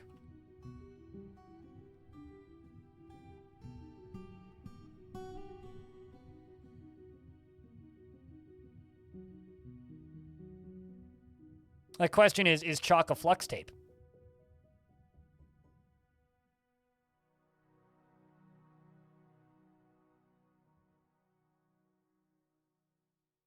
Yeah, I will. Here's the thing. I will literally never remember that. Don't worry. Like, I know that I'm this expert at this video game who taught a lot of people to play. I'm really not. It's like, yeah, I know how to play this video game, but, like, I ain't perfect. I ain't some genius.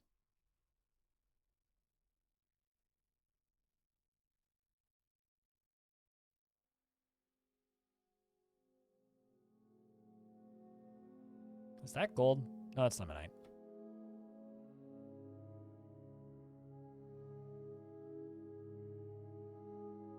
Also, that's dolomite. Chat, we have found dolomite. Speaking of flux.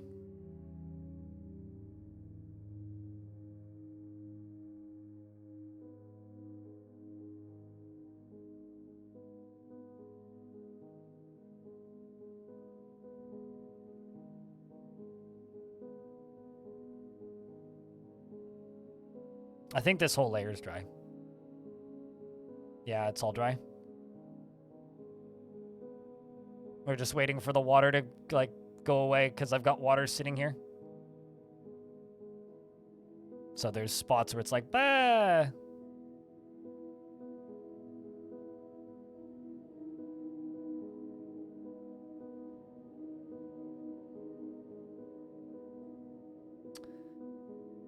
Well, that should be enough for it to drain. Because this is dry, this is still wet, but we've hit dry stone, so we're good.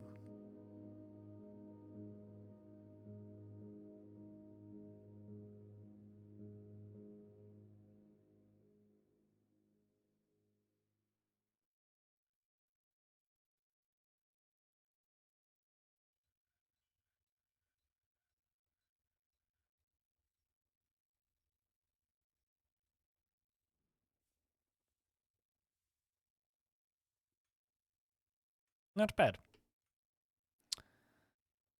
You really need to relearn how to properly handle an aquifer. For light aquifers, you just dig through them. For heavy aquifers, you scream at cloud. Not the video game character, the actual clouds.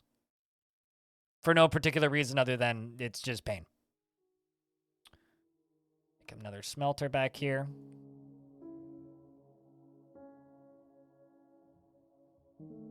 But light aquifers are like a cakewalk.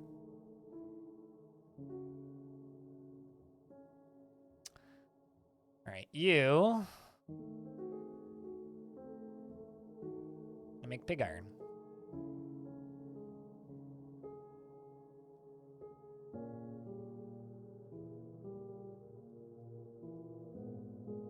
Analysis lover. What do you want me to call your squad?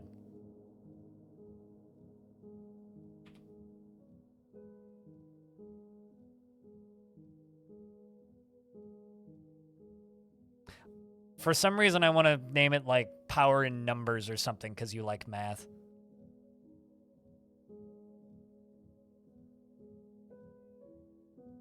Mathematical precision.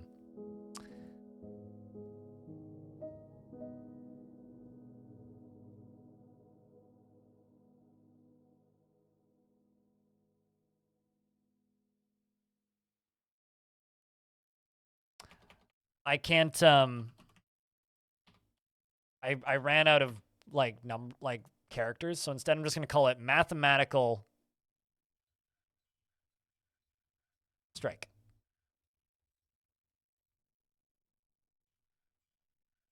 Right angles more like wrong angles.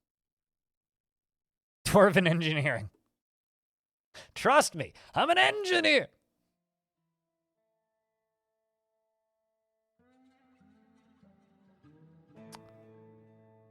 All right, well, we're making pig iron and making steel. How are we doing on steel so far? At 8 steel bars. Not bad. Let's go steel spear. Steel. Here. Let's just do 5. They'll cancel for a little bit, but it's fine. And steel. Shield. Also 5. Again, they'll cancel for a little bit, and that's fine.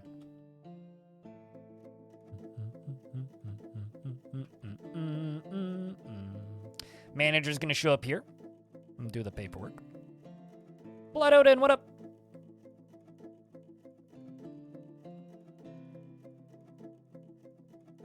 Keep waiting for the dwarves to have a party so I can go get lunch, but they just haven't done it yet. Kind of just makes me sad.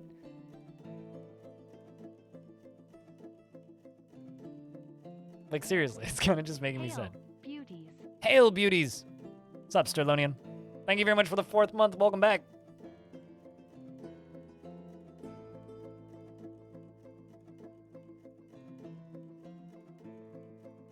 All right, we made a steel shield. We're making a steel spear. And, I don't... I think I'm going to cut the size of this room in half. And make the other half a barracks.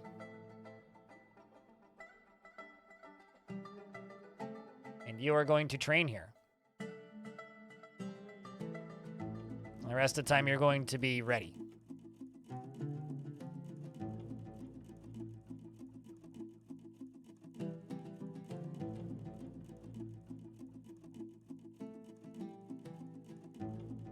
Oddly long without parties the last 2 days. Well, in the last fort, they were just really upset. In this fort, they don't have enough going on yet.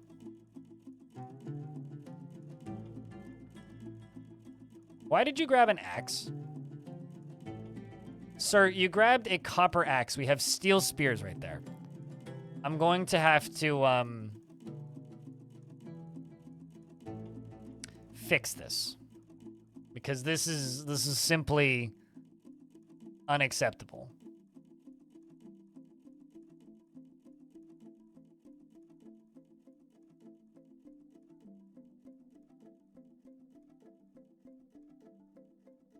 He's a master axe dwarf? That's fine. He can learn to use a spear.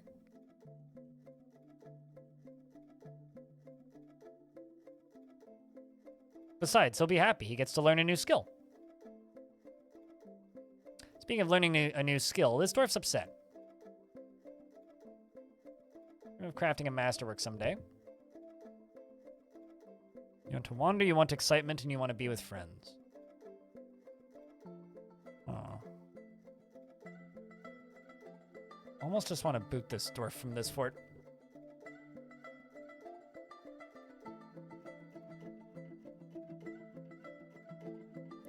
Bomrek, you're no longer going to be a miner.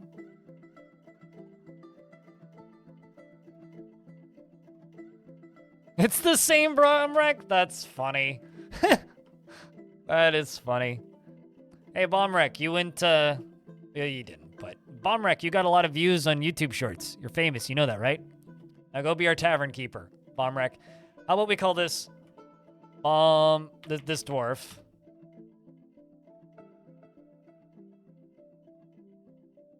This dwarf deserves a nickname. This dwarf can be Bomrek.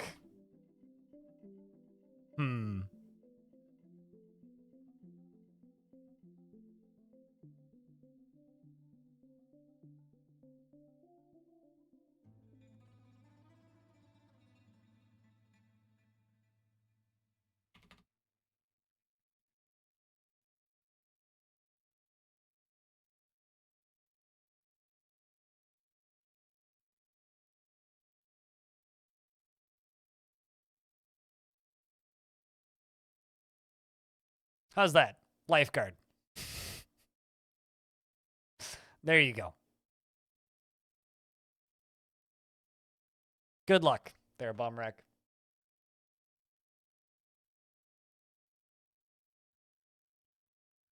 It's either that or the spouse really likes dwarves named Bomrek. I mean, maybe she's got a type. You know, you're not wrong.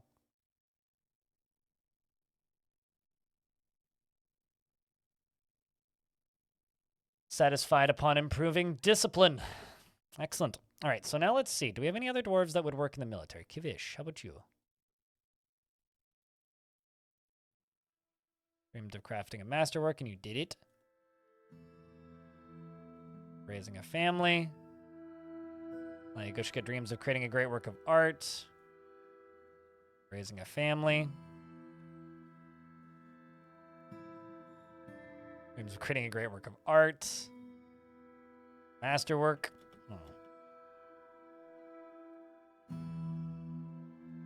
The Bomrek type.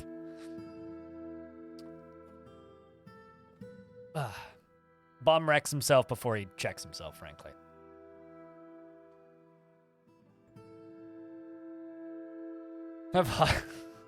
Don't give Fog ideas for next year.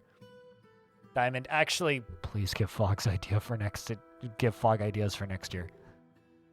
Hopefully there's still enough people streaming Dwarf Fort next year that we can do another charity stream and we can get more of those videos. At least do another charity stream in that format.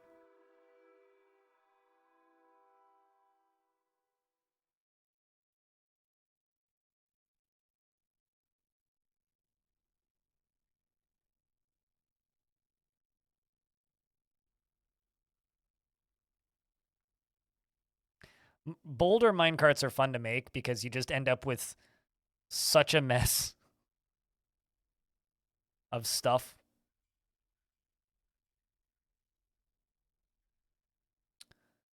All right, so we're up to late summer chat, 10th of Galena.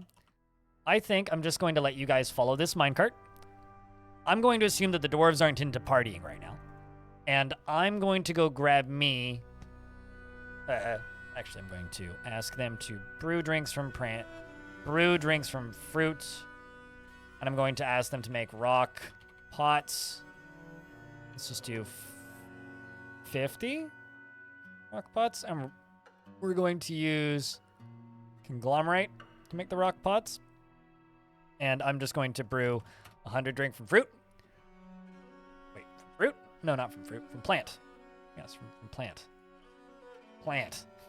Brew drink from plant. There it is. We're going to do 100 of that. And we're going to leave you guys following this minecart chat. I'm going to go get myself lunch. I will be back in a moment with a sandwich. It's a very sad sandwich. It has onions, avocado, lettuce, and cheese on it because I don't have anything more interesting. So I will be right back with said sandwich, like the heavy just mentioned. And chat, if I could get a round of beers while I'm gone, that'd be fantastic. And everyone.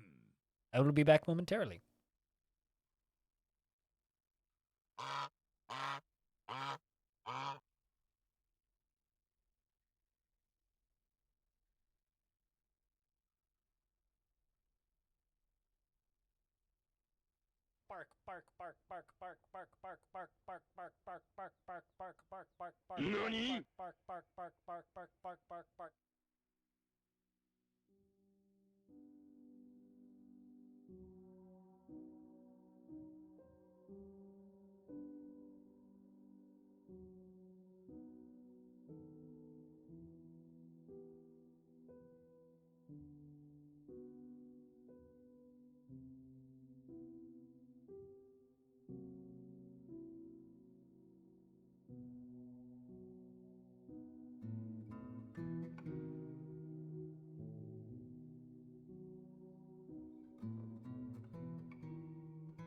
Let's take a lovely fruit, the tomato, remove everything that's good from it, the seeds, the vitamins, the nutrients, everything that's good about it, and just jam it full of shit garbage shit sugar, and put it in a shit bottle that sounds like shit when you put it on your shit. It's shit! Stop eating ketchup!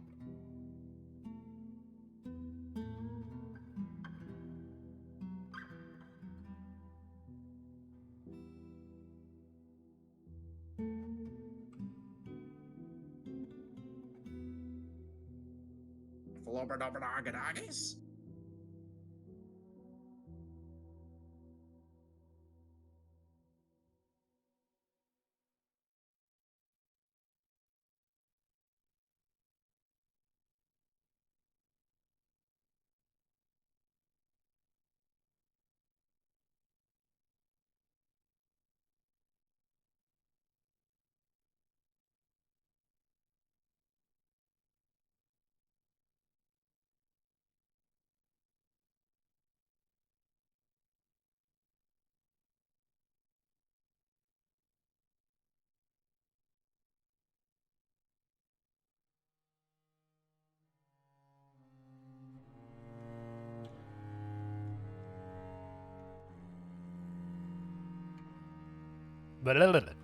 Back. You missed everything? Well, you can see everything right here. That plus the minecart rail. We're basically waiting for winter now, so that we can start digging and building. Woo! Nothing super crazy's happened, Barris. The bomb wreck that almost drowned in that one clip that I put up on YouTube has made it to the fort and is now my tavern keeper.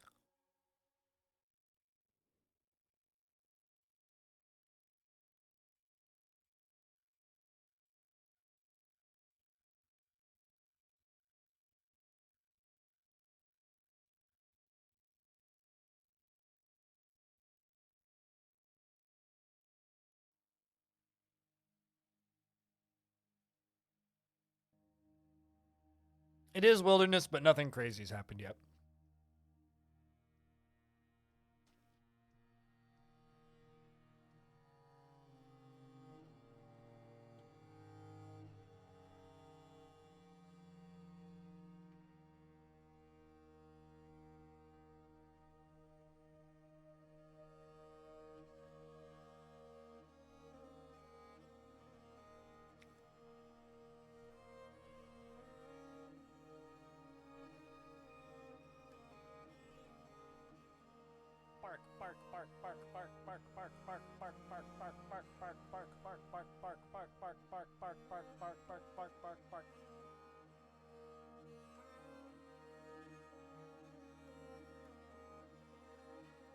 But he survived for months until you figured out the pumps. You named him Swimbo. Well, as long as they, don't drown, they can survive in the caverns for quite some time, actually.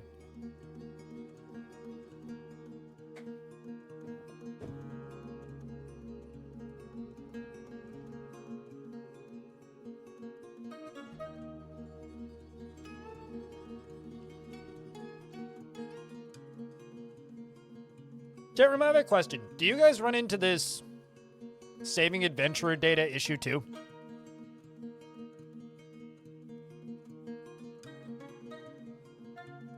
Okay, so it's not just me.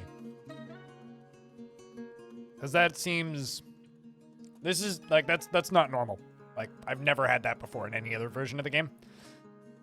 So, not good. That's certainly not good. Not as long. True, but this world's pretty old already, right? Like, it's like 25 years old. That it's been running. You haven't seen the issue yet?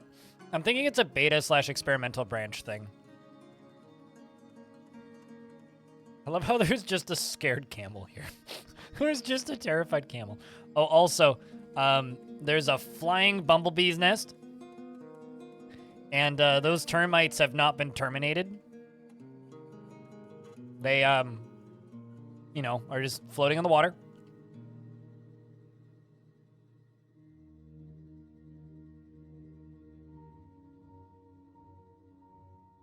I'm on seasonal saving, so that's the type of saving I'm doing right now.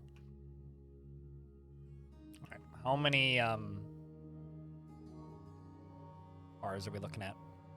4 steel bars, good stuff.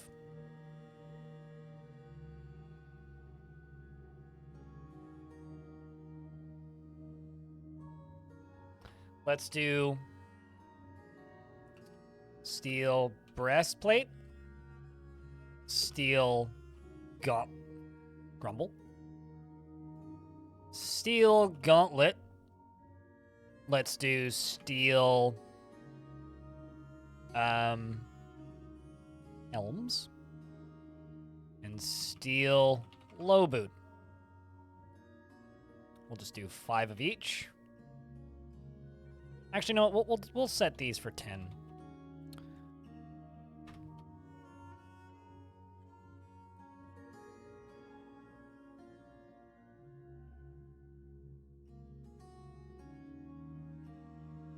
Keep losing my location. Bring drinks is still happening. Starting to see conglomerate pots showing up. Bark scorpion men? I always wondered if they bark. Do you think that their bark is worse than their bite? Thomas, not the train, hello.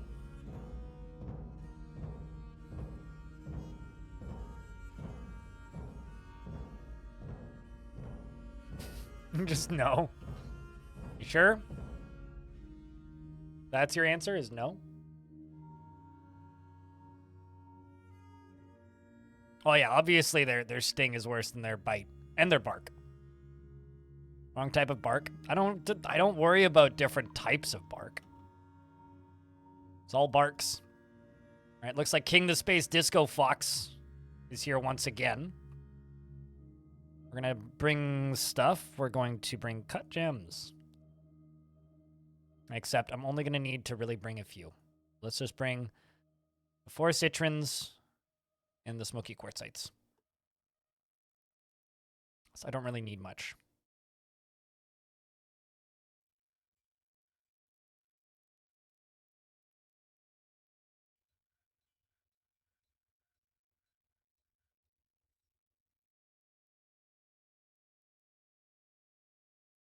I'm going to request Raging Cave, the manager, to come trade. We're going to trade. We're going to mark all for trading, and I am going to take their wood. That's probably about it, really. I think Might as well take the milk as well. Oh, nope, never mind. Literally can't. And also, I can't afford all the wood, so we'll buy less of the wood then. I can't afford much of it even, turns out. Here I was like, I'm going to take all of your wood. No, actually, I'm not. Never mind.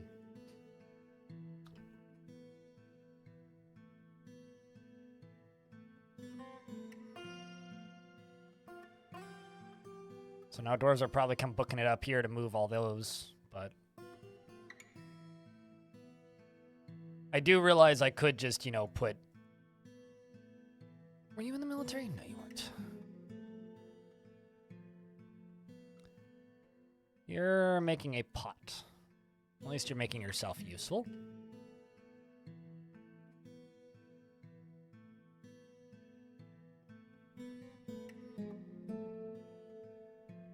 Made steel gauntlets.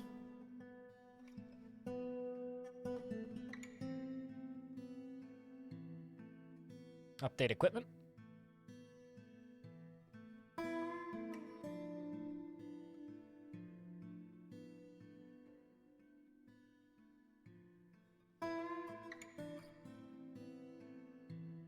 There you go.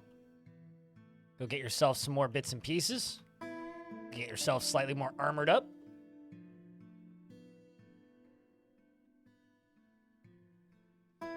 And in a moment, we are going to have, like, one soldier who's going to be pretty damn good. Hopefully. Does have to go grab all the new gear.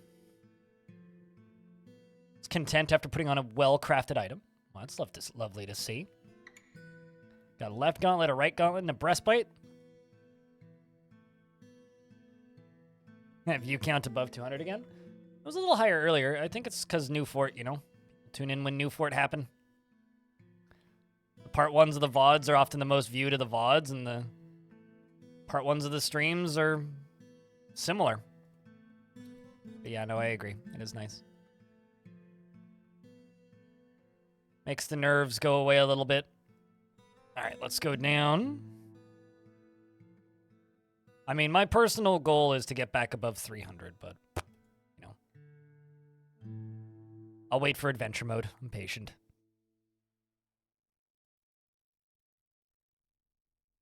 It's a lot of steel.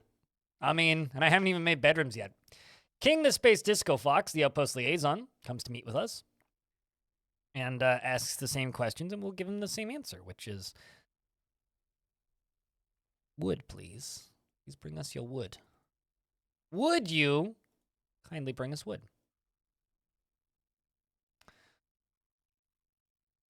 Yep. They want crowns and headwear. Gotcha.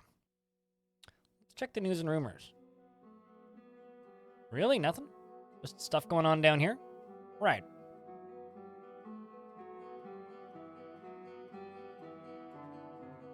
It's because you idly click on the playlist. Nah, people watch things in order, right? So they see me streaming and then they go check the first one.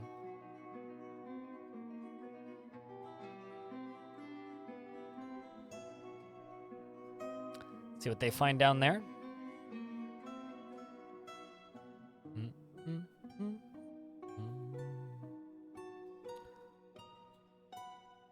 Now we just need to wait for this to melt. Or freeze, rather. So I'm kind of tempted to just sit here and stare at it, because it's going to freeze sometime in mid-autumn. Mid-autumn at some point it's going to freeze. So let's wait until this freezes.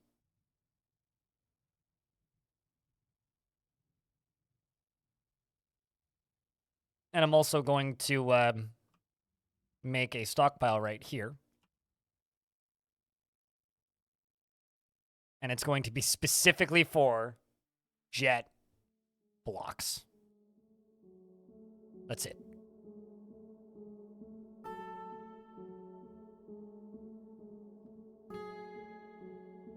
Means I'm assuming a bunch of dwarves about to come booking it out here. Go place those jet blocks somewhere. Unless they're all too busy hauling other things already. Wouldn't actually surprise me all that much. There we go.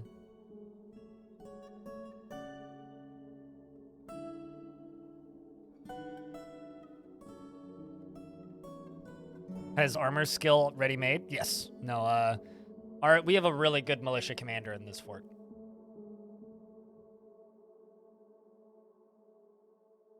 Actually, I'm just going to add a new uniform. Let's just go mail shirts, breastplates,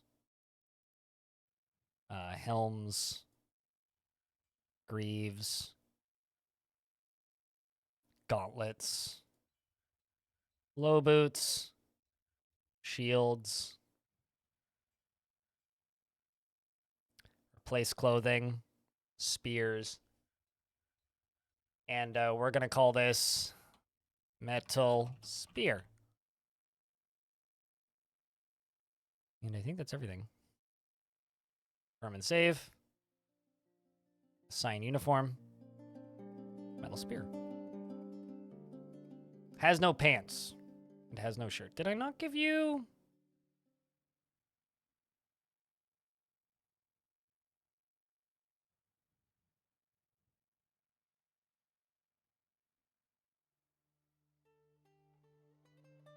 Should have breastplates.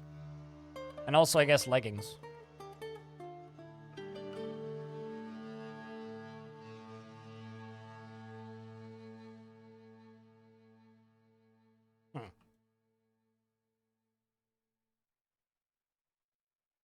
You know what? I'm just going to go back to the other one because I feel like I've messed something up here. Assign uniform. Let's just kill that one. Go back to this one. What am I missing? Guess it's like way less specific. I'll just confirm that. That one he does grab the breastplate. Interesting. Well, whatever. I'll make a new one in a minute. More concerned about this.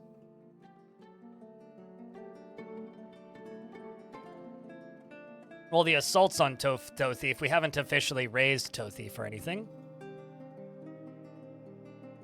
But we know for a fact he was. Just have to look at his history to prove that.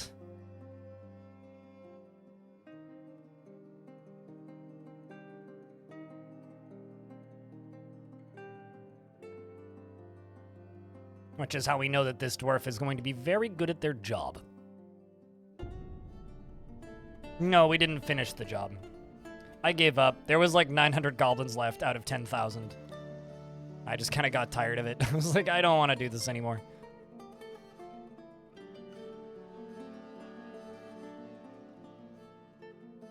Kind of tempted to start build a tower here as well. So here's an idea. Build tower here, right? Build a tower here.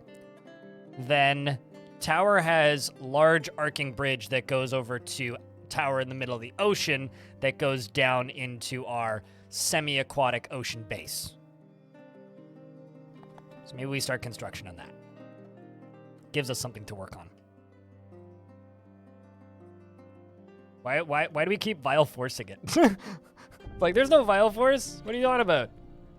Unless we are the Vile Force in this instance. Are we the baddies, chat?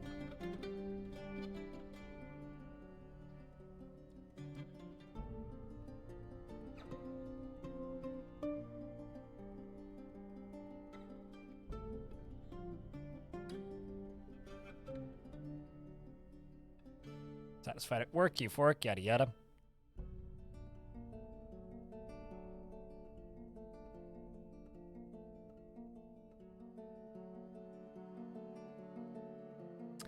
Fem, what kind of dwarf would you like? I will give you the list in a moment. Just let me queue this up. We have a couple miners. We have a couple weavers. We have a single planter with a beard. We have several engineers. We have a peasant. We have a doctor.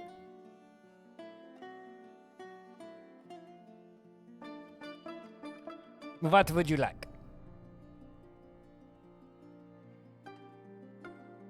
Anything in particular? Call your name. Dr. Fem?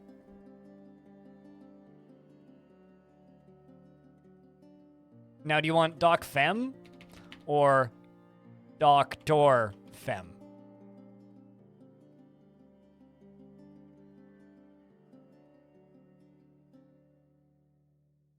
Which one prefer you? Well, that's unfortunate. Welcome back, Lyagushka. Somebody needs to, like, make a Navy, like, the Navy SEAL variant, but, but like with a dwarf being an axe dwarf. Doc Fem? Sounds like a Pulp Fiction. Doc Fem! Yeah, it does kind of sound like a Pulp Fiction protag. You're married, by the way, and you're married to Raging Cave. So Raging Cave, you and Fem, you guys can be friends. And you have a kid named Moral, who was born here. The first child born in this fort. She is impervious to the effects of stress, and she is given to flights of fancy to the point of distraction. She has little interest in joking around, and she has little interest in joking around, and she prefers that everyone and she prefers to present herself modestly. She can easily fall into love and develop positive feelings, and she tends to be swayed by the emotions of others, and she often acts with compassion. She rarely is happy or enthusiastic, and she is conflicted by this for more than one reason. And she is not particularly interested in what others think of her, and she does not easily hate or develop negative feelings. She doesn't often focus on material goods, and is somewhat uncomfortable around those that appear unusual or live differently from herself. She doesn't mind a little tumult and discord in day-to-day living, and she needs alcohol to get through the working day, obviously, because she's a dwarf, and she personally finds sacrifice to be one of the highest ideals, has a negative view of those who exercise power over others, and she believes it is important to conceal emotions and refrain from complaining. And she values peace over war. And respects the development of a skill. She likes dacite, sterling silver, and green tourmaline, and green glass, and worm leather, and the color pale brown, picks, and weapon racks, and flasks, and giant wolves for their cunning, and the sight of the gloss of smiling, and when possible prefers to consume emu, sunshine, and peaches. For free. They were put there by a man in a factory downtown. Health-wise, she is a broad body made broader still by no shortage of surrounding lard. She has a very broad chin. Her teeth are crowded. Her hair is somewhat greasy, and her very long hair is neatly combed. Her cinnamon skin is slightly wrinkled, and her hair is ecru with a touch of gray. Her eyes are amethyst, and her eyebrows are somewhat high. And like I said, she is interested after being near a fine trap, and felt adoration remembering giving birth to a boy.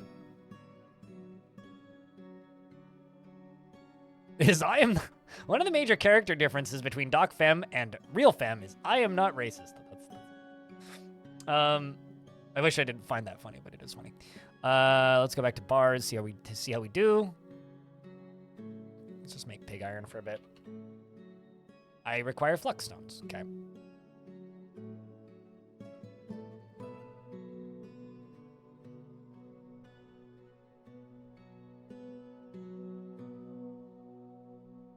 Oh, it's the edge of the map. Like, why did no worky?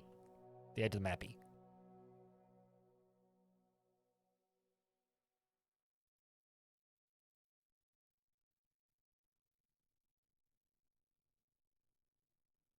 All right, well, I found native gold, but we haven't found the caverns yet, so. I am shocked and appalled by how few of you know what sunshine is, apparently. Sunshine is the most valuable beverage in Dwarf Fortress. And yes, very dwarfy.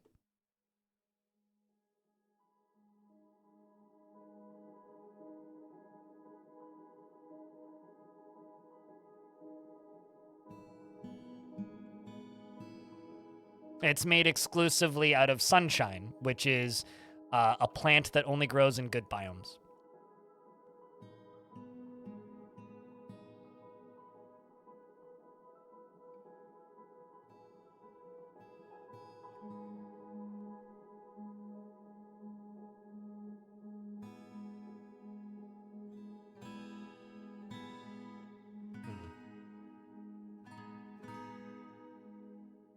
So I guess I need to go up here, do this.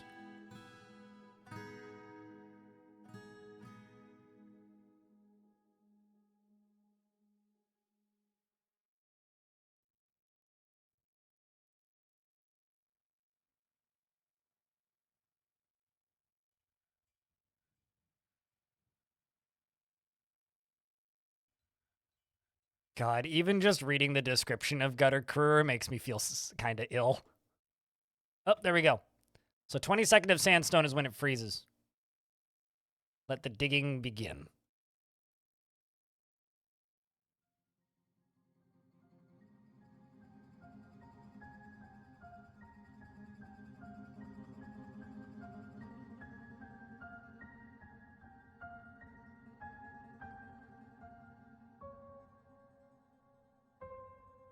22nd of sandstone is when it freezes, chat. Mid-autumn. So we have until mid-spring.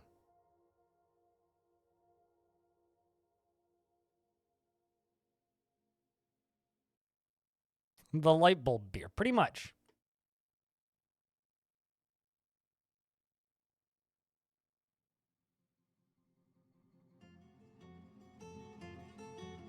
Dwarves are digging out all this so that we can keep making steel, which is very important.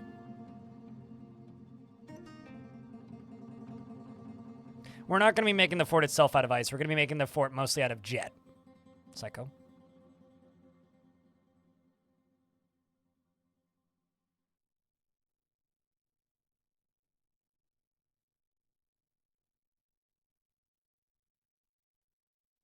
Oh, interesting. It's faster than for them to go this way.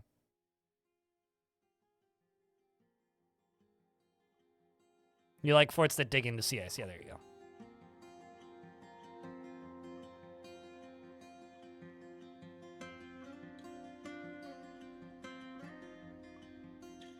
Okay, let's follow Stylianitis. I like how it's Stylianitis and Lyagushka that are digging this.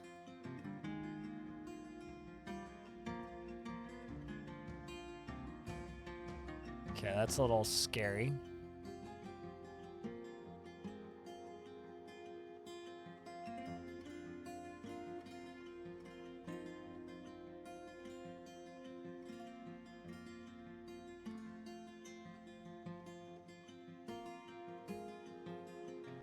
So the way we're going to do this is this. Let's just build our stairs.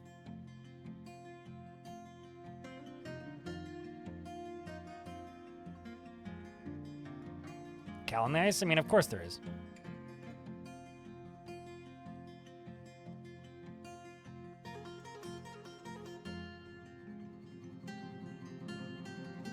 Kind of tempted to dig through this, but I also don't really want to tempt fate. My fort is out of food. Oh, that's not good. Hold up.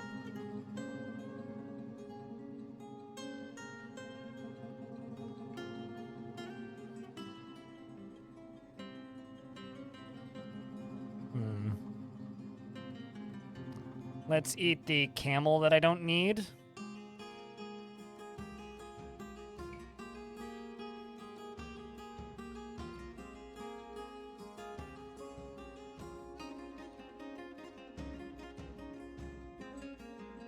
I have 2 baby calves. So I'm going to eat my cow. Also going to jump over to here, and we are going to gather stuff on this side. That should sort that.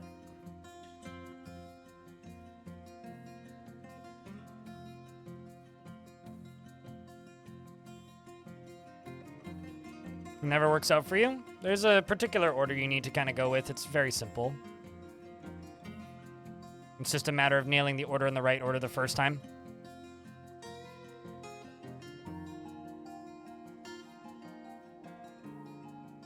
Basically, I need all my miners to just mine.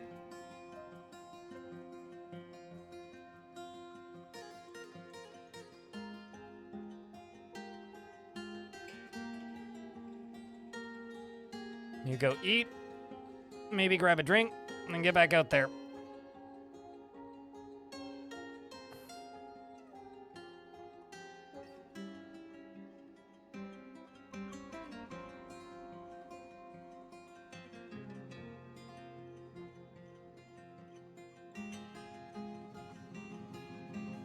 They're grabbing a drink. Diamond isn't quite there yet. We'll follow Stylianitis,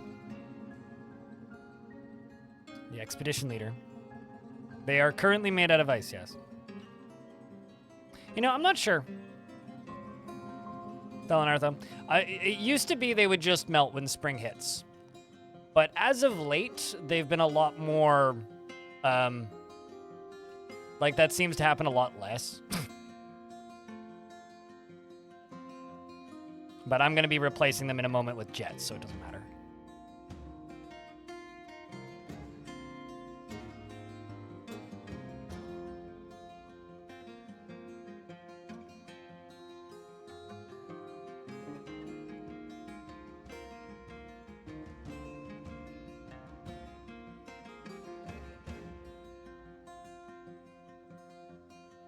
I'm just rolling over top of these with jet.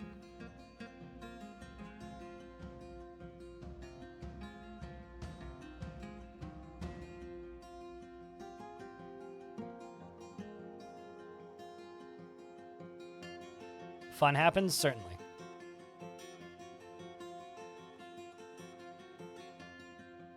How do I want to do this?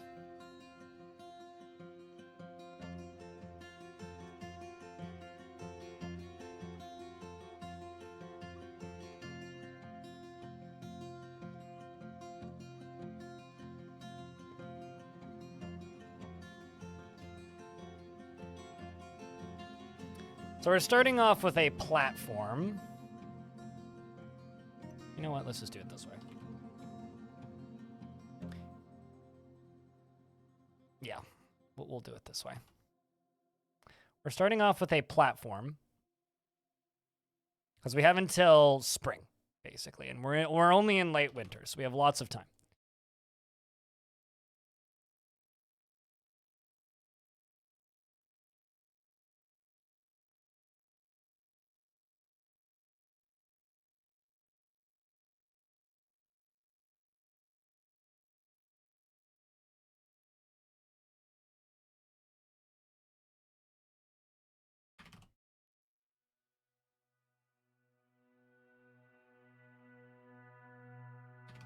How do I keep on missing the E?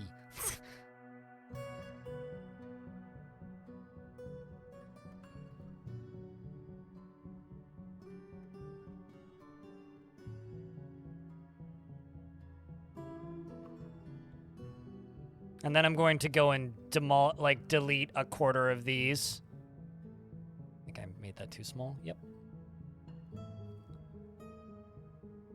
So I realize I'm running out of stone pretty quick. But that's okay.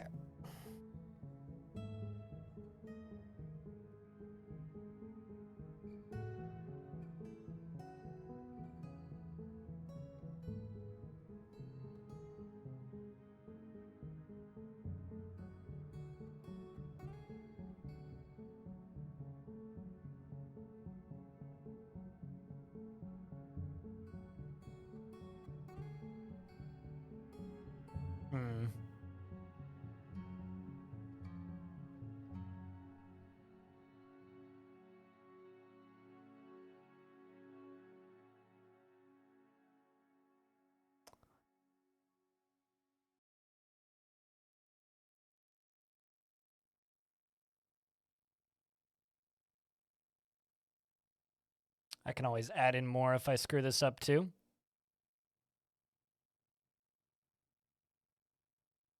Screwed this up.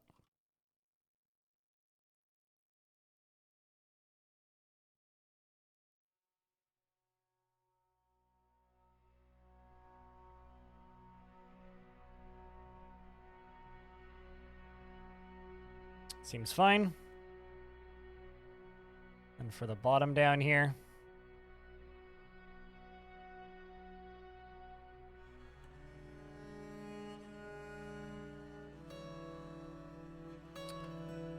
Seems like a good place to start.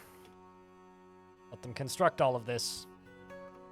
And let's hope that they all work on it. Because I really need them to all work on it.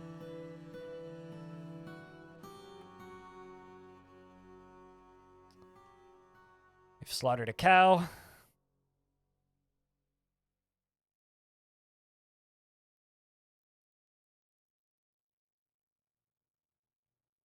I don't think a single person today has mentioned the Golem game. What? Oh, wait, no, Stone just did. My bad.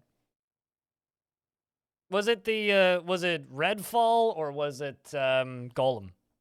Because both of those games tanked pretty hard.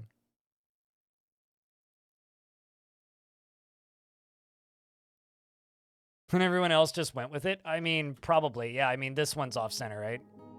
This one's wrong.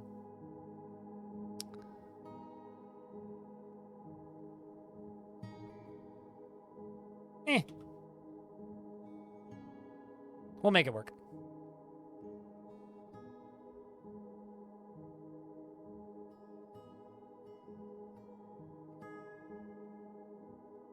Alright, everybody's gathering plants. So, dwarves, gathering plants is lovely, and I do need you to do this. However, I'm going to remove all these jobs. You to put everything away. And then get your little dwarfy butts up here and build the platform for me, please.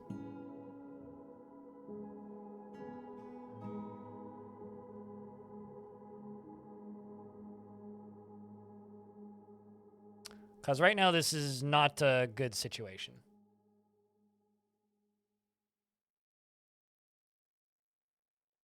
Everybody, like, nobody is constructing. Come on, guys. You're going to make me, like, go to the task screen and pause everything? Because I will. No, there's, like, nothing actually I can pause. Oh, well.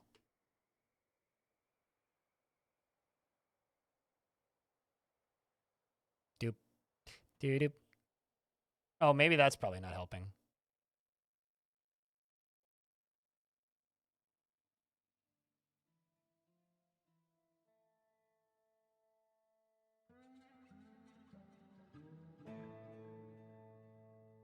There we go. Now we're starting to get some jobs moving over to where I need them. Now we're starting to get things where I need them.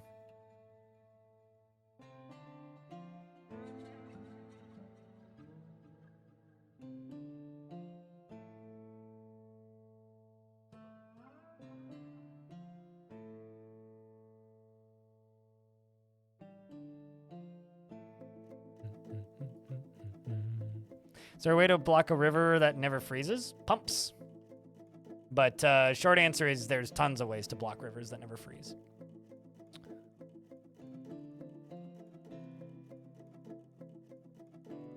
It does begin.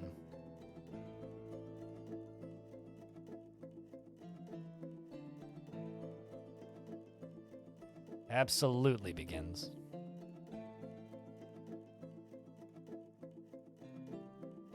And from this platform, we can then stock it up with jet blocks and build from there. Something just ran away real quick. Camel, of course.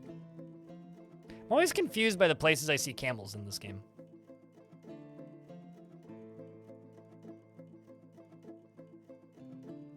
But yeah, I'm thinking 3 towers.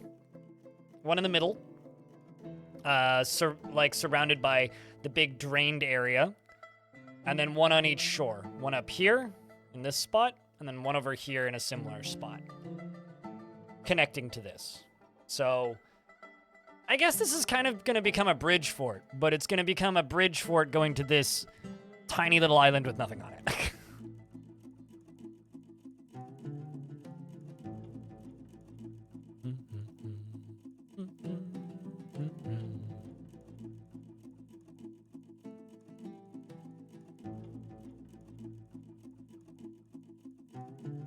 I mean, it'll be a cool project, hopefully. I mean, Machinewaters is... The thing is, if I can make this into, like, a mechanical... Like, because my envisioned idea for this fort is a steampunk city. In an ocean. That's my envisioned goal. So I'm going to steal ideas from plenty of the community forts and see what we can do with it. That is my envisioned goal for this project.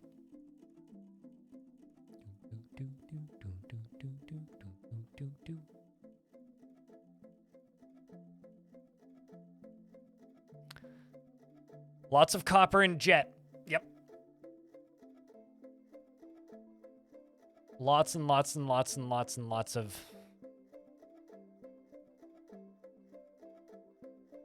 copper and jet. Also, we need to... Somebody just reminded me with YouTube comments. I'm sure they didn't do this intentionally, but somebody just commented on episode 16 of Heatstone saying, "Aw, man, I wanted to watch more Heatstone. Happy you're staying in the world. Maybe settle with that dingo that we heard so much about." I'm wondering if I start making statues, if they're going to make statues of Alana Hollowvine. Ballista batteries? Yeah, I was kind of thinking that. Ballista batteries and... Well, the thing is, like, I want this to be a machine defense fort, meaning... I'm thinking, like, minecarts spinning in circles, making spikes go up and down, that kind of thing.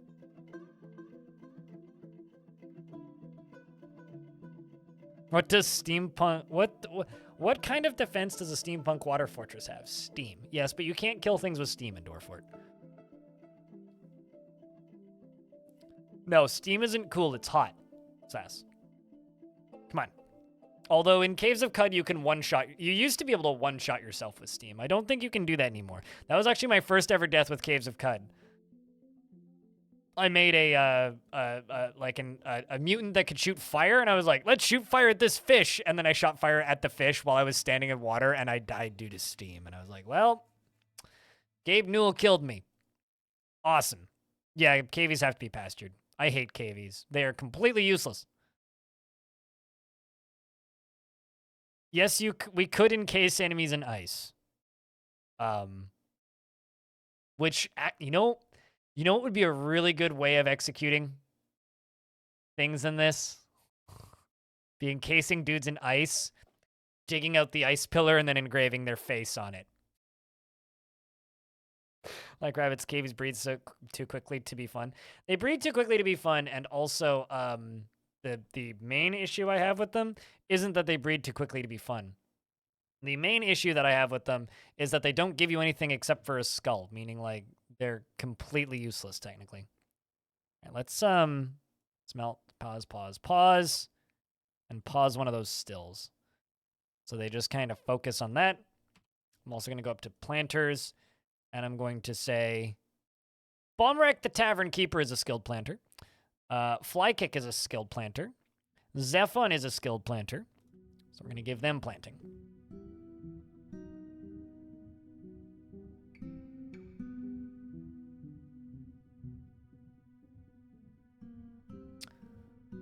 So chat, how many of you think that we're not going to get this built in time? Because I'm starting to get worried. I think I maybe went a little bit too ambitious with the first round.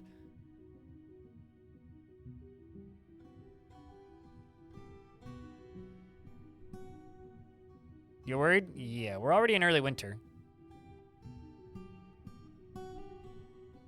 Hey, look, a badger. Hey, badger.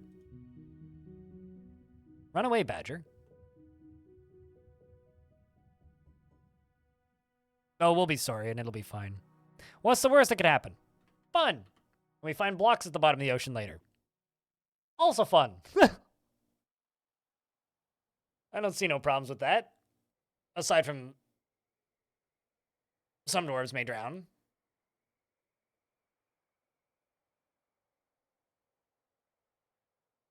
And melt the ice. And then turn the pump off and let it freeze again! And then laugh maniacally, right? I don't know. Maybe that could work.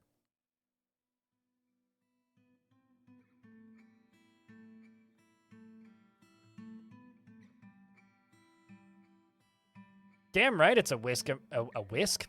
Damn right it's a risk I'm willing to take.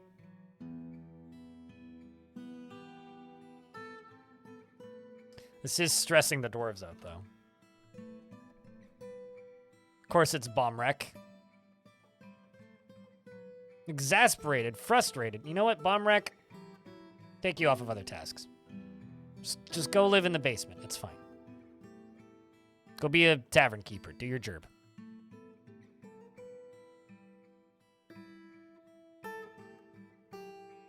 Oh, definitely it would have been better to do the stair tower first. But you know what? That would be smart. So you know what I'm going to do? This is going to take a lot of clicks. See all these floor jobs?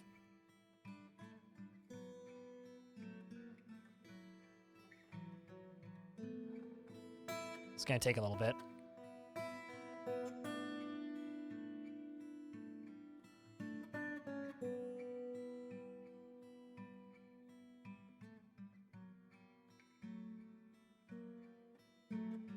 Just so that they work on the stairs and such first.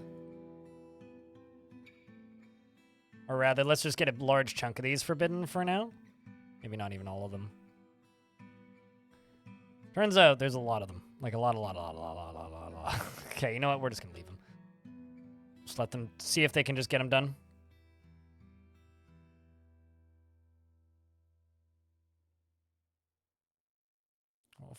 We'll pause that.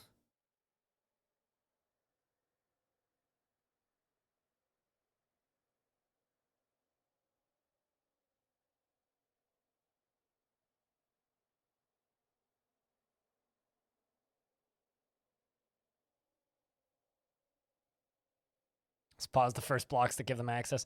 It's a little bit redundant, though, because it's all made out of the same type of block. Although they're making decent progress now that they're just running back and forth.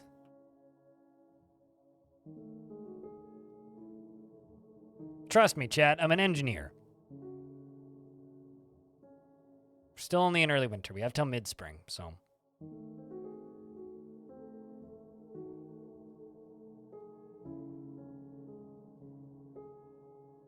I love how they're not even using the blocks from here. There's like, it's got, guys, there's blocks that are closer.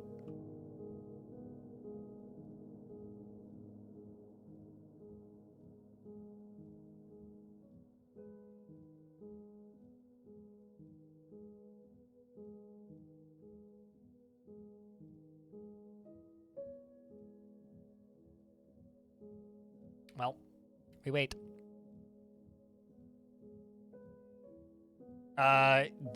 These are no enter zones.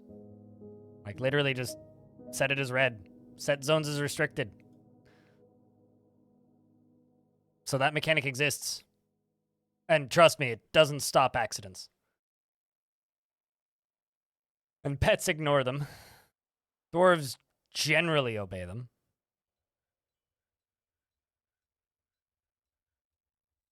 I mean, like, while they're doing this, I could actually just be like, whoop, whoop, whoop, whoop, whoop.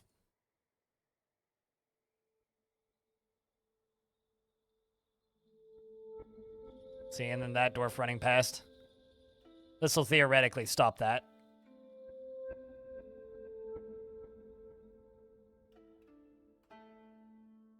Trust me, I'm an engineer. Yes, that line.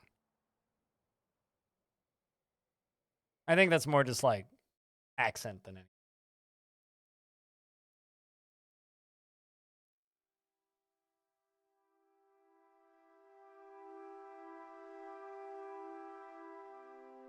And I'm sorry to anybody who missed the, I know you're not backseating NB audio, you're good.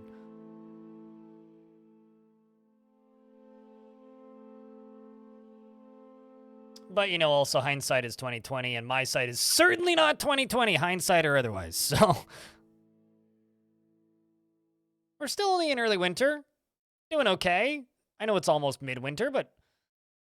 we only have to do this once.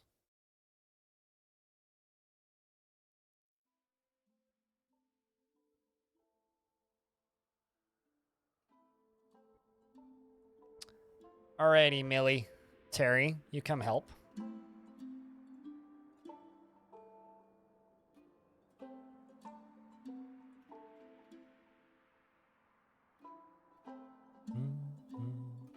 What, the restricted zones? Yeah, it just changes the pathing. That's all it does. Now we're into midwinter. Well, if I'm scared that it's not going to get completed, I can just remove the bottom half of this and work on that. We can just do it that way, too.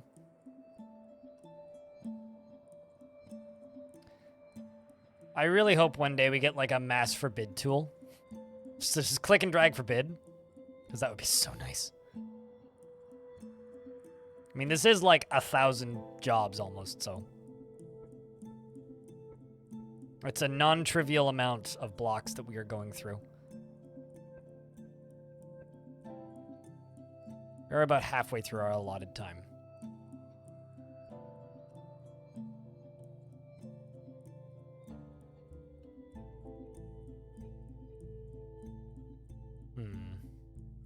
But I keep swearing it's speeding up, so I don't know. Like I said, we have until mid-spring, so we have one season left.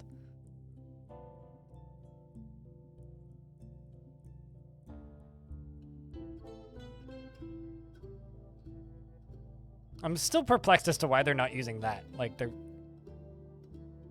going different places. There we go. Analysis lover's helping. Wants to fight. You poor soul. This dwarf's all like, I've seen some shit. Must be constructing it with his teeth.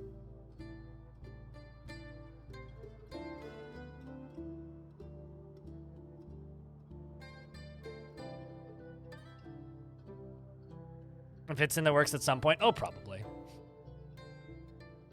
One of the funny things was Tarn was talking about how if we continue with the frame rate improvements at the rate that we're going, and we could theoretically eventually have like a fast and slow button, if like, and make it like the difference between like 50 frames per second and 100 frames a second. If we ever get to a point where the game just like consistently runs at like close to 100 frames a second at most of the time, unless you do some really crazy shit, it would be kind of neat to have a button that like tricks people into thinking it has speed up and slow down. Because that's something that Tarn's talked about a couple of times now, and every time I read it, it's like, man, that's funny.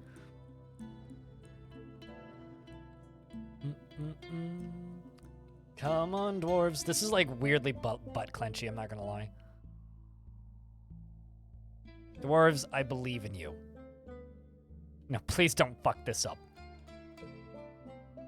Oh, hey, we're starting to get the stairs done. Also, I can queue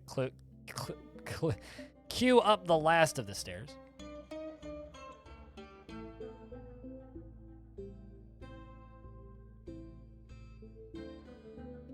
Just like development-wise, like Ishka?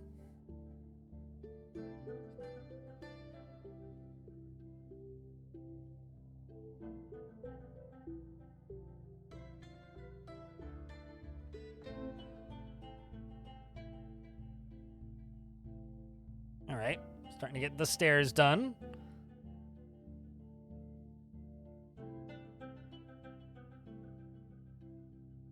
She just saw it as a challenge. Well, to take a quote from the first time I spoke with her in a video, she said that this is what I do for fun, right? So that's kind of how I read it, is like she is just like, well, this is what I do for fun, so now I actually have access to the code. And like, this is somebody who used to just like reverse engineer this game for fun as a hobby, and now is getting paid without the need to actually reverse engineer the game and can just like play the game and build the game, which is pretty damn cool. I'm just going to go into this tasks list and unforbid all of these because this ain't going to really change anything. We're still in midwinter.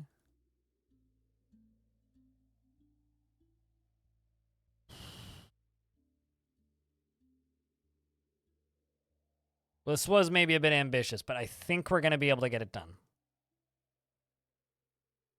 And if we lose part of it, well, fun.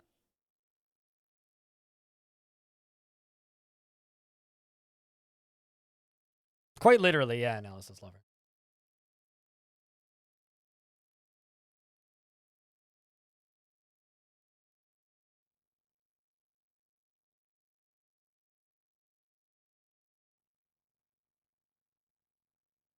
Yeah, there's certain types of, like, you also got to remember, I haven't burned out, and I have a less interesting job. I haven't burnt out streaming Dwarf Fortress. I have a much less interesting job than Putnam. Putnam has a much more interesting job than me. Putnam gets to make this video game. I just sit here and play it. Putnam, Tarn, and Zach, you know, whenever people throw around the idea of, like, Bay 12 hiring more people, I always feel like I need to remind them that, like, you know, Putnam only got hired because Putnam has been modding this game for a very long time and has been around this community for a very long time.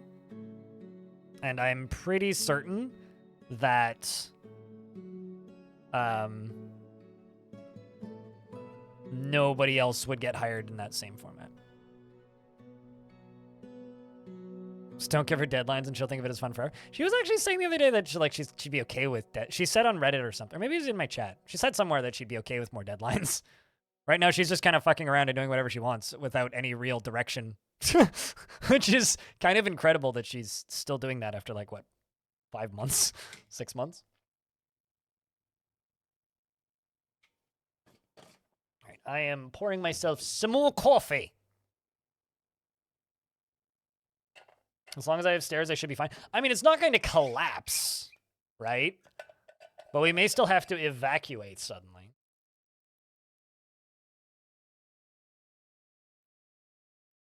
I'm not worried about it collapsing, to be fair. Like, that, we're at a point with this construction here where it's not going to collapse.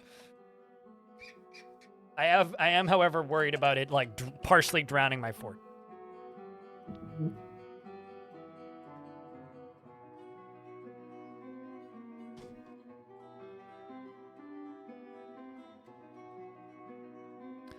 Although multi-threading is still the lowest frame rate increase out of all of the frame rate increases Putnam has added to the game, so keep that in mind.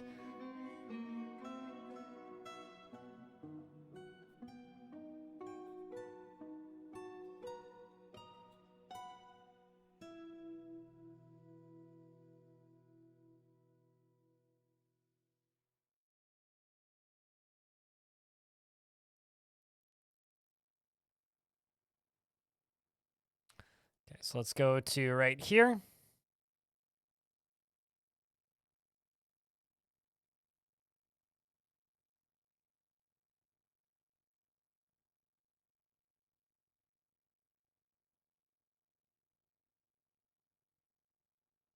Okay. Added a bunch more jobs onto this. Yeah, no, the line of sight check. Like, guys, remember when this version of the game launched? It ran like 40% slower. And like the major one was literally just changing like how they check line of sight. Which was like a week or two after she got. Yeah, and the screen stocks. Like this line of sight checks and then just the SDL2 stuff to make the game feel better. Because anybody who's touched the experimental branch knows what I'm talking about. It literally like those are the changes that have like made massive differences. Everything else has just been kind of a bonus. Yeah, it was like 15 frames per second for me. It was pretty big. So I'm still just curious to see how many big streamers are going to come back and how many people are going to come back to playing this game once adventure mode comes in.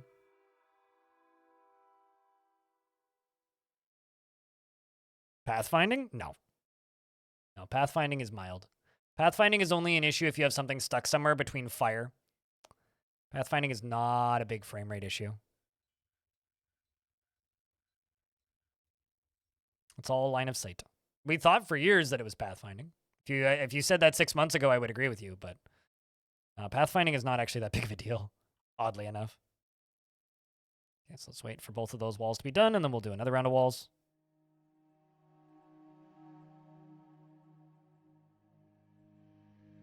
At least for a couple of months. I'm expecting. Here's what I'm expecting to happen from adventure mode releasing. Depending on how they release it, I think there will be a pretty big boost on YouTube for tutorials, and I think the stream will get an extra 200 viewers tops for a couple of weeks, and then hopefully we'll level out at a slightly higher view count, because then the entire game will be, you know, playable on the Steam version. Because currently we're not actually playing the whole game, right? We're just playing Fortress mode, which isn't the whole game. It's not even really close to being the whole game. So if I can get this whole thing more or less cute, like finished, and all of this done, then we can just dig over to here and start building from underneath. And then as time goes on, we're going to slowly make this bigger.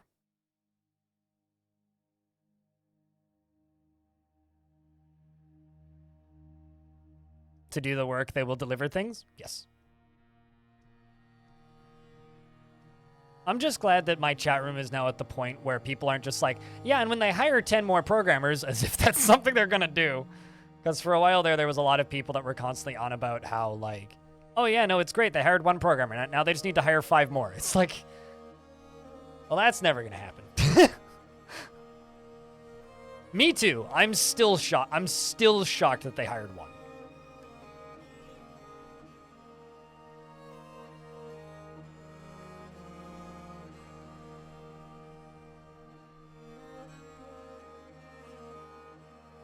Tarn working through his paranoia was big. No, totally. Yeah. I can't wait to see Tarn again. He's such a nice dude. And I know that they're going to be at PAX West, so to anybody in like the Seattle area, definitely try and make your way at least to in the city or being around the city during PAX. And if you're in Europe and you're close to where Gamescom happens, they're going to be doing a meetup of some sort at Gamescom. So They're also looking for volunteers to help them run their booth at Gamescom. I don't know if they've already filled that out, but... yes, and also we're into early spring. Which country? Germany for Gamescom. When Pay 12 buys out EA, Microsoft, and Activision, Blizzard, and Sony. Unlikely. Highly unlikely. Extraordinarily highly unlikely.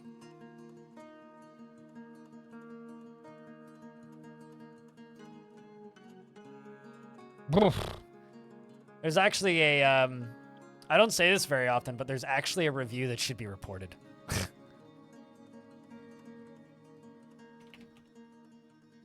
on Steam for Dwarf Fort. It's one of the most recent. It's negative, and it says product refunded at 0.5 hours. Yeah, on Dwarf Fortress Steam. I would actually go, like, report that one. I don't really want to say the person's name or show it, but it's pretty easy to find. It's the second under recently posted as of right now. If you click on the review, there's a little flag down in the bottom right, and you can report it.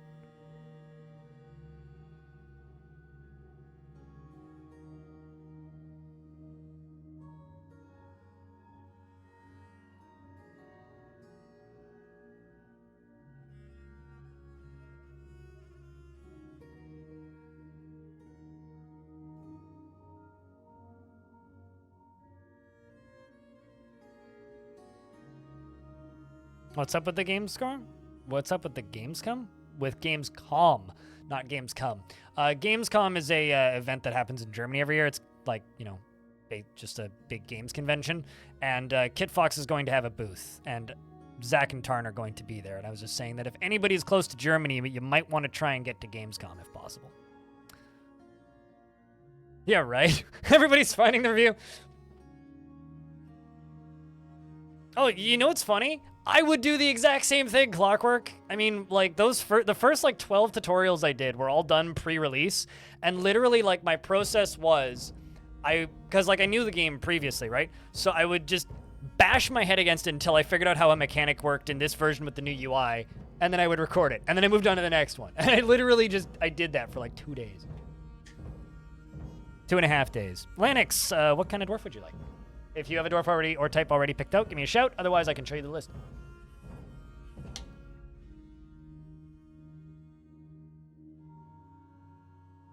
You hope to God to see that there's a DF update?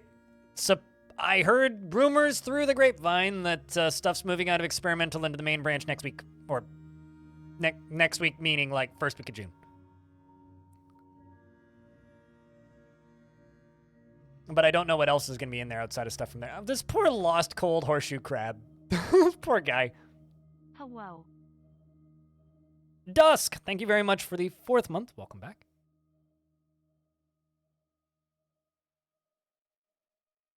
Lyagushka has one. They got one.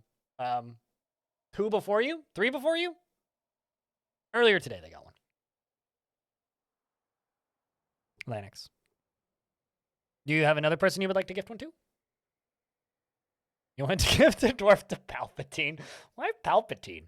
That would have to be an intelligent undead, though. Can I just say something? My least favorite thing about the new Star Wars movies was that I learned that his name is Sheev. Like, that has to be the worst name ever conceived for any kind of character.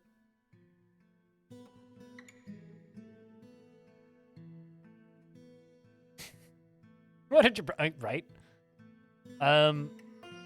Baka Glass is getting a dwarf? What kind of dwarf is Baka Glass getting? The baby? The peasant? The planter? The best one. You don't get to decide if you're getting gifted. I'm sorry, Baka. That is up to the giftee. Or chat in general. Chat, what kind of dwarf does Baka get? Unfortunately, I don't have an angry glassmaker, which would fit very well with the name. Trust him, he's an engineer, beard or no beard. Kib is the happiest one. I knew it was Sheev. I learned it was Sheev in the books, but like I never knew that until the movies. Really. I learned that later. It's like I went and looked it up. I was like, really? Hold on, chat. I got something to toss. Yeah.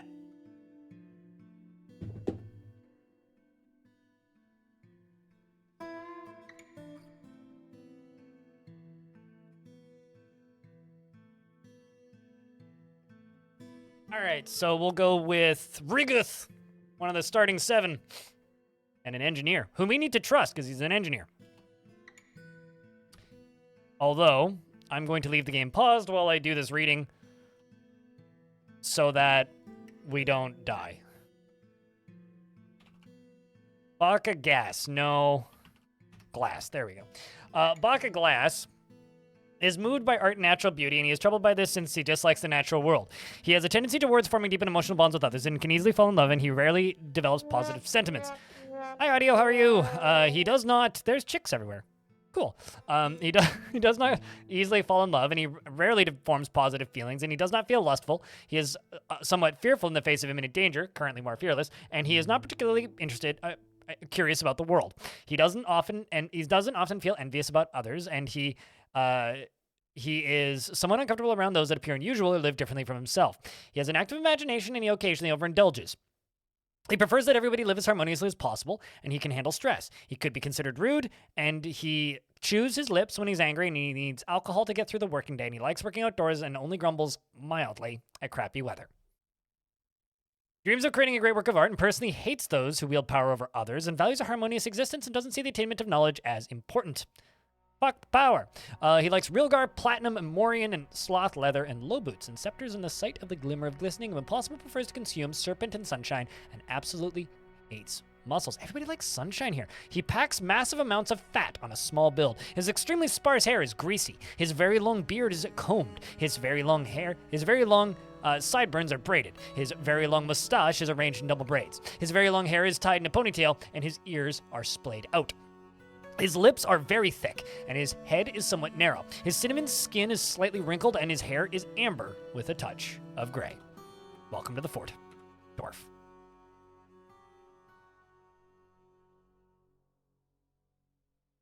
Is the new Jelmus? Jelmus? Wasn't Jelmus a kobold, though?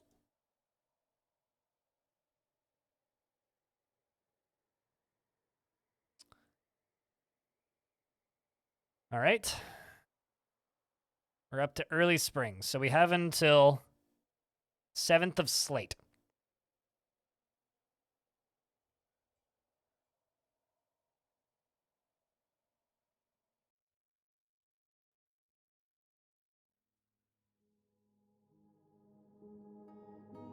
Although my favorite kobold is, I think, still in this world. Let's see.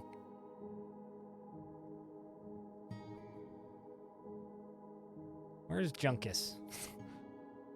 Junkus. Please tell me Junkus didn't get killed.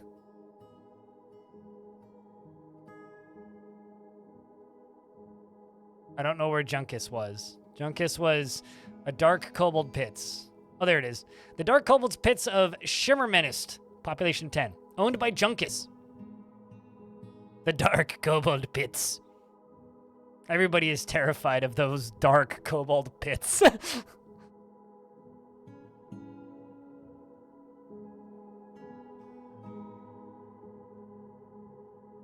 There's probably like a kobold living there. Generally, when that stuff happens, it's like, yeah, there's a kobold there.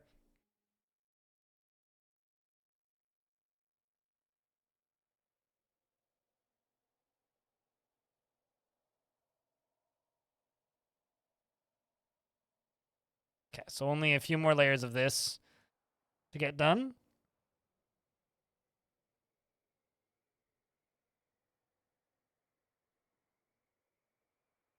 And then it's just a matter of building down and around those, but that's not too big of a deal. I don't think those floors are going to thaw. I mean, they need to construct it with relative haste. We don't really have much of an option. But it's getting there.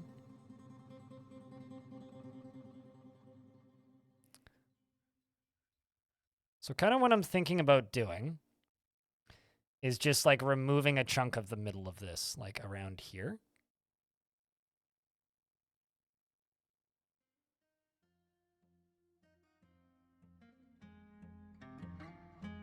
Just so that there's less for them to finish, but we can still build with it.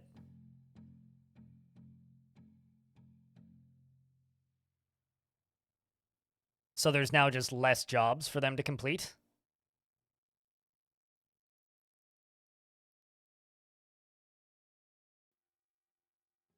Hopefully that'll be enough.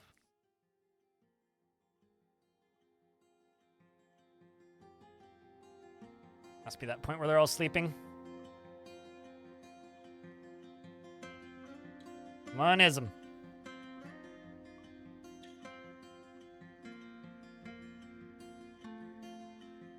Deleting a bunch of those jobs like slowed it down because, well, they had to stop and go do other things and drop their blocks and then run back and get new blocks that have been reassigned.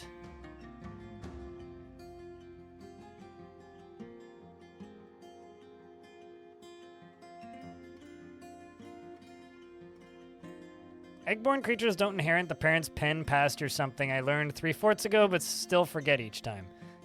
Eggborn creatures don't inherit their parents' pen. Oh, you mean as in like they walk away? Yeah. No, often you need to like lock the doors. There's chicks running around everywhere in my fort right now.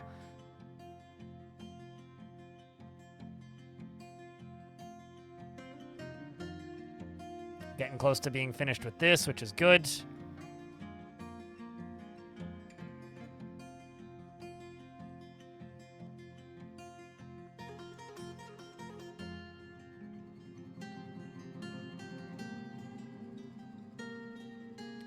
Go jet blocks. Okay, well the stairs are good, or should be.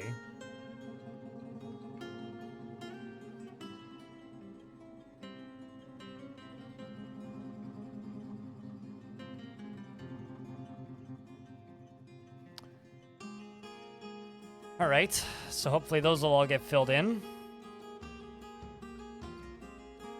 No, this is an ocean. This ain't no lake. This is... Oh my god, that... Sorry, that gave me a heart attack. It was just the snow melting.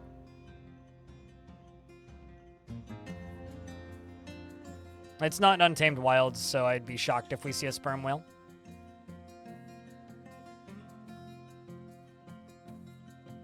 I might just need to forbid all the rest of the jobs in a moment.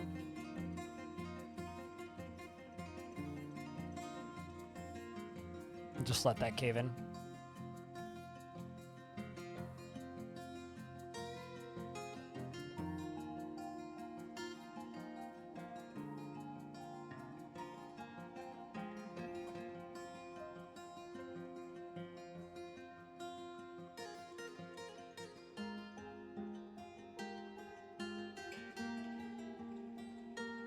So we have till the 7th of Slate. So I'm going to remove all of this. And I'm going to remove all of these. And let's remove all of this. It's okay, dwarves, just let the blocks go. Now get the fuck away from it. So far, so good, though. Oh, boy.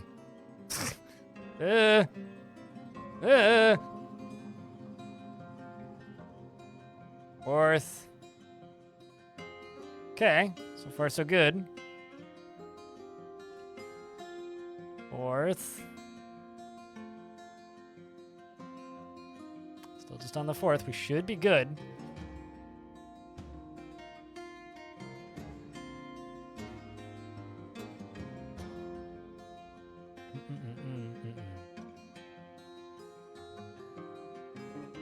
As long as they don't run back again, they got no reason to. 5th. And then once the 7th rolls around, if the bottom doesn't fill up for some reason, we can dig underneath and keep building.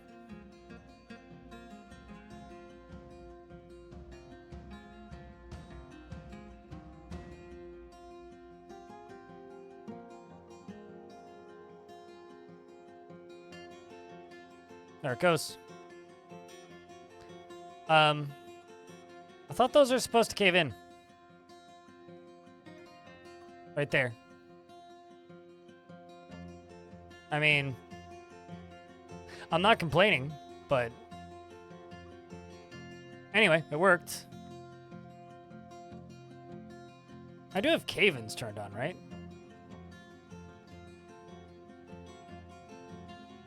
Yep, cave-ins is on.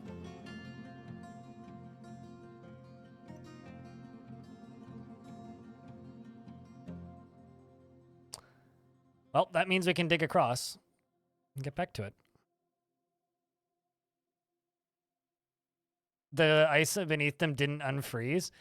Oh. I hate it, but it makes sense. Then we can get back to it. Not bad, though.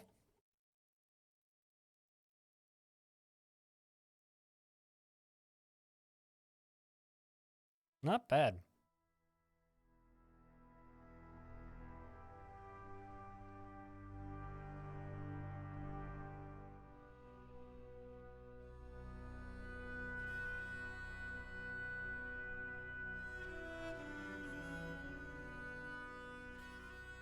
Is there a particular reason y'all stopped? I guess I also need to put the chicks back in there, because I got tons of them.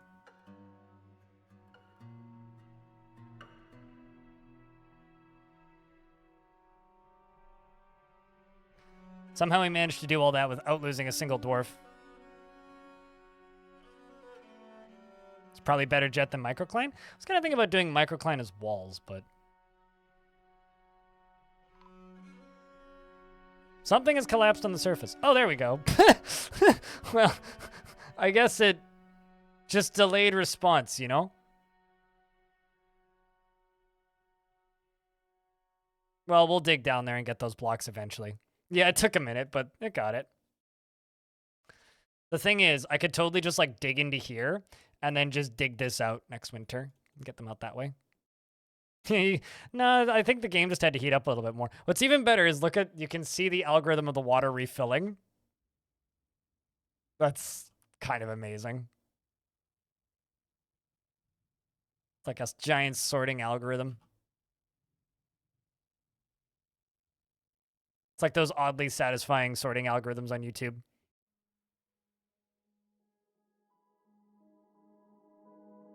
And also, I'm going to check something in ASCII real quick.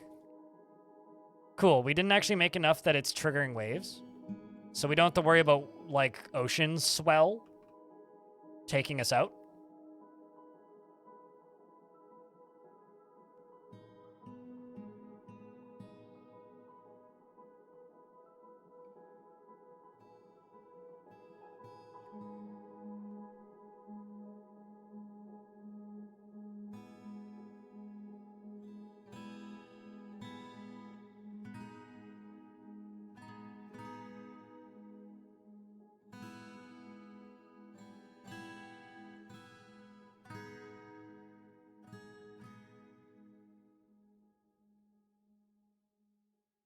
All right, so then there it goes, what?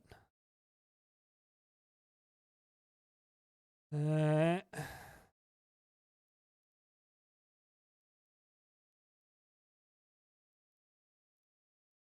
2, 3, 4, 5, 6. 1, 2, 3, 4, 5, 6. 1, 2, 5. Pretty sure that's the corner we need to build, so we'll build that. Here they come. There's a tide? Yeah, but like a day is like 30 seconds, and because tides happen in like a 30-second time, you can watch the tides happening in real time. Watch the waves hit, and you can see just the normal water moving up, and then moving back, and then moving up, and then moving back. So, no, not really. But also, yeah, kinda.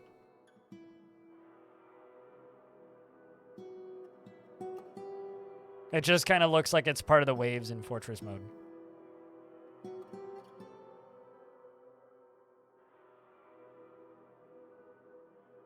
right, then up here. We'll leave that stockpile there because I'm also building this tower.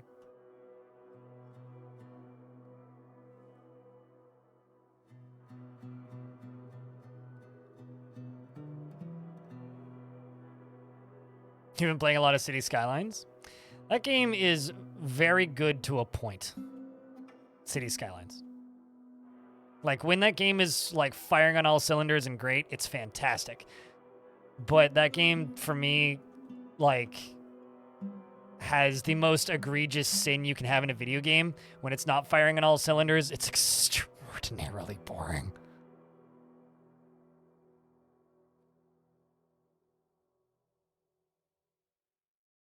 Some migrants have arrived. There's a spattering of dwarf pus there. Someone's got an infection and is just pussing everywhere. Well, we're up to 30 dwarves. Killiot showed up. Aegis showed up. Who else is here? Vakar the Kid. Salty Tempest made it. Good stuff. Numbers are still going up.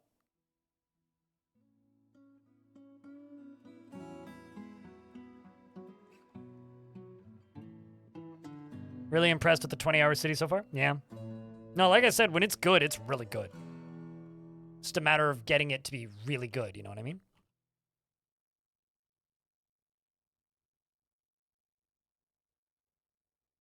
Might as well go over there and gather all the plants.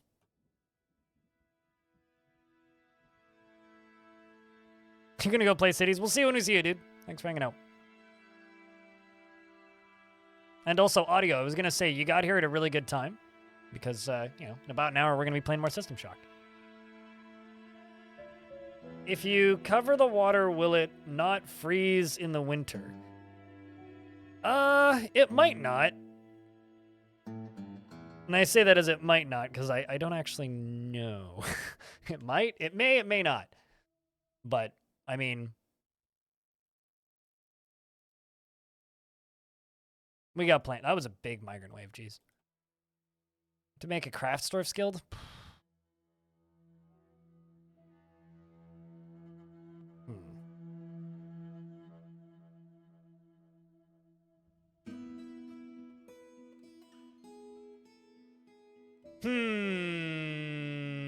I'm just gonna let that sit for a minute and I'll think about it. Well, because we have 10 craft stores, that's why. And I don't know where I can put it. If it doesn't freeze, it can be pumped out. I mean, it can be pumped out anyway.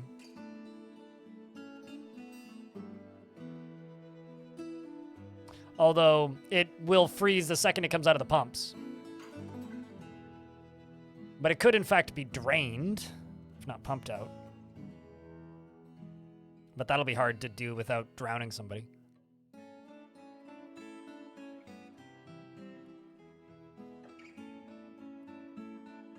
Yes, pumped water still becomes regular water. That's a mechanic, not a bug, so... Got options? Yeah. I mean, I was planning on just digging a trench and putting a wall in it, but... we do certainly have options.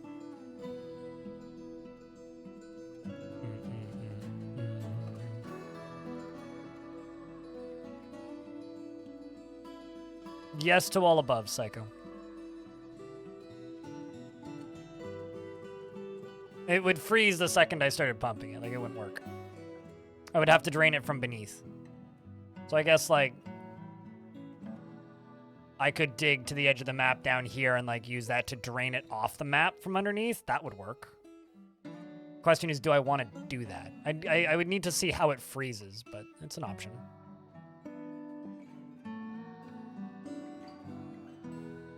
Look at all these dwarves popping out here and building this. Yeah, that's what I'm talking about.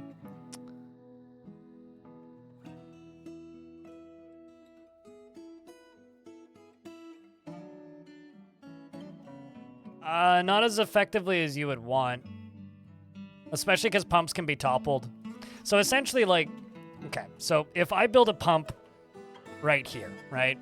And on the right side is water, one layer below with a roof over top of it so that it doesn't freeze. And on the left side, it freezes. It'll pump out one single tile, and then one tile up here and one tile up here, and they'll all turn to ice immediately, and then it'll be done. So if you had like a one tile wide hallway with pumps all the way along the edge, you could insta-gib everybody with ice. But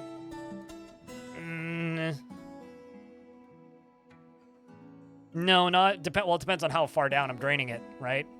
If I'm draining it from like actually under the ocean down here, no new water is going to come in off the edge of the map.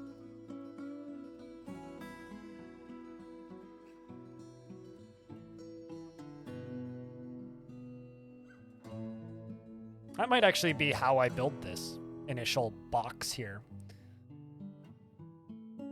Is drain it when winter comes. But also, thinking about constructing more off of this platform. That's cheating. I refuse to use bridges to crush water. That's cheating. I want to drain it down to the caverns at the very least. Speaking of, might as well dig down until we find caverns.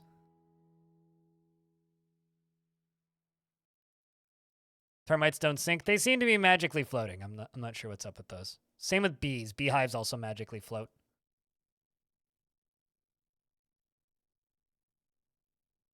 I will use atom smashers to crush items. I will not use atom smashers to crush water. That's just... my suspension of disbelief doesn't stretch that far.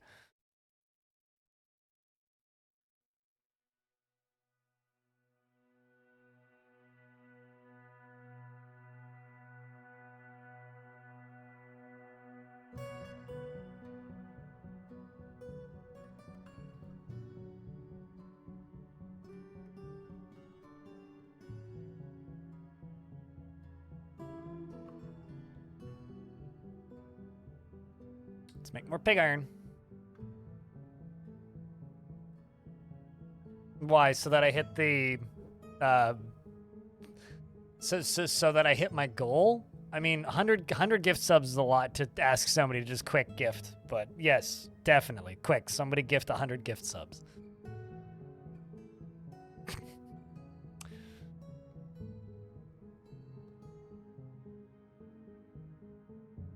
I think that those termites, they set up their termite hole on like an old raft piece of driftwood, so it's floating on a piece of driftwood. That's my headcanon of how they float.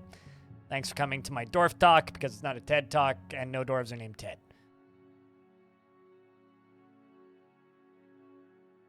Yeah, no. 5 head, definitely.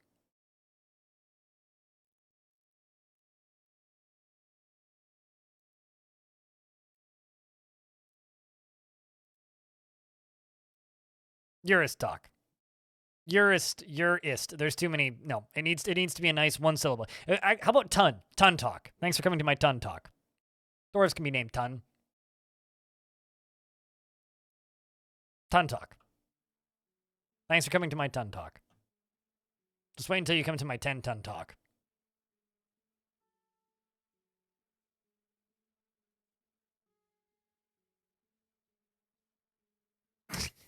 When you say it like that, I bring the DF category quite high. I really wish I just had like some weed or a bong within arm reaching distance, because then I could be like, damn right I do. But no, I don't. It's the apartment. But yeah, no, I've been doing this with the Dwarf Fort directory since before it was cool. It's always just been me. Before Steam DF, it was always little old me and sometimes one or two other people. Just get my bong. Nah, I'm good. I feel like getting up. Our weaponsmith has been taken by a Feymoodzis. Say the first strange mood of the fort, and has already claimed a smith's. And it's grabbed pig iron bars. Come on, man. For real, we didn't have any steel lying around? And before he makes like a pig iron battle axe or something. Bruh.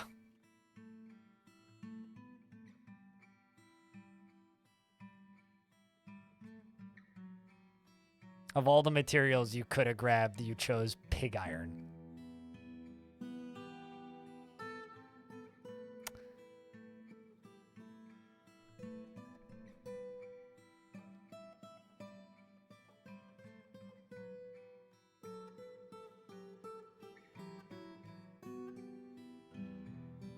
Well, it's a weaponsmith, so it'll be pig iron.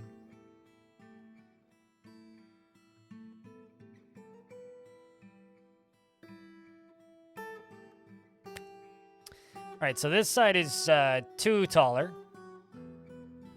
than this side. So I don't actually know how I did that.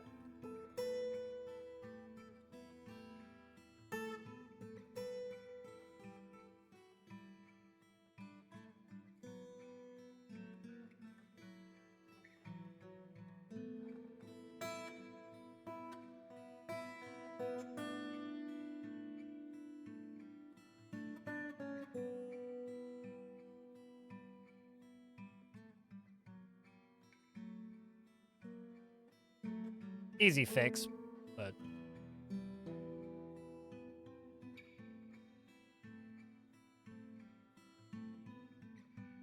Like, looking at him like, this seems off-center.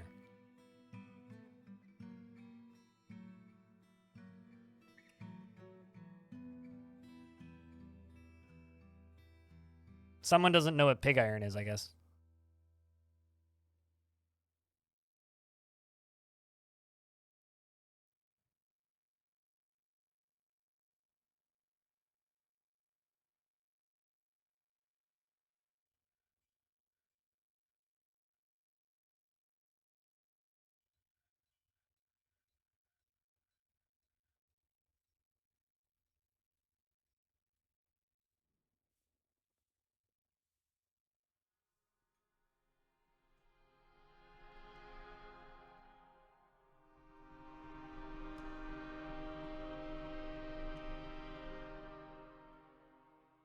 We have plenty of pigs.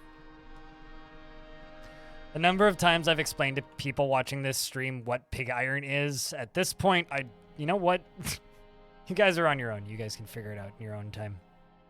You're smart mostly, chat. I'm sure you guys can figure it out. Let's go claystone.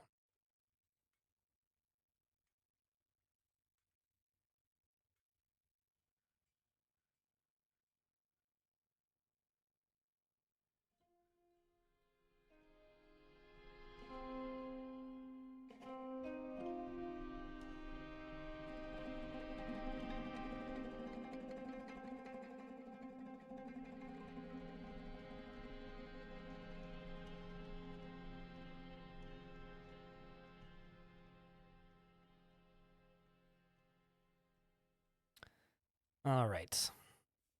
I think we need to go through and find more military dwarves as well. Oh. Well, cool. I wasn't going to use that anyway.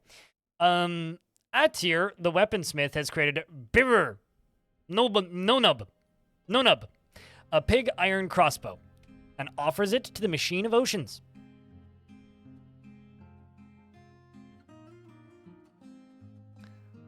Ooh, I just got a really good idea, chat.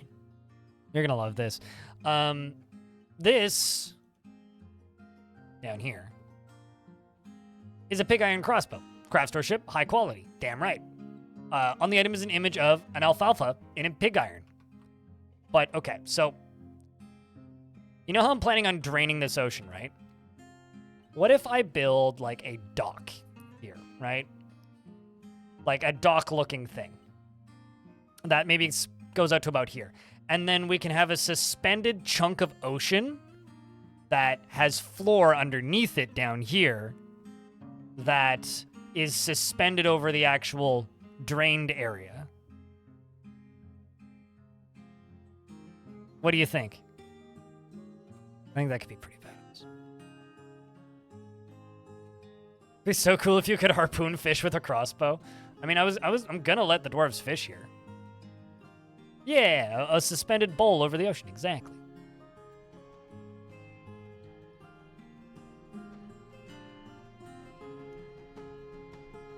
Make a freshwater lake in the ocean?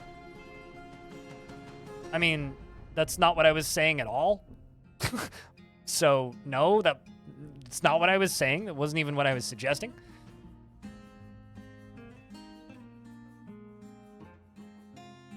And no, not really. I don't really want to make a freshwater lake in the ocean.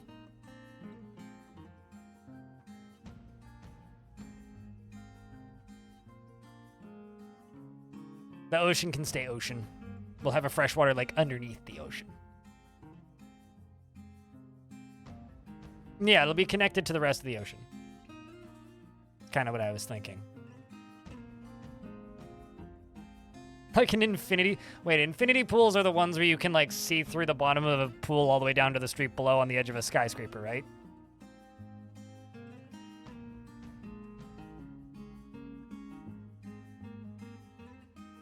They do actually have a word for boat.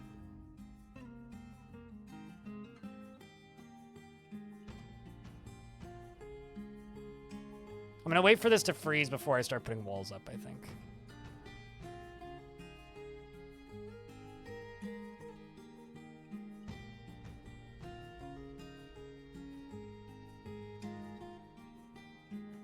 Oh, it's the it's when there's waterfall on one side and then they pump the water back in. Okay. Yeah, I know what that is. I'm just staring at this and trying to come up with ideas on how I'm gonna build it.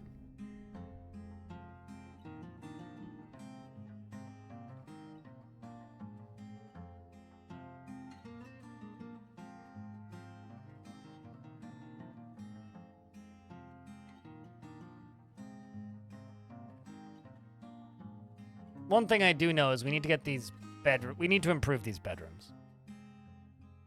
We certainly need to improve these bedrooms.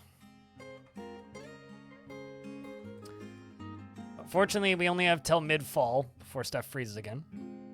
Kogan-san? We haven't heard Kogan-san once today. All right, well, since that's kind of constructed, I'm gonna add on to this.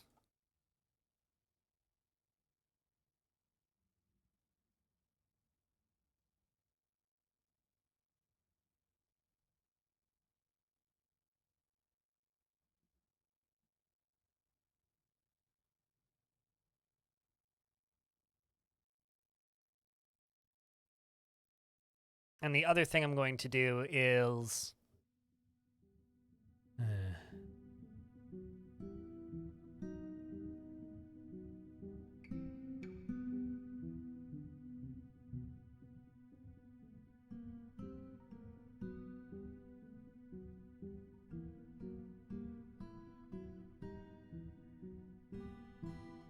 I'm going to make more jet boulders into blocks, and we're going to mine out some more of these.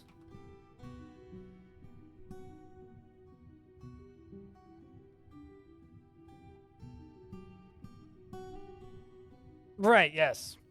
Sorry, when people say Kogan-san, I immediately think of boat murdered. Because that's what Kogan-san means, is boat murdered. It's also the name of a song. I'm all right. Deep space, and yourself? Starting a brand new fortress. We've successfully built a large platform above the ocean. Yeah, Kogan is boat. Kogan-san is boat murdered. Name of a song and a very famous fort.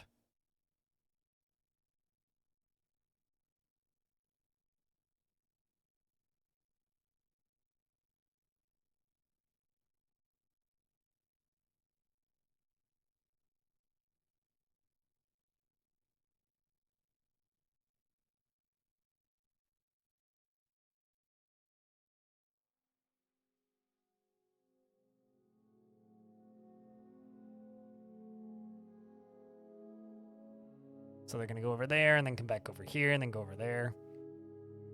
More. Can you stop sending migrants, please? I'm real tempted to just, like, pause my migrants for a little bit.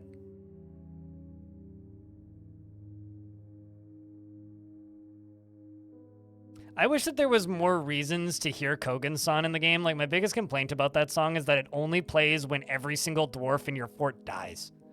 And that never happens to me, unless I do it intentionally. And it's always like, but I want to hear Kogan's song, but I don't want to kill my fort. It kind of sucks. Like, I feel like it should play when you get Mountain Home, and I feel like it should play when your fort dies. Or, like, when notable events happen or something. Like the queen showing up or whatever. Or, like, getting a barony. Like, it should be like the victory lap music. Like, yay, you did it!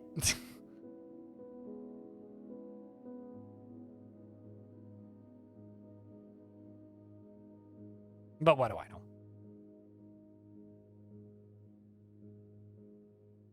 Extraordinarily rare. So I have like thousands of hours in this game, right? Tens of thousands of hours, potentially. I've never seen one. Ever. So how common are they? Fuck if I know. Not common.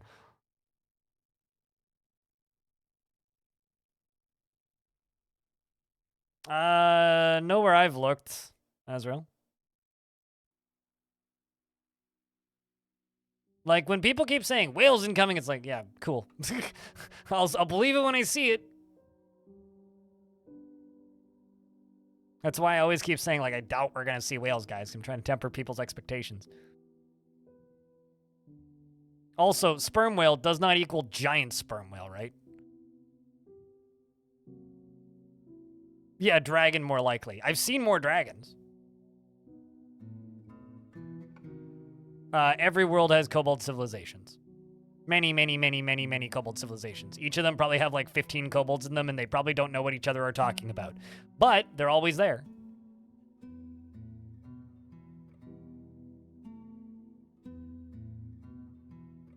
Like, right now in this world, there's a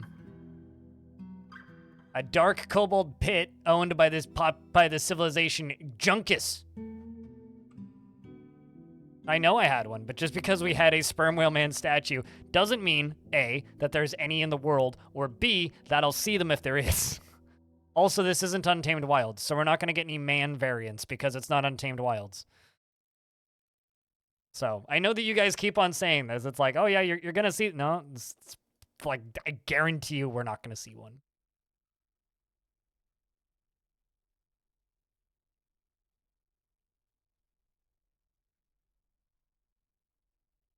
They're like little lizards. They're not furry.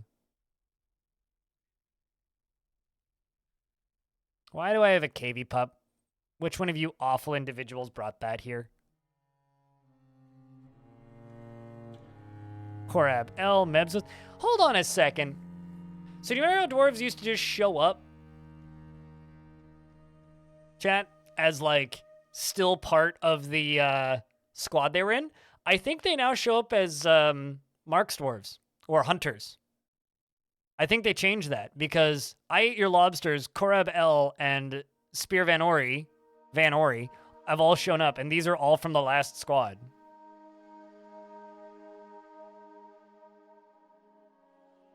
Like Legendary Spear Dwarf.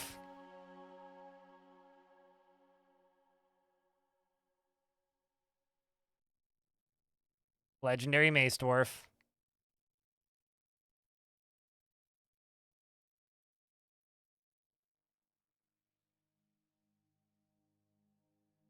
Like, hot damn.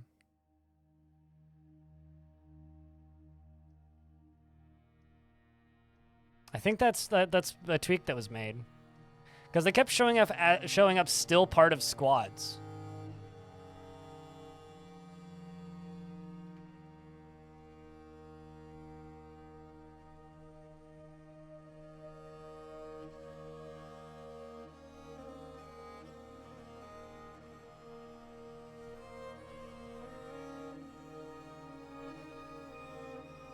Yep, Lobsters is still alive. You survived the last fort. Let's get these dwarves renamed.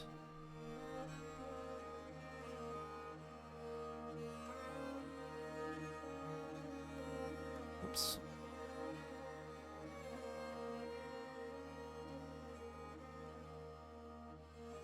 Yeah,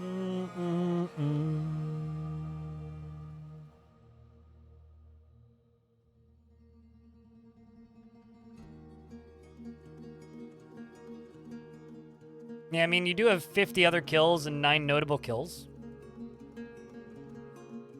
including a Cyclops.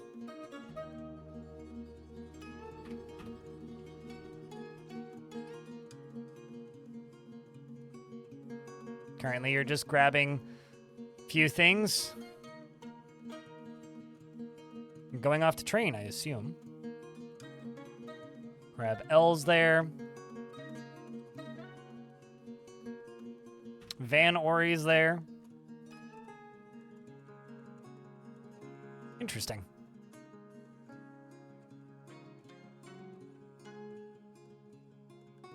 You're still smelting hematite.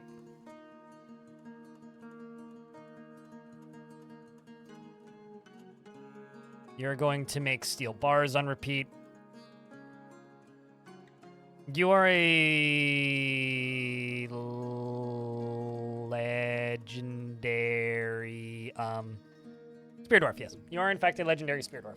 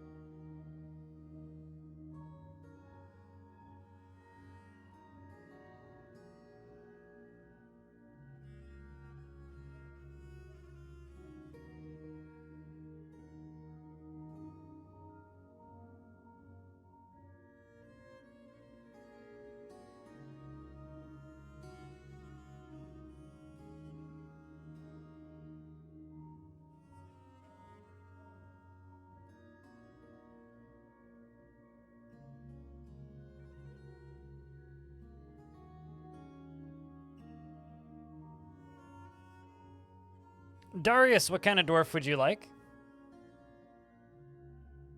You know the rules, as per usual. We should be able to complete this, I would think. They might auto-forbid that, but we'll see. It depends on what order stuff gets done in. There we go. Sweet.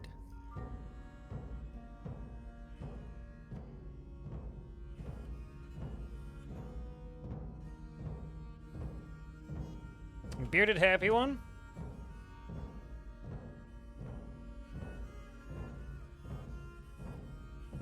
Not very many happy bearded dwarves. Oh, actually, never mind. Sorry, you're already here. I can refund that if you don't want to gift it, but apparently you showed up. And you're happy, and you're a planter, and you're hauling stuff. So if you'd like to give it to somebody, here, I will read through the named dwarves currently, because apparently I need to do that. Aegis, Analysis Lover, Baka Glass, Bomb-Wrecked Lifeguard, Darius Cardrin, Diamond Destruct, Dr. Fem, Fly Kick, Glass Half Empty, I Ate Your Lobsters, Kiliad, Korab, L, Lyagushka, Packsmack, Raybrit, Raging Cave, Salty Tempest, Sneed Posting, Stillanitis, Trimcoff, and Van Ori. So would you like to gift that, or would you prefer I refund it? It's up to you.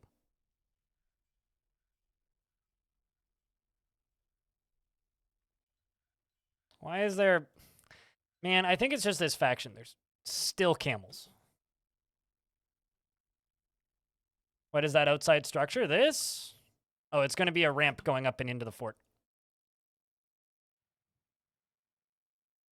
Let's give Calcium Crypt one again. Why can't we give it to a human who will appreciate it? Or at least something that's funny.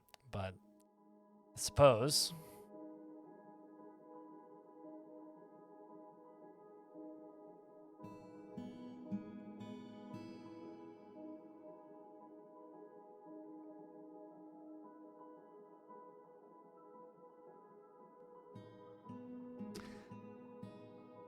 She relies on the advice of others during decision-making and rarely feels discouraged and doesn't often feel envious of others and doesn't mind a little tumult and discord in day-to-day living. She is moved by art and natural beauty, and she is troubled by this, and she dislikes the natural world. She is slow to anger, and she has a tendency towards forming deep and emotional bonds with others. She is slow to trust others and doesn't mind wearing something special now and again, and has a calm demeanor, and occasionally overindulges and likes to brawl, and is stubborn and sometimes acts with little determination and confidence, and is quick to form negative views about things. She needs alcohol to get through the working day and does not mind being outdoors at least for a time, and doesn't really care about anything anymore. Dreams of crafting a masterwork someday, and she personally finds sacrifice to be one of the highest ideals, and views competition as a crucial driving force in the world, and is put off by family, and does not particularly value the truth, and doesn't particularly respect commerce. She likes rhyolite, tin, and wax opal in the color fern green, waves and quivers and tables and bracelets and sabers, and the words of the saber of sieging and the sound of the meandering mother and the sight of the glimmer of glistening, and if possible prefers to consume leopard, gecko, and date wine, and absolutely hates flies. He's very bald. All right, so for that Crafts Dwarfs Guild, what?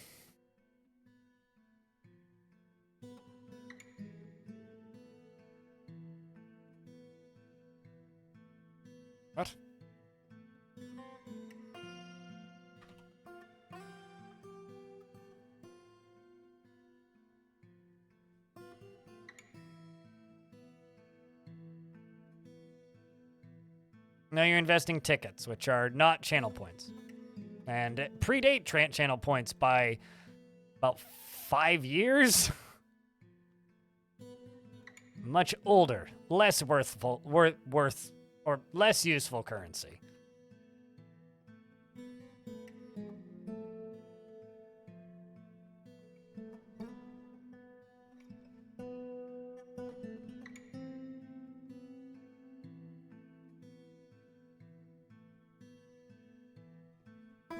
Yes, you do. Everybody does. Type in exclamation point tickets.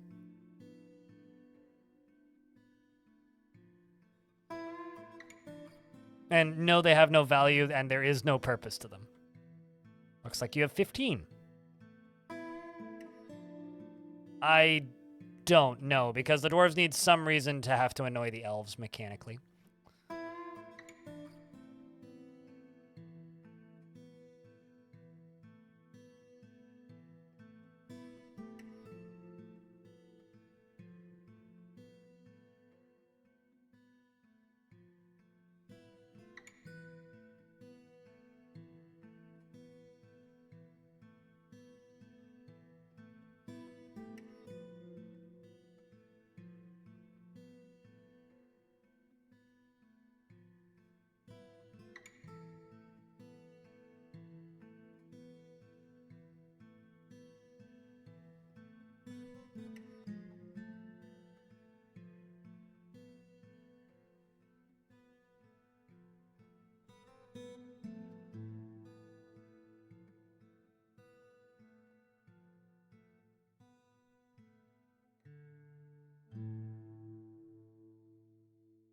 What is that? You'll find out.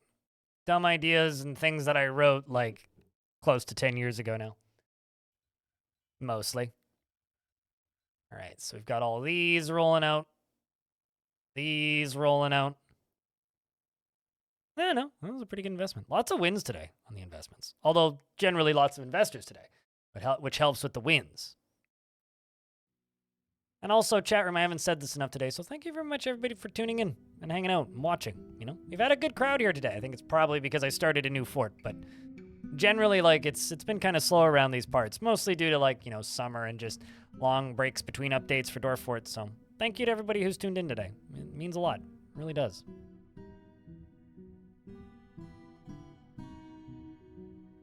We're gone for 2 hours at the gym, so you missed a lot.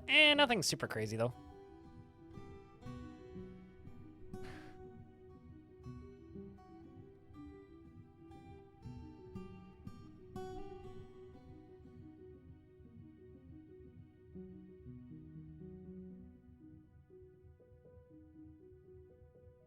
And thanks for the $5, Deep Space.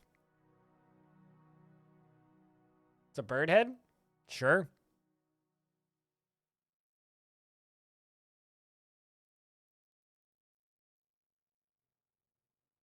Now that you've found DF? Oh no. Take care of yourself, though. Usually watch on YouTube? Well, I mean, views have been dropping everywhere. They've been getting worse every single week on YouTube, and they get worse every single week on Twitch, so. It means a lot. Rajesh. Got this one.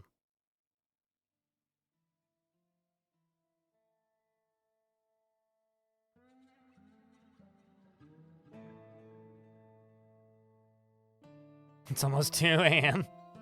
Should go to bed. And if you wake up at like 6, I might still be live.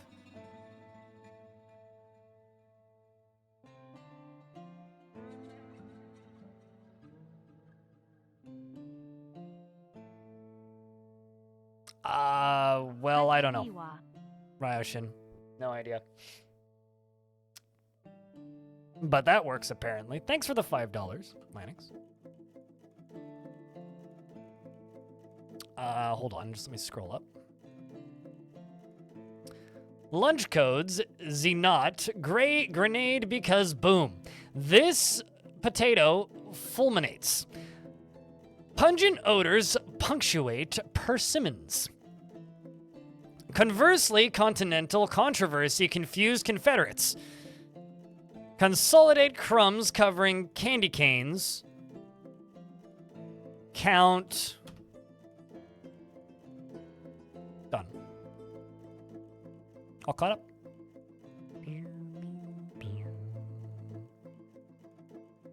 Am I crazy or did I, oh shit, I guess I missed the fancy artifact. Or not the artifact, the guild hall. Alistair, thanks for the raid. What's up? What science we doing? Currently, I'm just building stuff above water. You know, just little things above water. You can be crazy and not just crazy, Or what? JSOG. JSOG, thank you very much for the 23rd month. It's almost 24 months, which I'm told is an important number by people who would know. You were sciencing in Factorio. Well, how'd that go? I trust that was entertaining.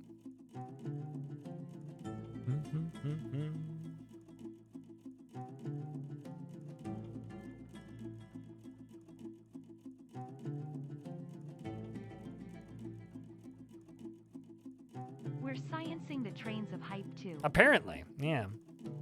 Looks like you guys have learned how trains work. Although they do have trains in Factorio, so I'm sure you can use skills that you've already mastered, frankly. I don't know, am I crazy? You do, in fact, have a train network? Awesome. Well, hell yeah. And now you've started a hype train in my chat because of oddly good timing. You already designed a train station? Well, then why'd you just, like, start another one? Like, this is just more work for you. But, mods, can I get a shout-out for Alistair over here? Was very kind and sent a raid our way.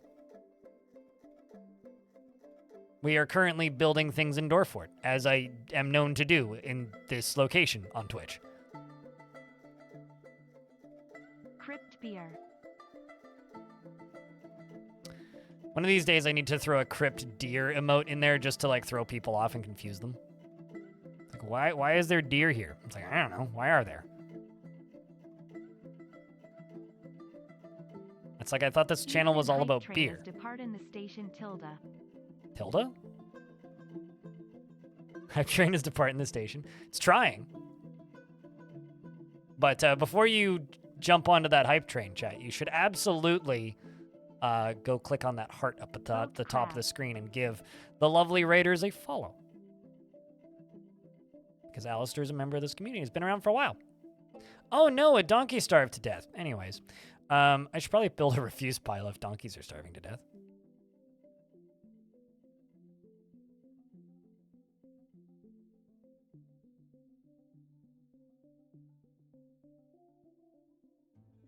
And thanks for the $5. Suited draft. Oh no, Ranger Rick.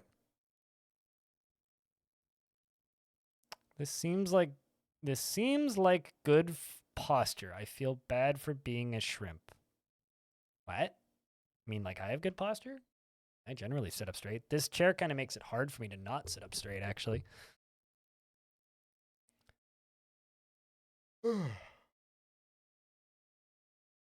While I sit here and wait for load screens to finish. Fight Attack, thanks for the $1. I guess it's bits o'clock.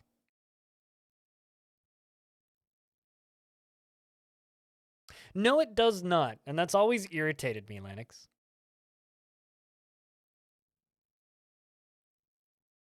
I have this chair that like jams stuff into my back if I slouch. So if I slouch, like this is just really uncomfortable. So I'm usually sitting up pretty straight. It's not perfect, but my posture is generally decent. If not, I'm sneaky standing. But none of you will ever notice. Elfie Bean, thanks for gifting a sub to Alistair. Yeah, no, you guys just raided in at the perfect time for the train. Because it was literally just starting. Because we'd had 2 $5 bit drops right before you guys got here, so good timing, I say. Good timing. And our plan for the stream today is we're going to be, probably streaming, looking at the clock, another 40 minutes or so of that. And then we're going to play some System Shock. Because I'm plucking away at that slowly.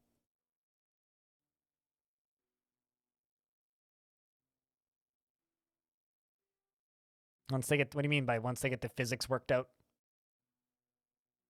See, like, these are all mechanics that have worked. Like, Ocean Spray hasn't, like, acted that way ever, and Ocean Spray has been in this game for very, very... Like, these aren't mechanics that are going to get worked out, right? Like, this is just the way that it is, largely. When it comes to a lot of this stuff, so I highly doubt that it's going to get changed anytime soon. I mean, it's certainly a classic. System Shock. Ah, gotcha. Your boy is shiny. That's like 12 episodes, I think. Only on episode 6 at the moment? Yeah. I'm really glad I made those. Those are some of, probably some of my most viewed content ever. Honestly. Deep Space, thank you very much for gifting a sub to your boy, it's shiny. Cheers. Welcome to the stream, dude. It's like, you don't say! It's like good timing, yeah.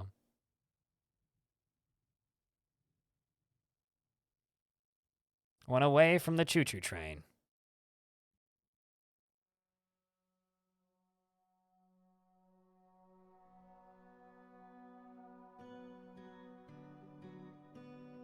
All right, let's go this way. A little bit of this. Actually, nah. I don't really need to do more than that. So this little structure here is just going to get a ramp right here. And this is going to go up and into this, is what this is going to do. This is going to be a big bridge, which I'm going to start building, but probably not actually finish for a little bit.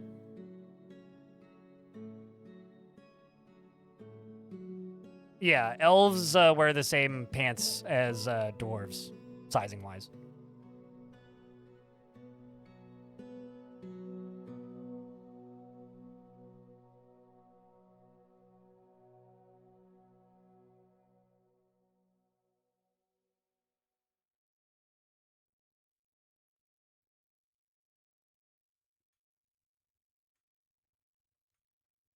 But yeah, elves and dwarves wear the same pants, so it don't matter. Yes, it's going to hop to the middle and then hop to over here. We're going to have a big old bridge going both ways.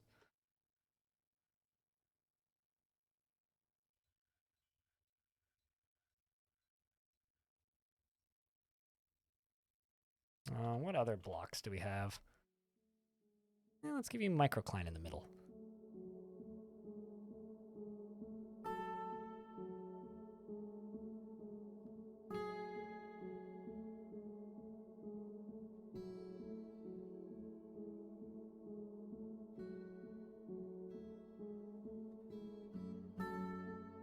Gonna feed the flesh vessel. Gotta do what you gotta do, dude.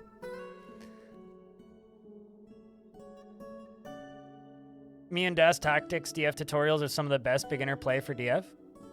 Yeah, I really wish Krug Smash updated his, because I honestly think his tutorial is probably actually the best introduction to Dwarf Fortress.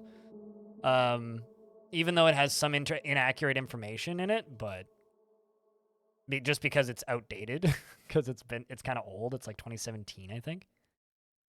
But like, Krug Smash's tutorial is probably the best still. Like, way better than mine. Mine are just concise. That's the one thing that I really have going for me with my tutorials, is they're very quick and concise. And I think that my tutorial Let's Play is just really approachable for new people.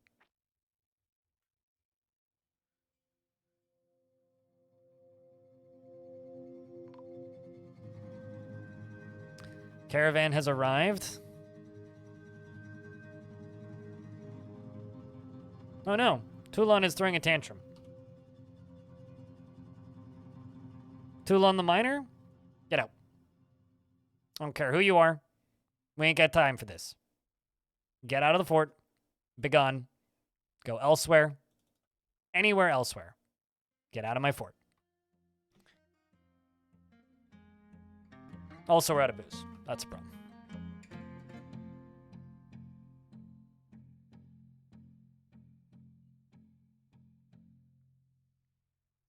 Fortunately, we do have plenty of plants, so we just need to brew some.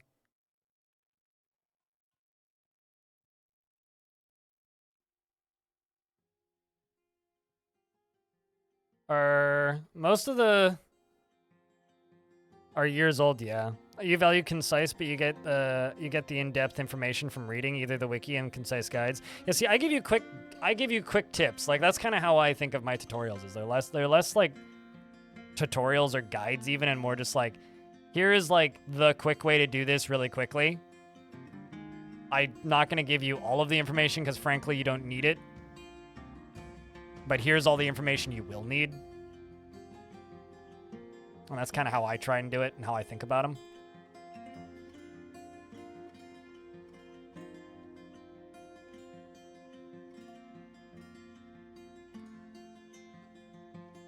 And you know what I'm going to do along here?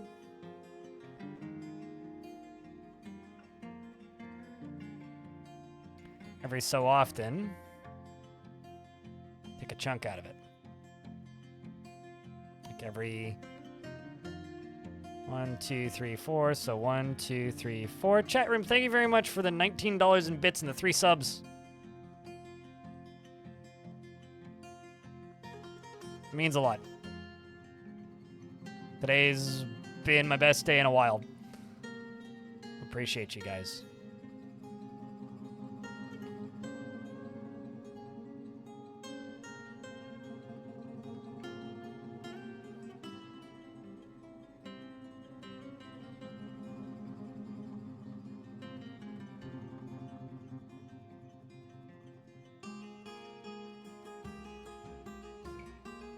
Just because you read in bed and you feel that you can learn quicker that way, watching a well-paced tutorial is more about picking up the little things. Yeah, it's more just like, here's the things you may have missed, or here's something you may not know. Here you go, done.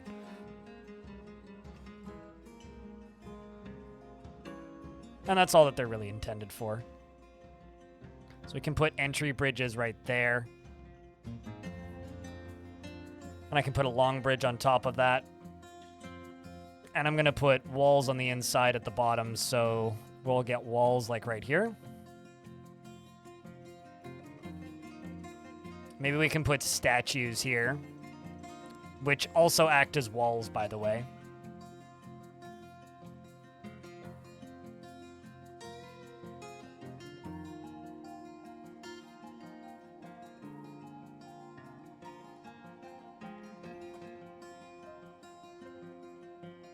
But yeah, no, I know so many people have reached out and thanked me for my tutorials in recent times, I suppose.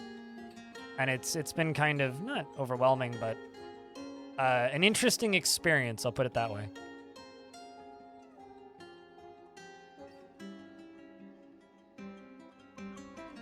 All right, let's get those gems moved over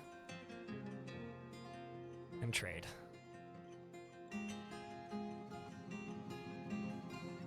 I'm actually going to trade for meat and fish. And leaves and fruit. Which actually I can't do the leaves and fruit because that's too much. Oh, I see the problem here. I was like, I don't have any of my stuff for sale yet.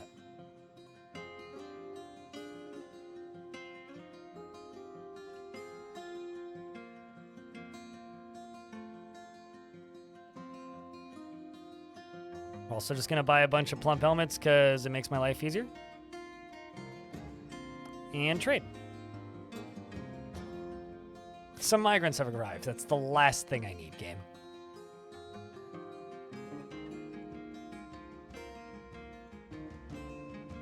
Quite literally the last thing I need. At the very least, it's more hands to build this shit.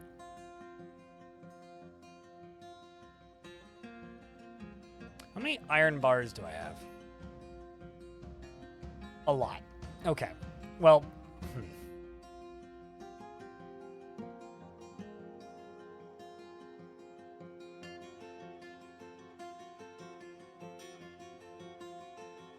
You're smelting hematite.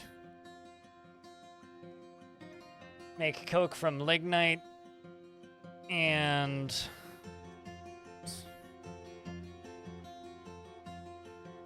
let's make coal. I want a farmer guild hall. I don't have anywhere I can put this game. Guess we'll go meeting area right here. New guild hall. Farmer hall. Item to put on display.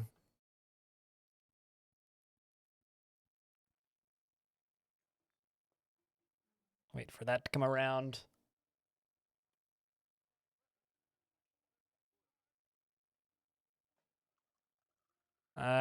Crossbow, that thing. And also, let's just go to pets and livestock, scroll down a bunch, and slaughter everything that I don't immediately need. Got a turkey I don't need, a llama I don't need. And we'll figure out the rest in a minute.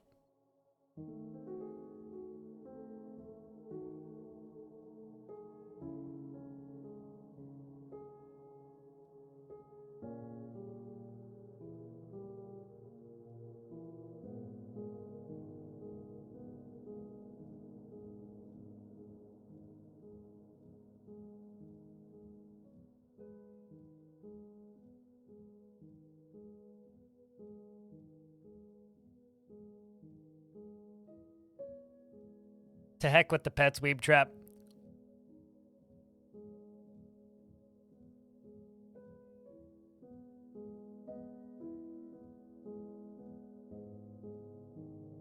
There they go. Meanwhile, this is constructing slowly. And looking pretty cool.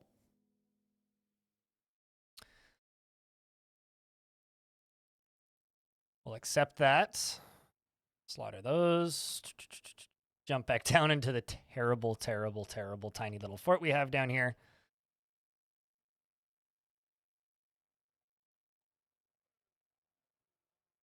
We've been away from family. They're remembering the waterfall from the last fort, chat. That's actually kind of hysterical.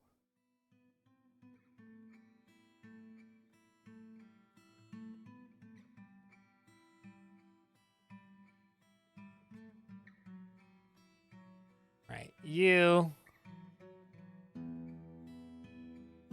We need flux stones.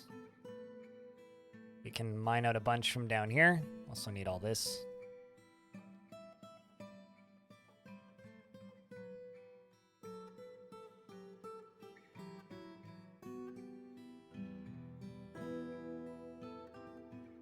And let's automate some stuff.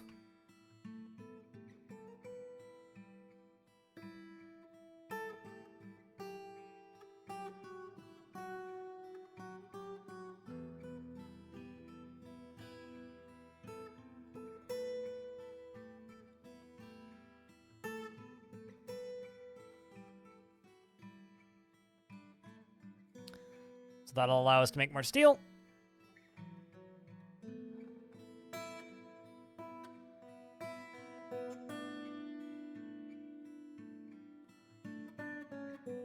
Streamer good and appreciated. That's not that long-winded. King the Space Disco Fox has arrived again. Except this time I think I'm going to ask for steel anvils. They want quivers. Yeah, that ain't happening, but...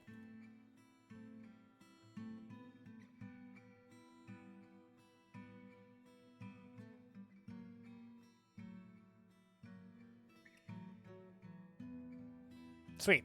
Guildhall's been satisfied. Which is what I needed.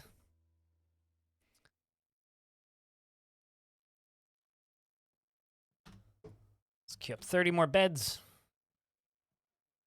We're into mid-autumn, which means this is going to freeze again. Oh shit, look at this. Look at this little bugger. Look at this little guy. Hi, you. That's a seahorse. Chad, have you ever seen a horse? Because I haven't. Well, that's definitely one. It looks kind of terrified. Like, look at it. It just looks kind of upset. It's like, ah, I exist. Help. It's high. It looks like somebody, like, I don't know, like grabbed him and tried to inflate him like a balloon. A seahorse. Yeah, have you never seen a seahorse before? Like, what? True, I also would be terrified. Maybe it's seen a sea monster before and it's just like, oh no, guys, run away. It's scary.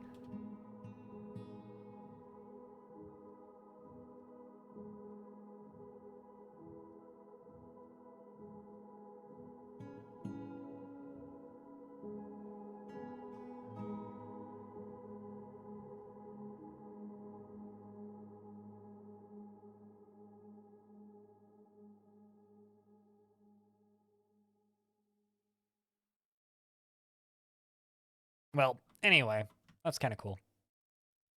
What else do we have? Okay. And dead camels. Yes, naturally. Dead horseshoe crab. Anchovies. What else we got? More hake.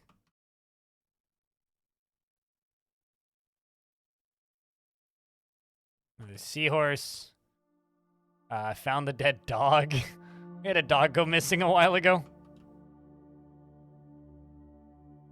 Was in the wrong place at the wrong time. We got more CNL jellyfish. Steelhead trout.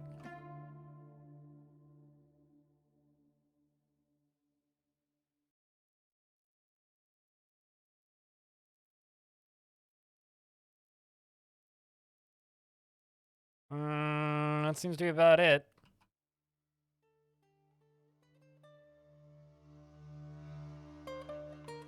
There's an echidna on the map. Well.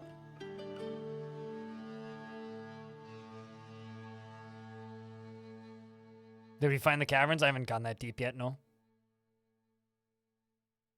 My drink's going up or down?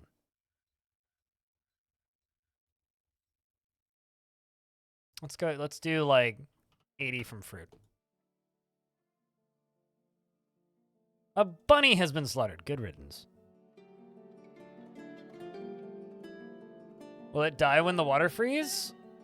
No, the vermin do not die when water freezes.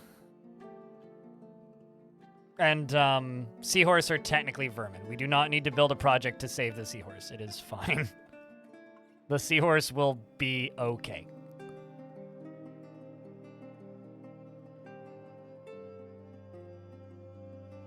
You don't need to panic, chat.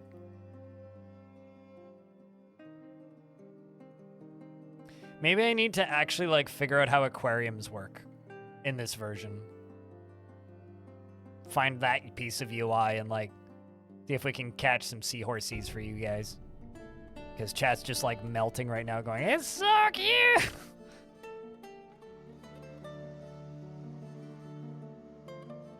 So wait, when you see it cute, you strangle it to death, Elfie? That doesn't seem good. Why would you do that?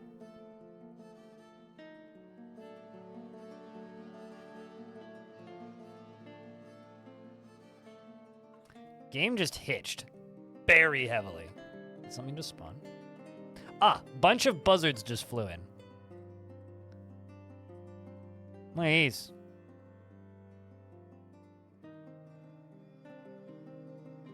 Usually if the game just like stops loading for a second and just gives up and then comes back, it's probably because a bunch of birds flew into the map.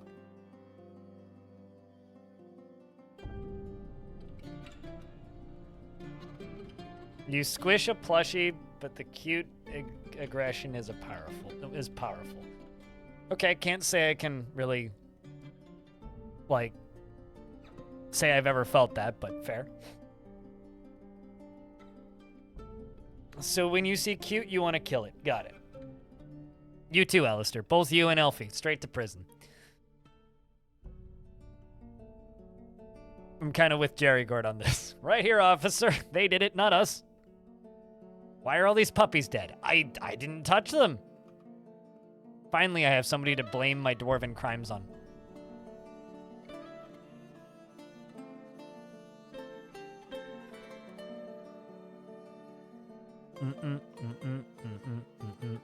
It's not in the stream title, but it is right there. Machinewaters.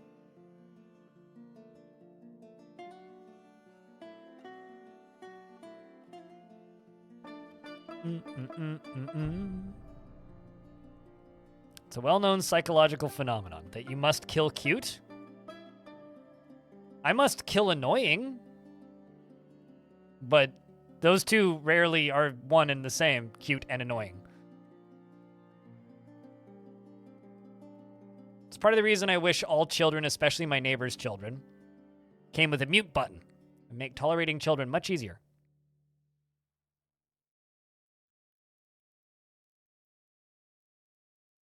I'm doing this and I haven't even built bedrooms yet, chat room. Love how I just have like the greatest possible priorities. It's like, dwarves don't need bedrooms. Gaudy bridge though? That we do need.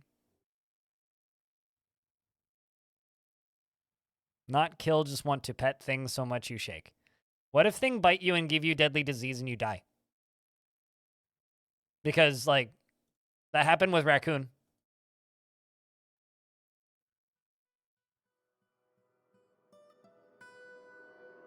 I mean, just about everything in Dwarf Fortress is kind of optional. I mean, I was watching Tekid once, and he turned his frame rate up to like 1100 frames per second or something, just to see how long his dwarves would live before they just started dying, like just on the surface. And they lasted about 1.5 years with no food or booze, just like before that someone started tantruming.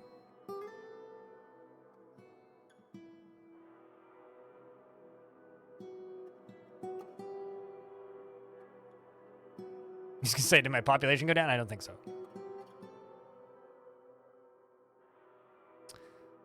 But now that all this is done, we can let them work on that. We can go down here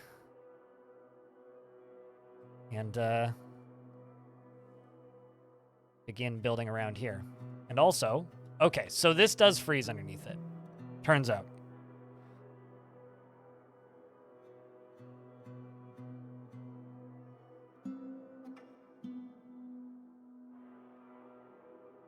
This does, in fact, freeze underneath it.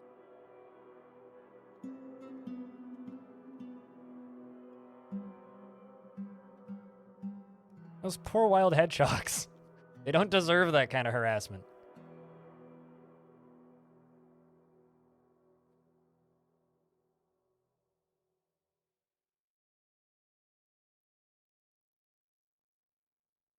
Also, you have wild hedgehogs where you live?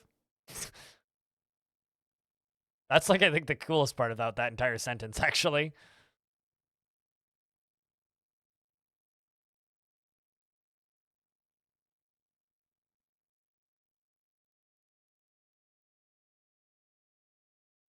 I don't know. Like, genuinely, Trotsky? Someone has to do the science. I do not actually know.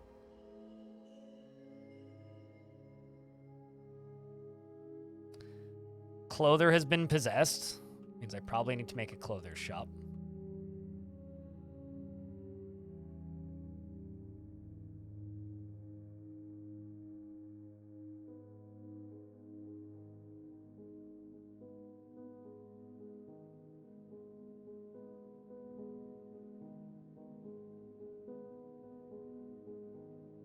Hopefully nobody gets insta-froze.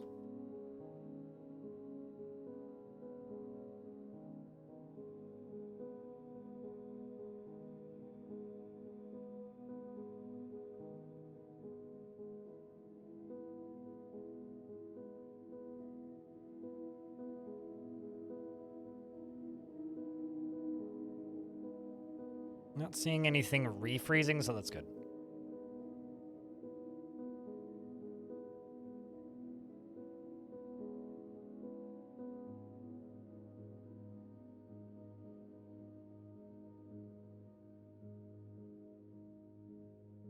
As long as booze is plentiful, you're not too far off. Like, that's pretty much how dwarves operate. They will put up with almost anything as long as there's booze available.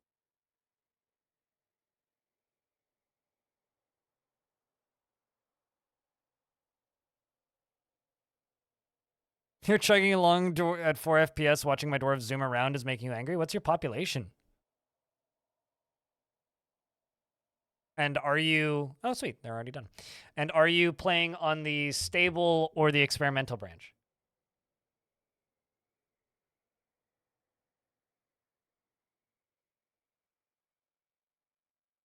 Stable? I would almost say try the experimental branch and see how it runs over there.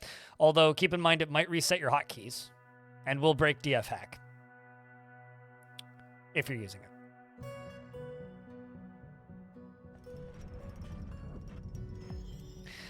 All in all, the clother has created Ithadirar, a pigtail vest, and offers it to the Machine of Oceans. This is a pigtail vest. All Craftsdwarf ship is of the highest quality. It is decorated with pigtail and encircled with bands of pigtail. It is made from pigtail cloth, and this object menaces with spikes of pear wood. Hiccups of pear wood. And on the item is an image of giant beavers in jet. On the item is an image of Alana Robedwater, the elf, and Aslot Fellstuttered, the subtle riddle, the goblin, in pyrite. Aslot is striking down the elf. The artwork relates to the killing of the elf by the goblin, Aslot, in the subtle riddle in the dead water in the late spring of 290 during Wildeye Raff. The riddle assaults.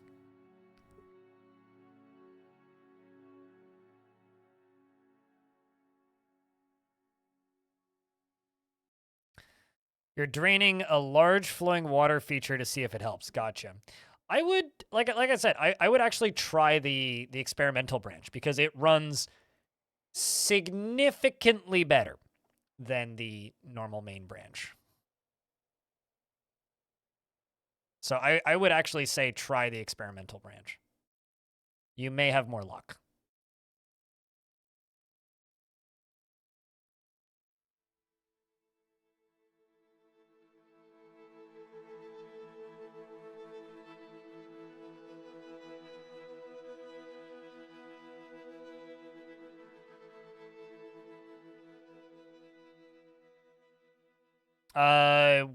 So the experimental branch runs on your renders the graphics on your graphics card instead of rendering the graphics on your CPU, which is what the game has always done. The game has always rendered the graphics on your CPU because it used to just be a couple of characters, and now there's some sprites that like scale resolution when you zoom in and zoom out. Because that's how the game zooms. It scales your resolution. So this is actually Dwarf Fortress running at 8K, and this is actually Dwarf Fortress running at like 128. So actually I think it's closer to 4K, not 8K. I'm making numbers up. Don't mind me. But I think you get the point. No, you don't need to transfer your save or anything. Just try the experimental branch on Steam. And you can revert too. Just keep in mind, it will probably reset your hotkeys if you've set hotkeys.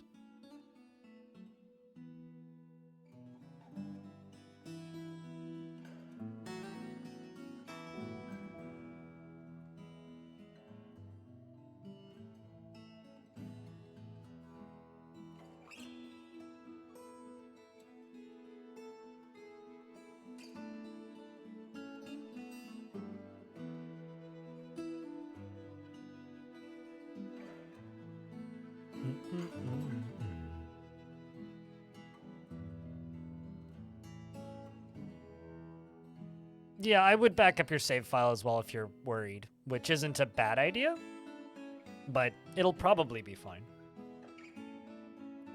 Let's turn off all your other jobs so that they just mine.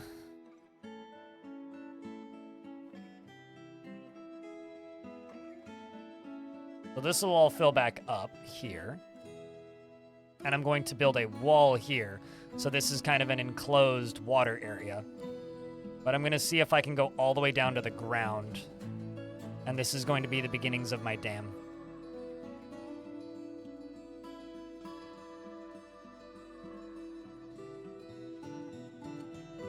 Like basically down to there. So we'll let them dig out this first.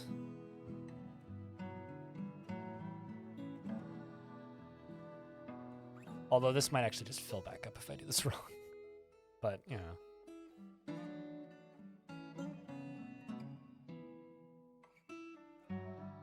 Every time you open the game, what? That seems wrong. You should maybe report that, because that's definitely not the way the game's supposed to work. If it resets it every time you open the game. If it says warm, highly doubtful. If it says temperate or warm, it's extremely doubtful that you'll get any of that. And also, I'm going to give that fancy shirt, I think, to Raging Cave. Our manager.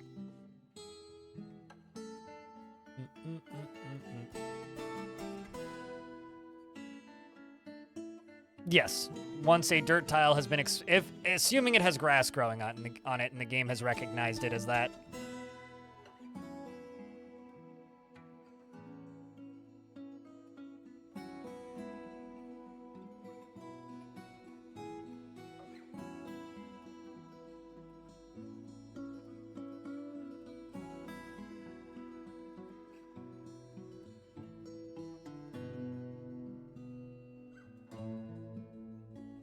This is going to look super cool when I actually get it to a point of completion. Celesty, what kind of dwarf would you like?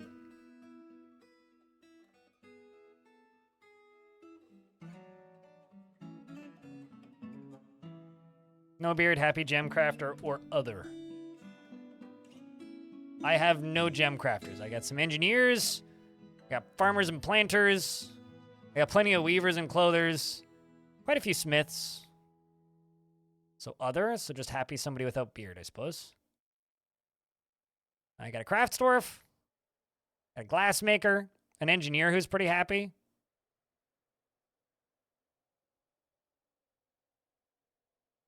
Who's been cutting my stones? Nobody happy, clearly. For some reason, I almost never end up with people with actual stonecutters jobs. There's one in the fort right now. There's a mason and a stonecutter, and that's it.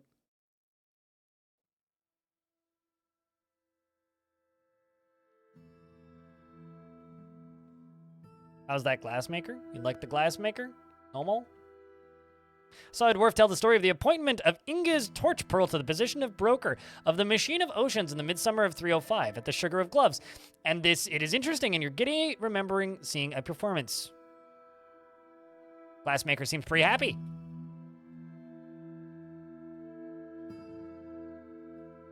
Celesty.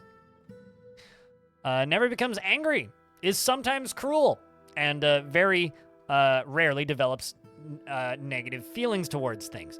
She has great trouble mastering fear when confronted by danger, and she can be very happy and optimistic. She finds a chaotic mess preferable to the boredom of harmonious living, and she is confronted by this since she values harmony as an intellectual concept. She generally acts with a narrow focus on the current activity, and she is assertive, and she doesn't tend to hold on to grievances. She tends to consider what others think of her, and she does not often feel envious of others. And it's party time. Commence the party.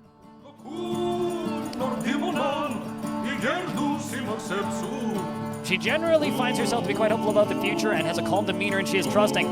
She becomes very rigid when she's angry, and she skips around when she's excited. She dreams of raising a family family and personally would have the world operate in complete harmony without the least bit of strife or disorder, and treasures independence, finds leisure time wasteful, and dreams of raising a family. She likes mudstone and brass and flash opal, gems, and leather armor, and the words of the true teacher, and the game is saving now, excellent timing. And she prefers to consume sailfin molly and single grain wheat beer and cottonseed oil, and lentils and apples. You can't stand random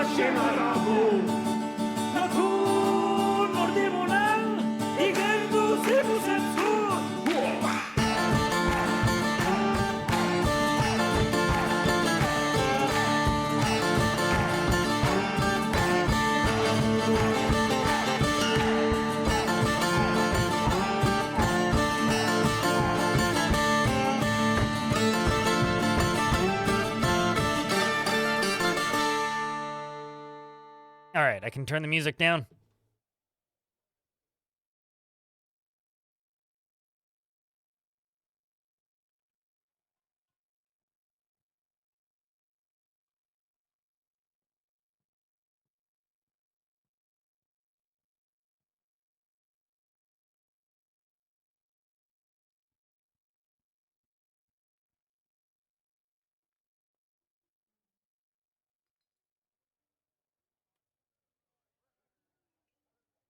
All right. Bah.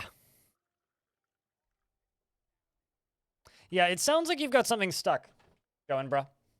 That would be my assumption. Like, if that version, if the experimental branch made no difference, my assumption is that something is stuck. And it's just a matter of just kind of waiting until things unstuck themselves.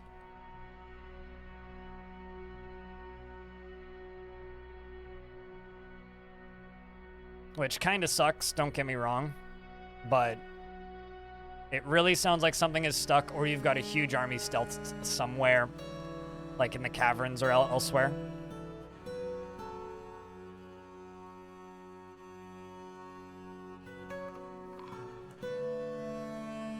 Thief? We got kobolds, lads! We got, they've even got large copper daggers. Satisfied upon improving ambush. Oh, look at the size of this family. This might be my favorite. Chat, I would be terrified of Ant Slicklickless. Glerus is a good name. And Prickphygoclobus is also pretty good there. Dragadathobim is very good as well.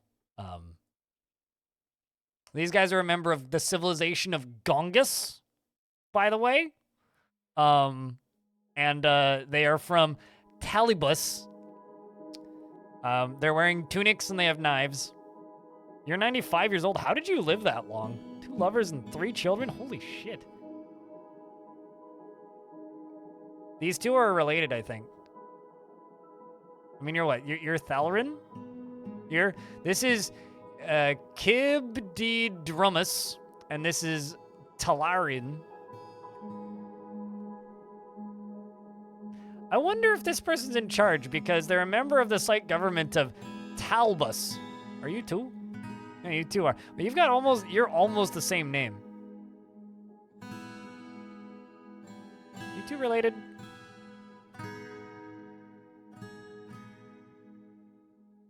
Okay, Bumbin wins. Out of this whole list of kobold names, Bumbin wins. Imagine Grandpa Bumbin.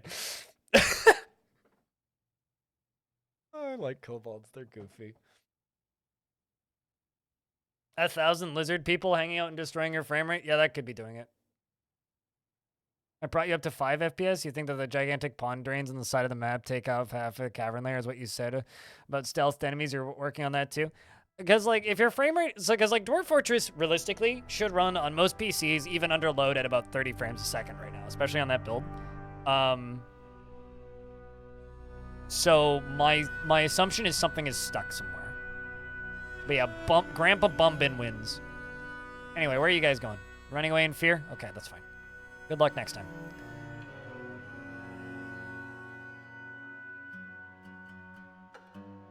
We'll just avoid them and try to not hurt them. Oh no, there's a third one. There's Kodofakanungus. Kodofokungus. Fokungus on these nuts. Alright, so we wait down here for the dwarves to get over here with stuff and build that wall.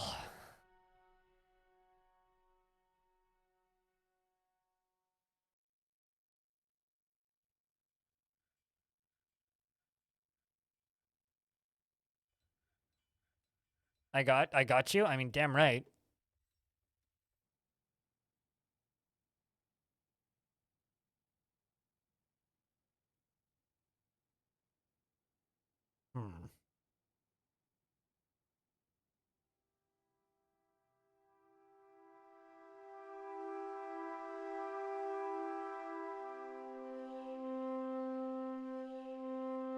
I'm gonna try something. I'm going to build a bridge on this and raise it and see if that stops this from filling, which it should, assuming I get the rest of these walls filled in. I'm also going to dig through this and put a door there. Did you get this game? Well, I mean, I've got like 10,000 hours in it, and I still enjoy it and play it a lot. But I'm also possibly the most biased person you could ask that question to. Chat, what do you think? Should Cavity Megatron get this game? It is truly one of the most eclectic games ever made. It's not for everybody, but it's... If you're the kind of person who will like this game, you will play it forever and run out of free time very rapidly.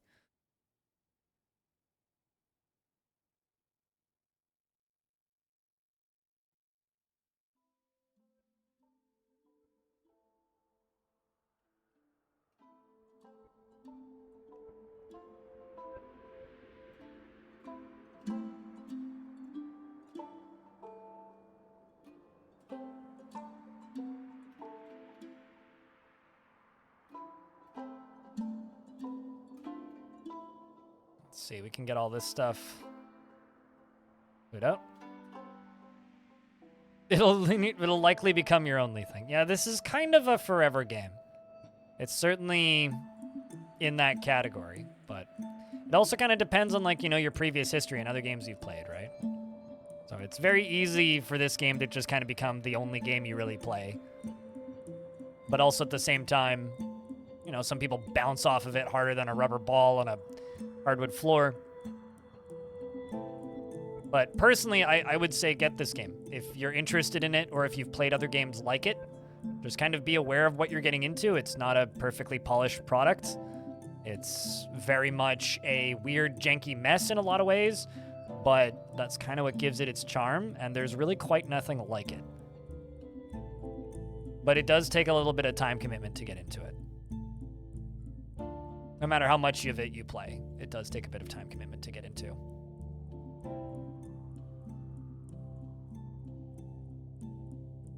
I don't know where I should put this lever. Let's put it like right there. So I'm going to build a raising drawbridge right here.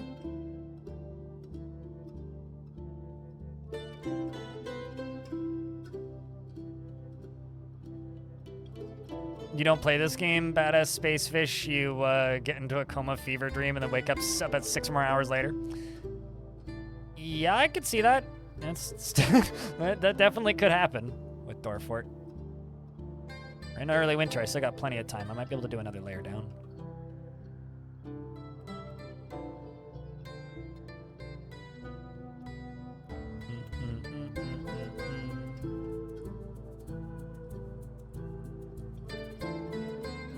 Bombrack the lifeguard is stumbling around obliviously. Why? I mean, okay. What did I do to piss you off? I mean, it doesn't currently have the open world in it. The thing is, this is like... Have you ever played, like, any colony builders? Because this is very much a colony builder right now. And then adventure mode is kind of like Cataclysm Dark Days Ahead. It's an open world turn-based roguelike, which isn't in the game yet, which will hopefully be in the game by December.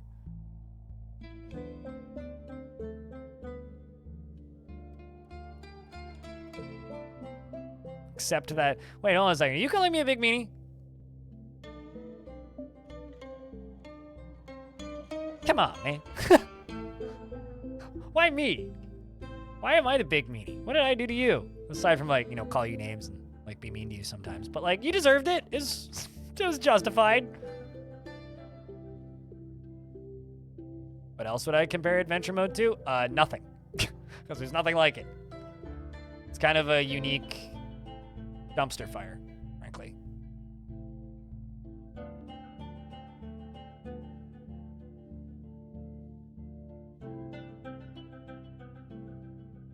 Am I out of jet? Nope, I got 58 jet blocks left.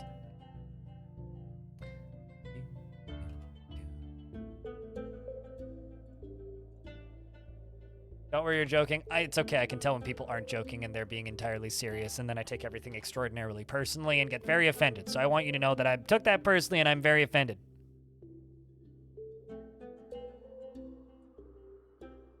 Much offended. Blah. I mean, it's either that or like turn-based Kenshi, I think is the other example that I would jump at. Would be turn-based Kenshi.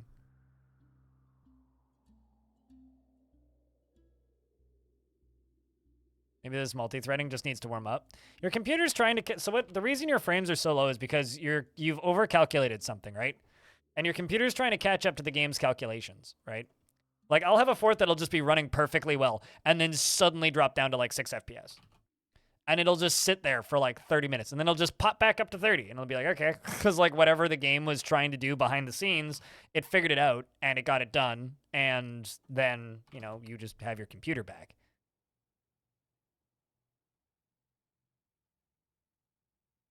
Or maybe you're drowning 1,000 invisible lizard people. That is also a possibility. You very well may be drowning 1,000 invisible lizard people. I unknowingly had exactly the right number of blocks for this. This is kind of incredible.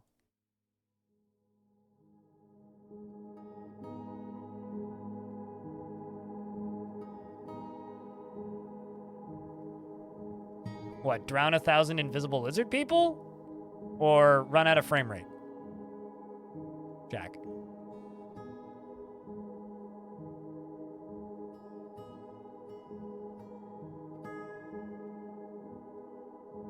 Right, okay.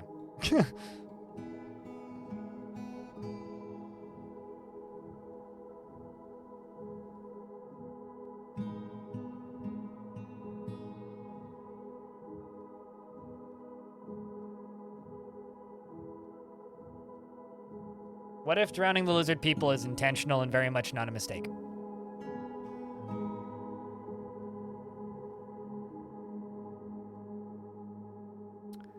Now the question is...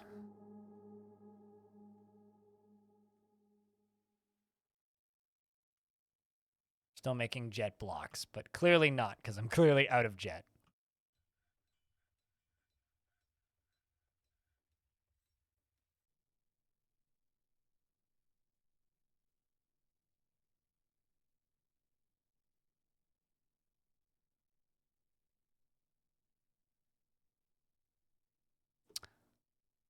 There's more. It's not really a wall of text.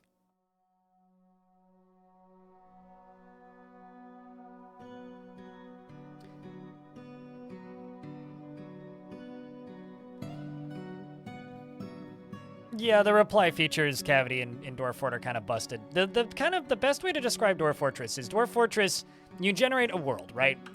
And this is our world. There's two modes of play in Dwarf Fortress, two main modes of play. One that is in this version, which is for sale, and one that isn't. The one that is in this version is what you see right now, where you settle in a tiny fortress and you get that tiny little square. And then you build a fortress on this one map, right? And it's kind of like playing Flat Sim City, but it's Minecraft. So it's, or rather, it's kind of like playing flat Minecraft. So you build a big fortress in fortress mode, and it spans multiple layers, and you can scroll up and scroll down and have a look at it, and you have to keep your dwarves happy, which I'm not doing at all right now. And you have to keep them from killing each other and, you know, dying horribly, right? That's kind of your goal. And then there's adventure mode, and adventure mode just lets you be a character or a party of characters and go and explore this entire world, right? The entire world, which for this size of map is roughly the size of New Zealand. So it can be that, but that side of it isn't in there right now. And it is a turn-based game, meaning like you move, enemies move, time moves on like a time tick system. And it takes a little bit, right?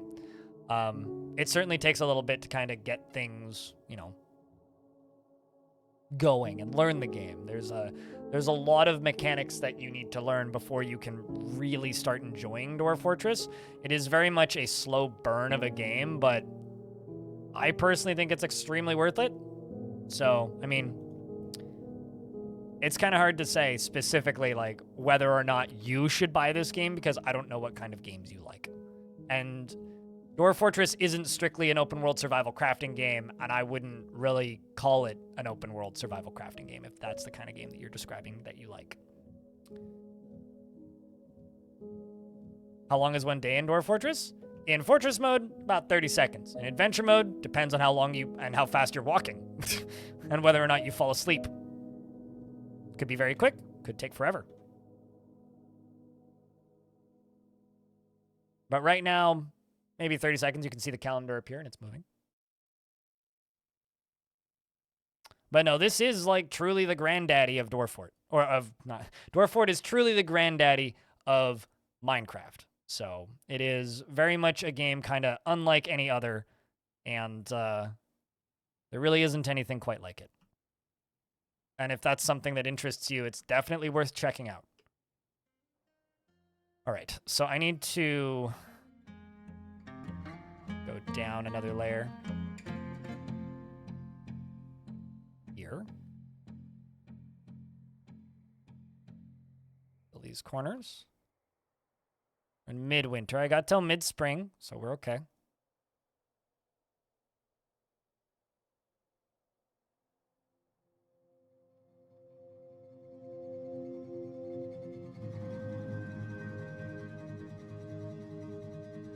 Need a handful more jet blocks before I can do that. Get off my lawn, you mine scrapper players.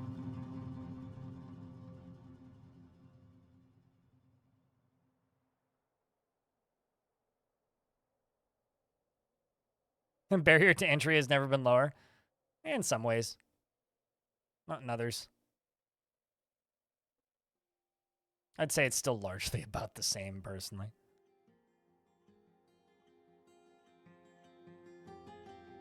You still have to figure out how all the systems interact, and that's largely always been the learning curve. Currently, we are mining through an ocean that is frozen.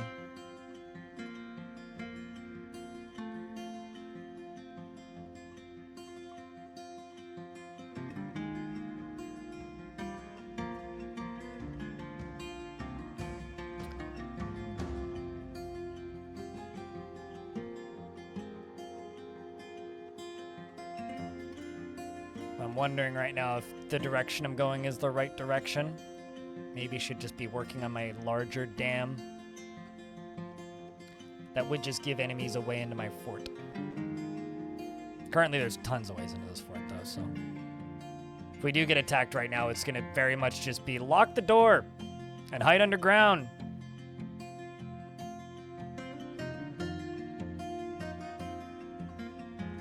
You can't make mini forges, you have to make toys? Yeah, you can. Try queuing them up directly from the craft store shops. Pretty sure you can specify mini forts from the craft store shops. Like, pretty fucking sure you can do that. As in, like, I ran into the same thing once and had to do that.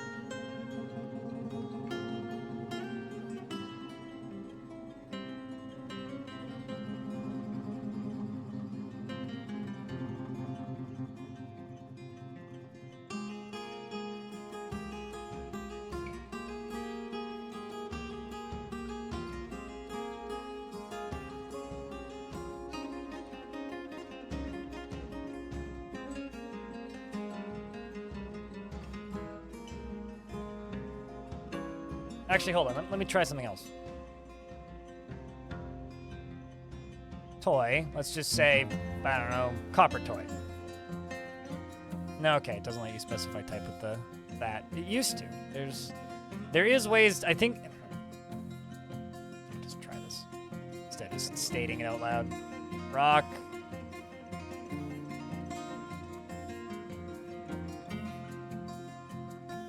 Can you not specify within that? Huh. Alright, yeah, nope. Sorry. I'd swear that you used to be able to do that, but maybe I'm making that up.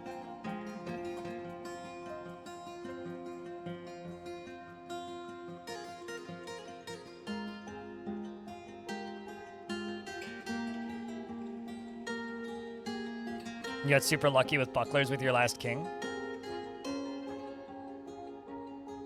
I mean, everybody wants a king or queen that demands items that are makeable. It always sucks when they're not, so I feel ya. Midwinter.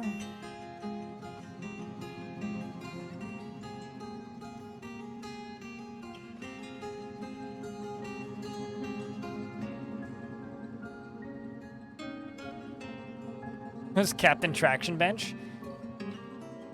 That would take a lot of my personal will to not just vault that guy into the sea. Where the hell are you going? Oh, you're conducting a meeting. Well, word, I guess.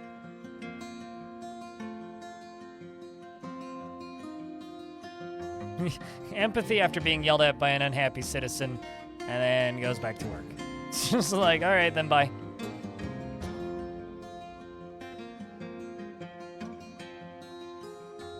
Yeah, see, that's used. That's a good one. Short swords are very useful. It's like the best thing you could possibly have.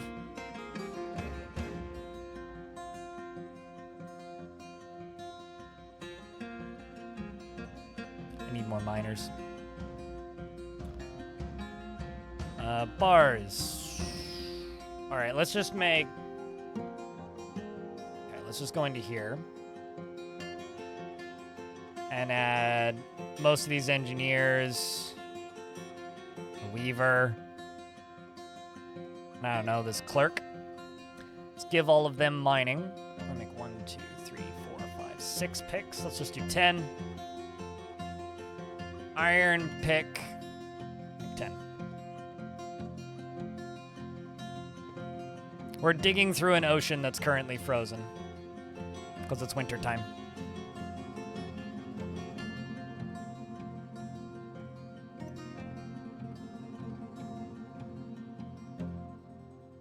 Like, this is the ocean, right? This is land over here. And then this is a bridge that I'm constructing, which is very unfinished.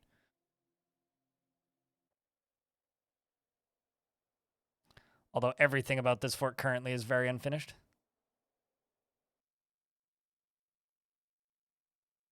There we go. Now we're up to 47 blocks, which is what I like to see.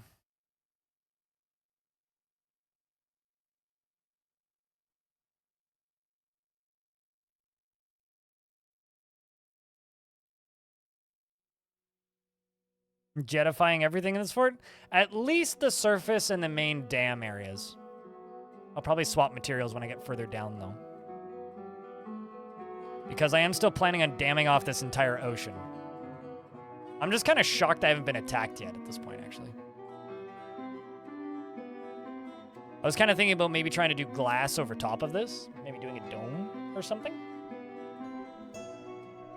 So, no, not everything. Just a lot of things.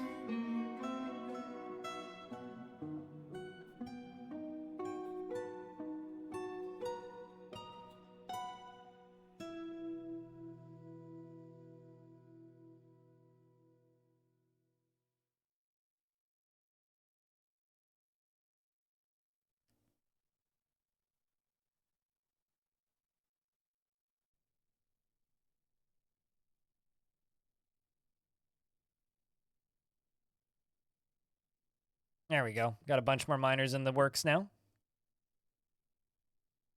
Auto this and auto that.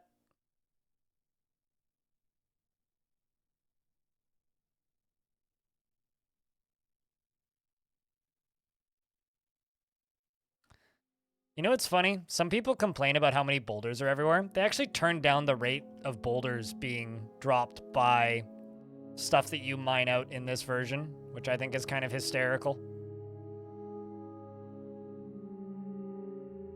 So there's actually like less boulders spawning per boulder that I knock over now than I'm used to.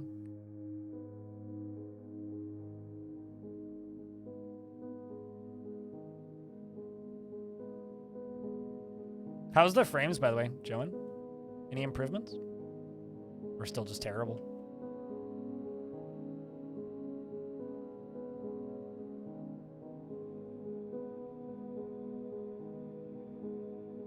We got dolomite everywhere, so we got more flux, which is good.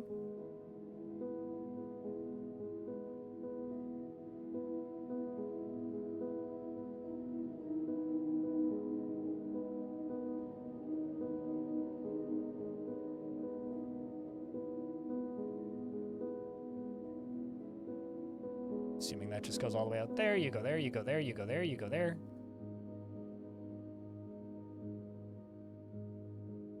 Oh, we got tons of flux. We got dolomite. We got chalk. Haven't seen any marble yet. But we got plenty of flux. Now all we need is flux tape, and then we'll never have a leak again. It'll be great. We're in late winter. I need to seal that. I need to seal that. I need to seal that. You a child that's naked? Yeah. All right. Well, we need to make you some clothing.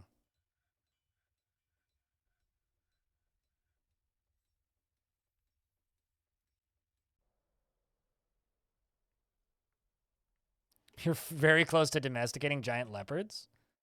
Something you could do is you could like just copy your save, upload it to the DF file depot or my Discord server somewhere, and see if somebody else could go through it with DF hack and maybe they can find the issue.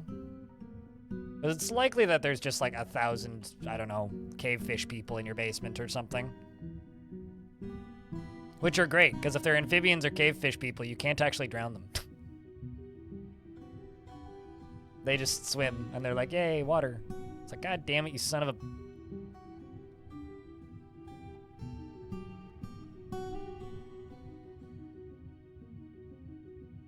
Drown them with magma? You set them on fire, exactly. Or just use the exterminate term.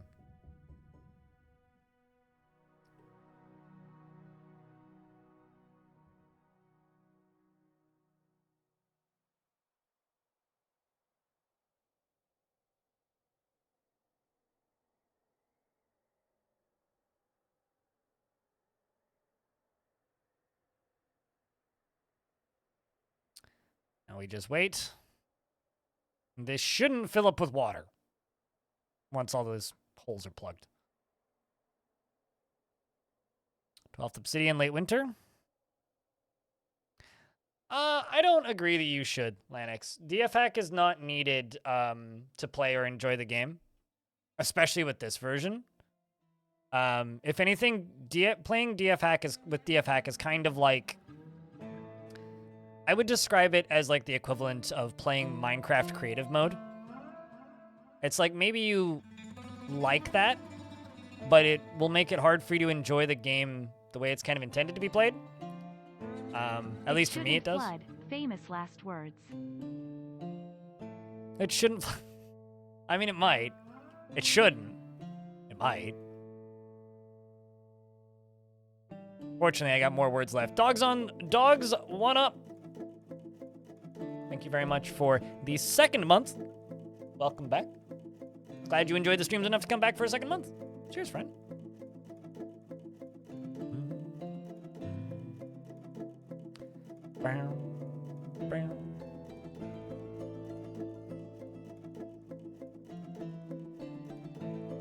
I will say under custom difficulty settings, you can completely nerf the cavern critters into oblivion. I kind of recommend doing that. But as far as DF hack goes, you should probably know the basics of using DF hack enough so that if you do have a save file that gets completely bricked by something mysterious, then using DF hack, you can usually decipher what's wrong. You just turn them off completely. Yeah, I would almost recommend that still. At least until they get some logic behind their attacks.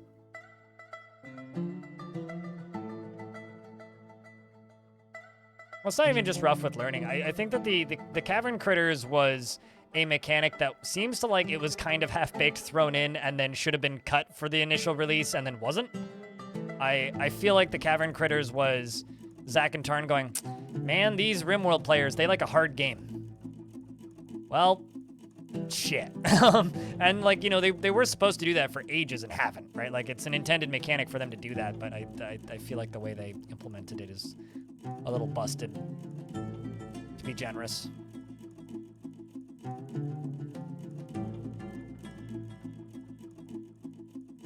Now, once all these bits get plugged, once again, it shouldn't flood.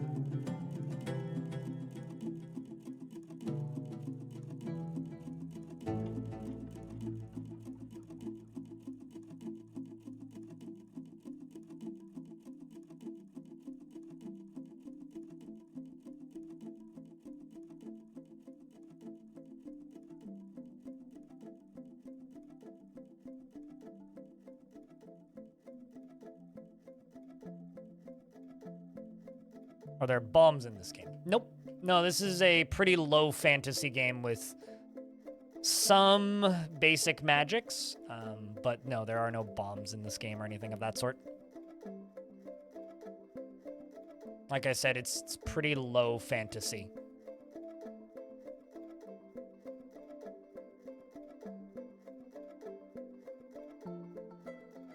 But like, if you set a barrel of alcohol on fire, it'll explode. But, and dragon fire is hotter than the sun. Only magma pistons? Yeah, that's... Although I wouldn't even say there's magma pistons in this game. That's us abusing physics.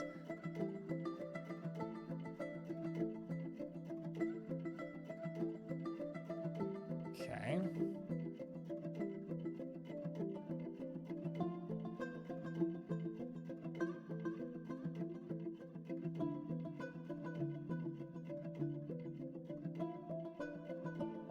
Well, they're not random events, though, right?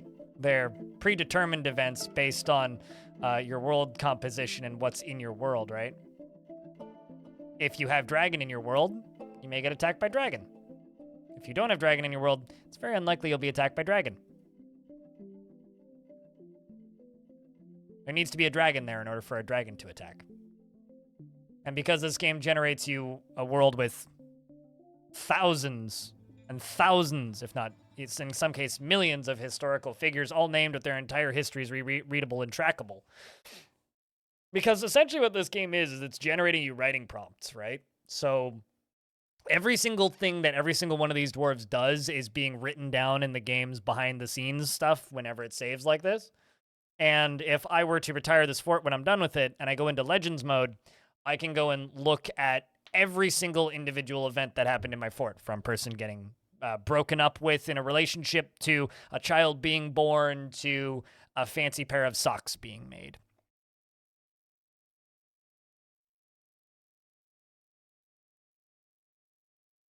And you saw why didn't walk into here to the door in your main staircase? Yeah, that'll happen. It also has randomly generated creatures that can do everything from like spit out substances that make you melt spontaneously to creatures that, you know, can just punt you halfway across the map. Water channel points? Pointless Twitch bullshit. Mostly.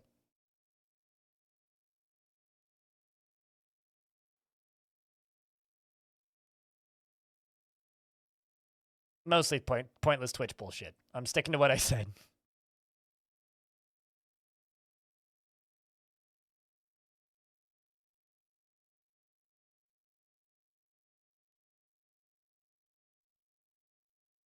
What can you use them for? Nothing of value. Although it depends on your definition of the word value.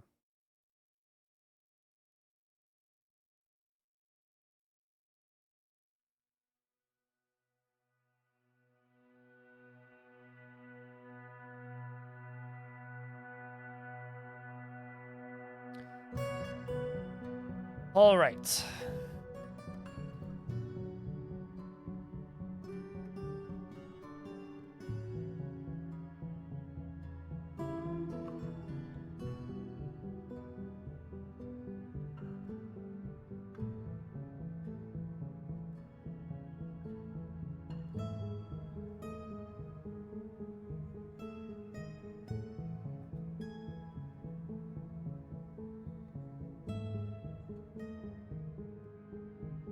This will be the last addition I make to this.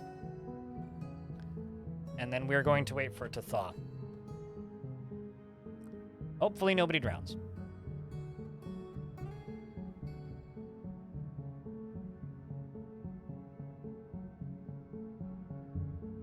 Dwarves running around through all the snow.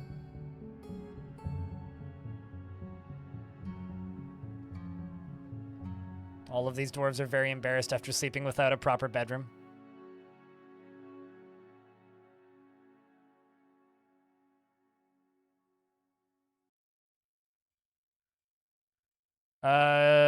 Not really. In regards to dwarven particle accelerators.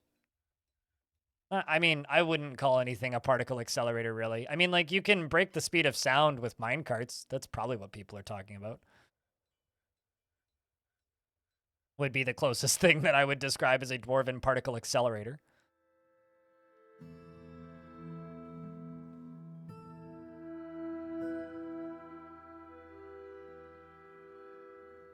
I think they're floating on like a frozen log or something, because they'll still be there when the ocean thaws in less than a month. Okay, so you go up there. They're working on this.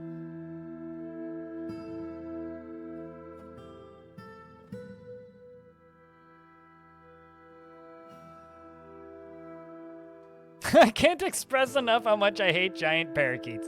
That is a very Dwarf Fortress sentence, and I feel you.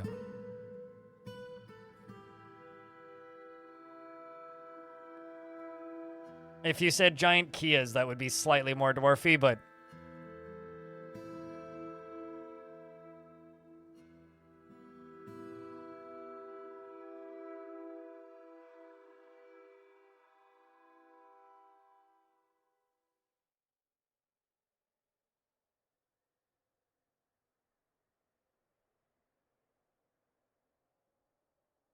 What's wrong with Kias? A normal-sized Kia can fly away with your anvil, and they will. They are the bane of a dwarf's existence.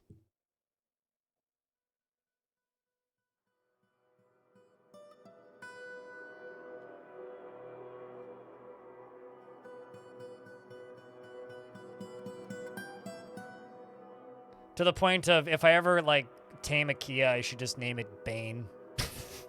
Sorry, Bane, if you're watching. Nothing personal.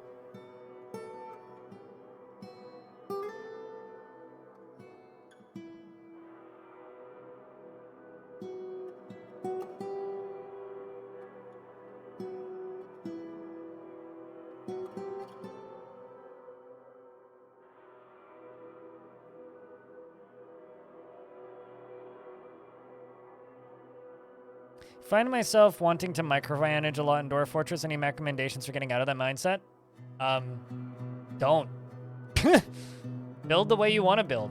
Micromanage if you want to micromanage. don't micromanage if you don't micromanage. Micromanaging isn't necessarily like isn't a bad thing in like any way. Snow's gonna melt soon.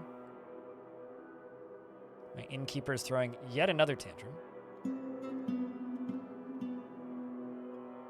You know, there was a few months ago before the launch of Premium when I was playing on a haunted biome. And I had a viewer who tuned in who said, man, this fort's not going to last very long, and then stated that they had to go do something and they would be back later. I was like, yeah, see you later, man.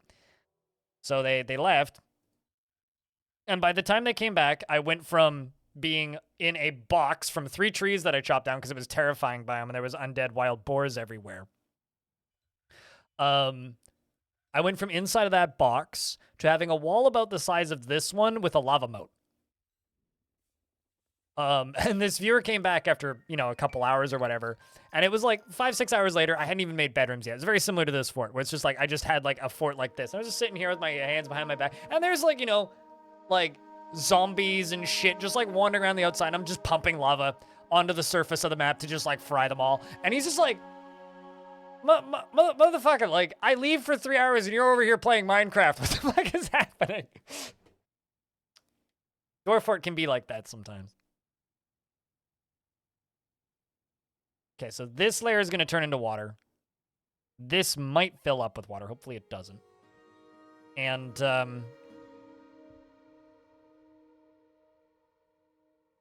well, see, here's the piece of advice I always give people when they're trying to get into this game, MB Audio. In Lord of the Rings, how many main characters are there? Right? How many main characters are in Lord of the Rings? It's the Fellowship of the Ring. It's like a dozen or so you really care about and pay attention to. Name like a dozen dwarves and micromanage those dwarves. The rest of them are lemmings. They're red shirts. They're expendable, you know? Like, in my forts, the ones I care about are the ones named after you guys. Those are the ones I kind of need to take care of. Like, Salty, I need to help out. I need to help out Salty. Salty seems upset. But, like, largely, I don't care about the majority. And neither should you. You shouldn't have to manage 200 people. Speaking of managing 200 people, Nair, what kind of dwarf would you like? We got glassmakers, weavers, we got farmers and planters and engineers and doctors and clerks and children and a peasant. The only main character is Pippin? Gotcha. Thob? Which one's Thob? Is Thob much of a heart Thob? Right here? This Thob? The blinky one?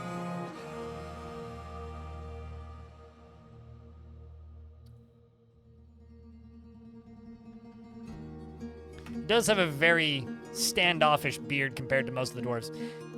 And also, to the new person who's curious about this game, yes, all of this stuff matters in their character sheet. It affects how they interact with other dwarves and how quickly they work and how efficient they are.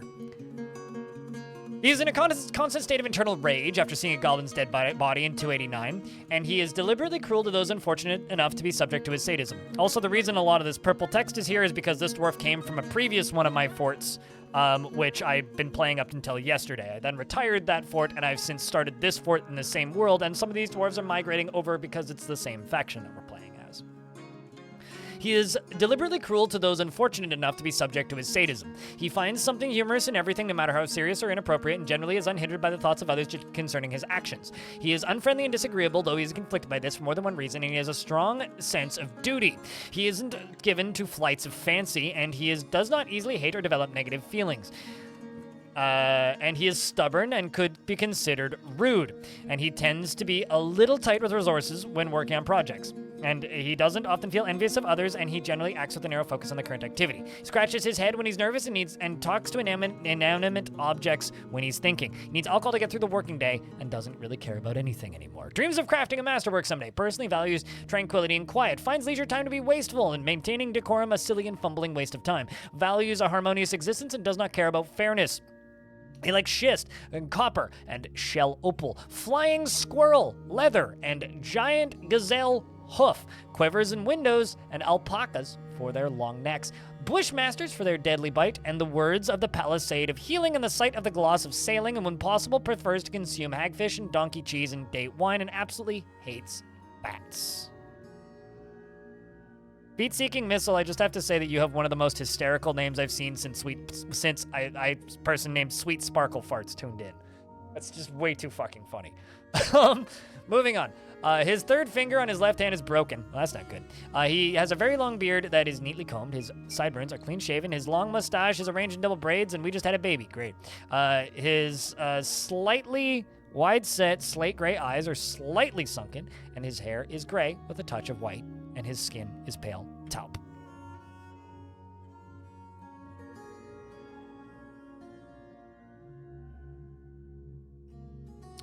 So we're in the second of slate. The ocean thaws on the 7th. The snow is all melted.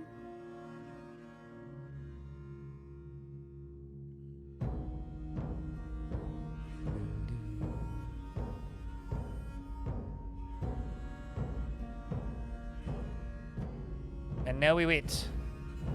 Oh, the beehive won't sink, don't worry. The 4th. Some migrants are up. Go away, migrants. We don't have space for you. The tavern's too small. The gardens are too small. The meeting hall is too small. The oceans are melting.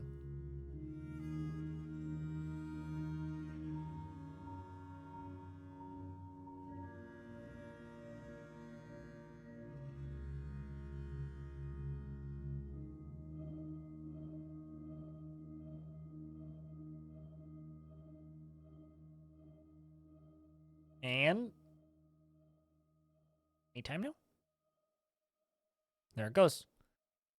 Ocean is now melted. This guy's filling up a little bit. And then this lower layer filled up. Okay. And there's just like all of this crap down here. Wow. It's kind of funny. But we should be able to pump the water out of here. Yes, on the 7th of slate. Global warming? Nah, it happens the same time of year every year. Perfectly predictable.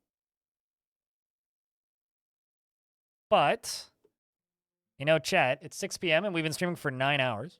It's about just under 8 hours of Dwarf Fort, I think. But I think this is a good spot to leave this fort off. We're almost at 80 dwarves.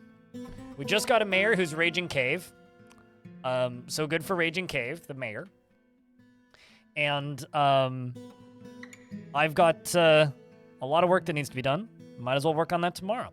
So there will be more dwarfs tomorrow on the channel, but we're changing games now. So if you would like to say goodbye, YouTube, now's your time to be immortalized in the first episode of this on YouTube, which will go up probably Friday? Because the final episode of the last one goes up tomorrow, so probably Friday. Probably Friday.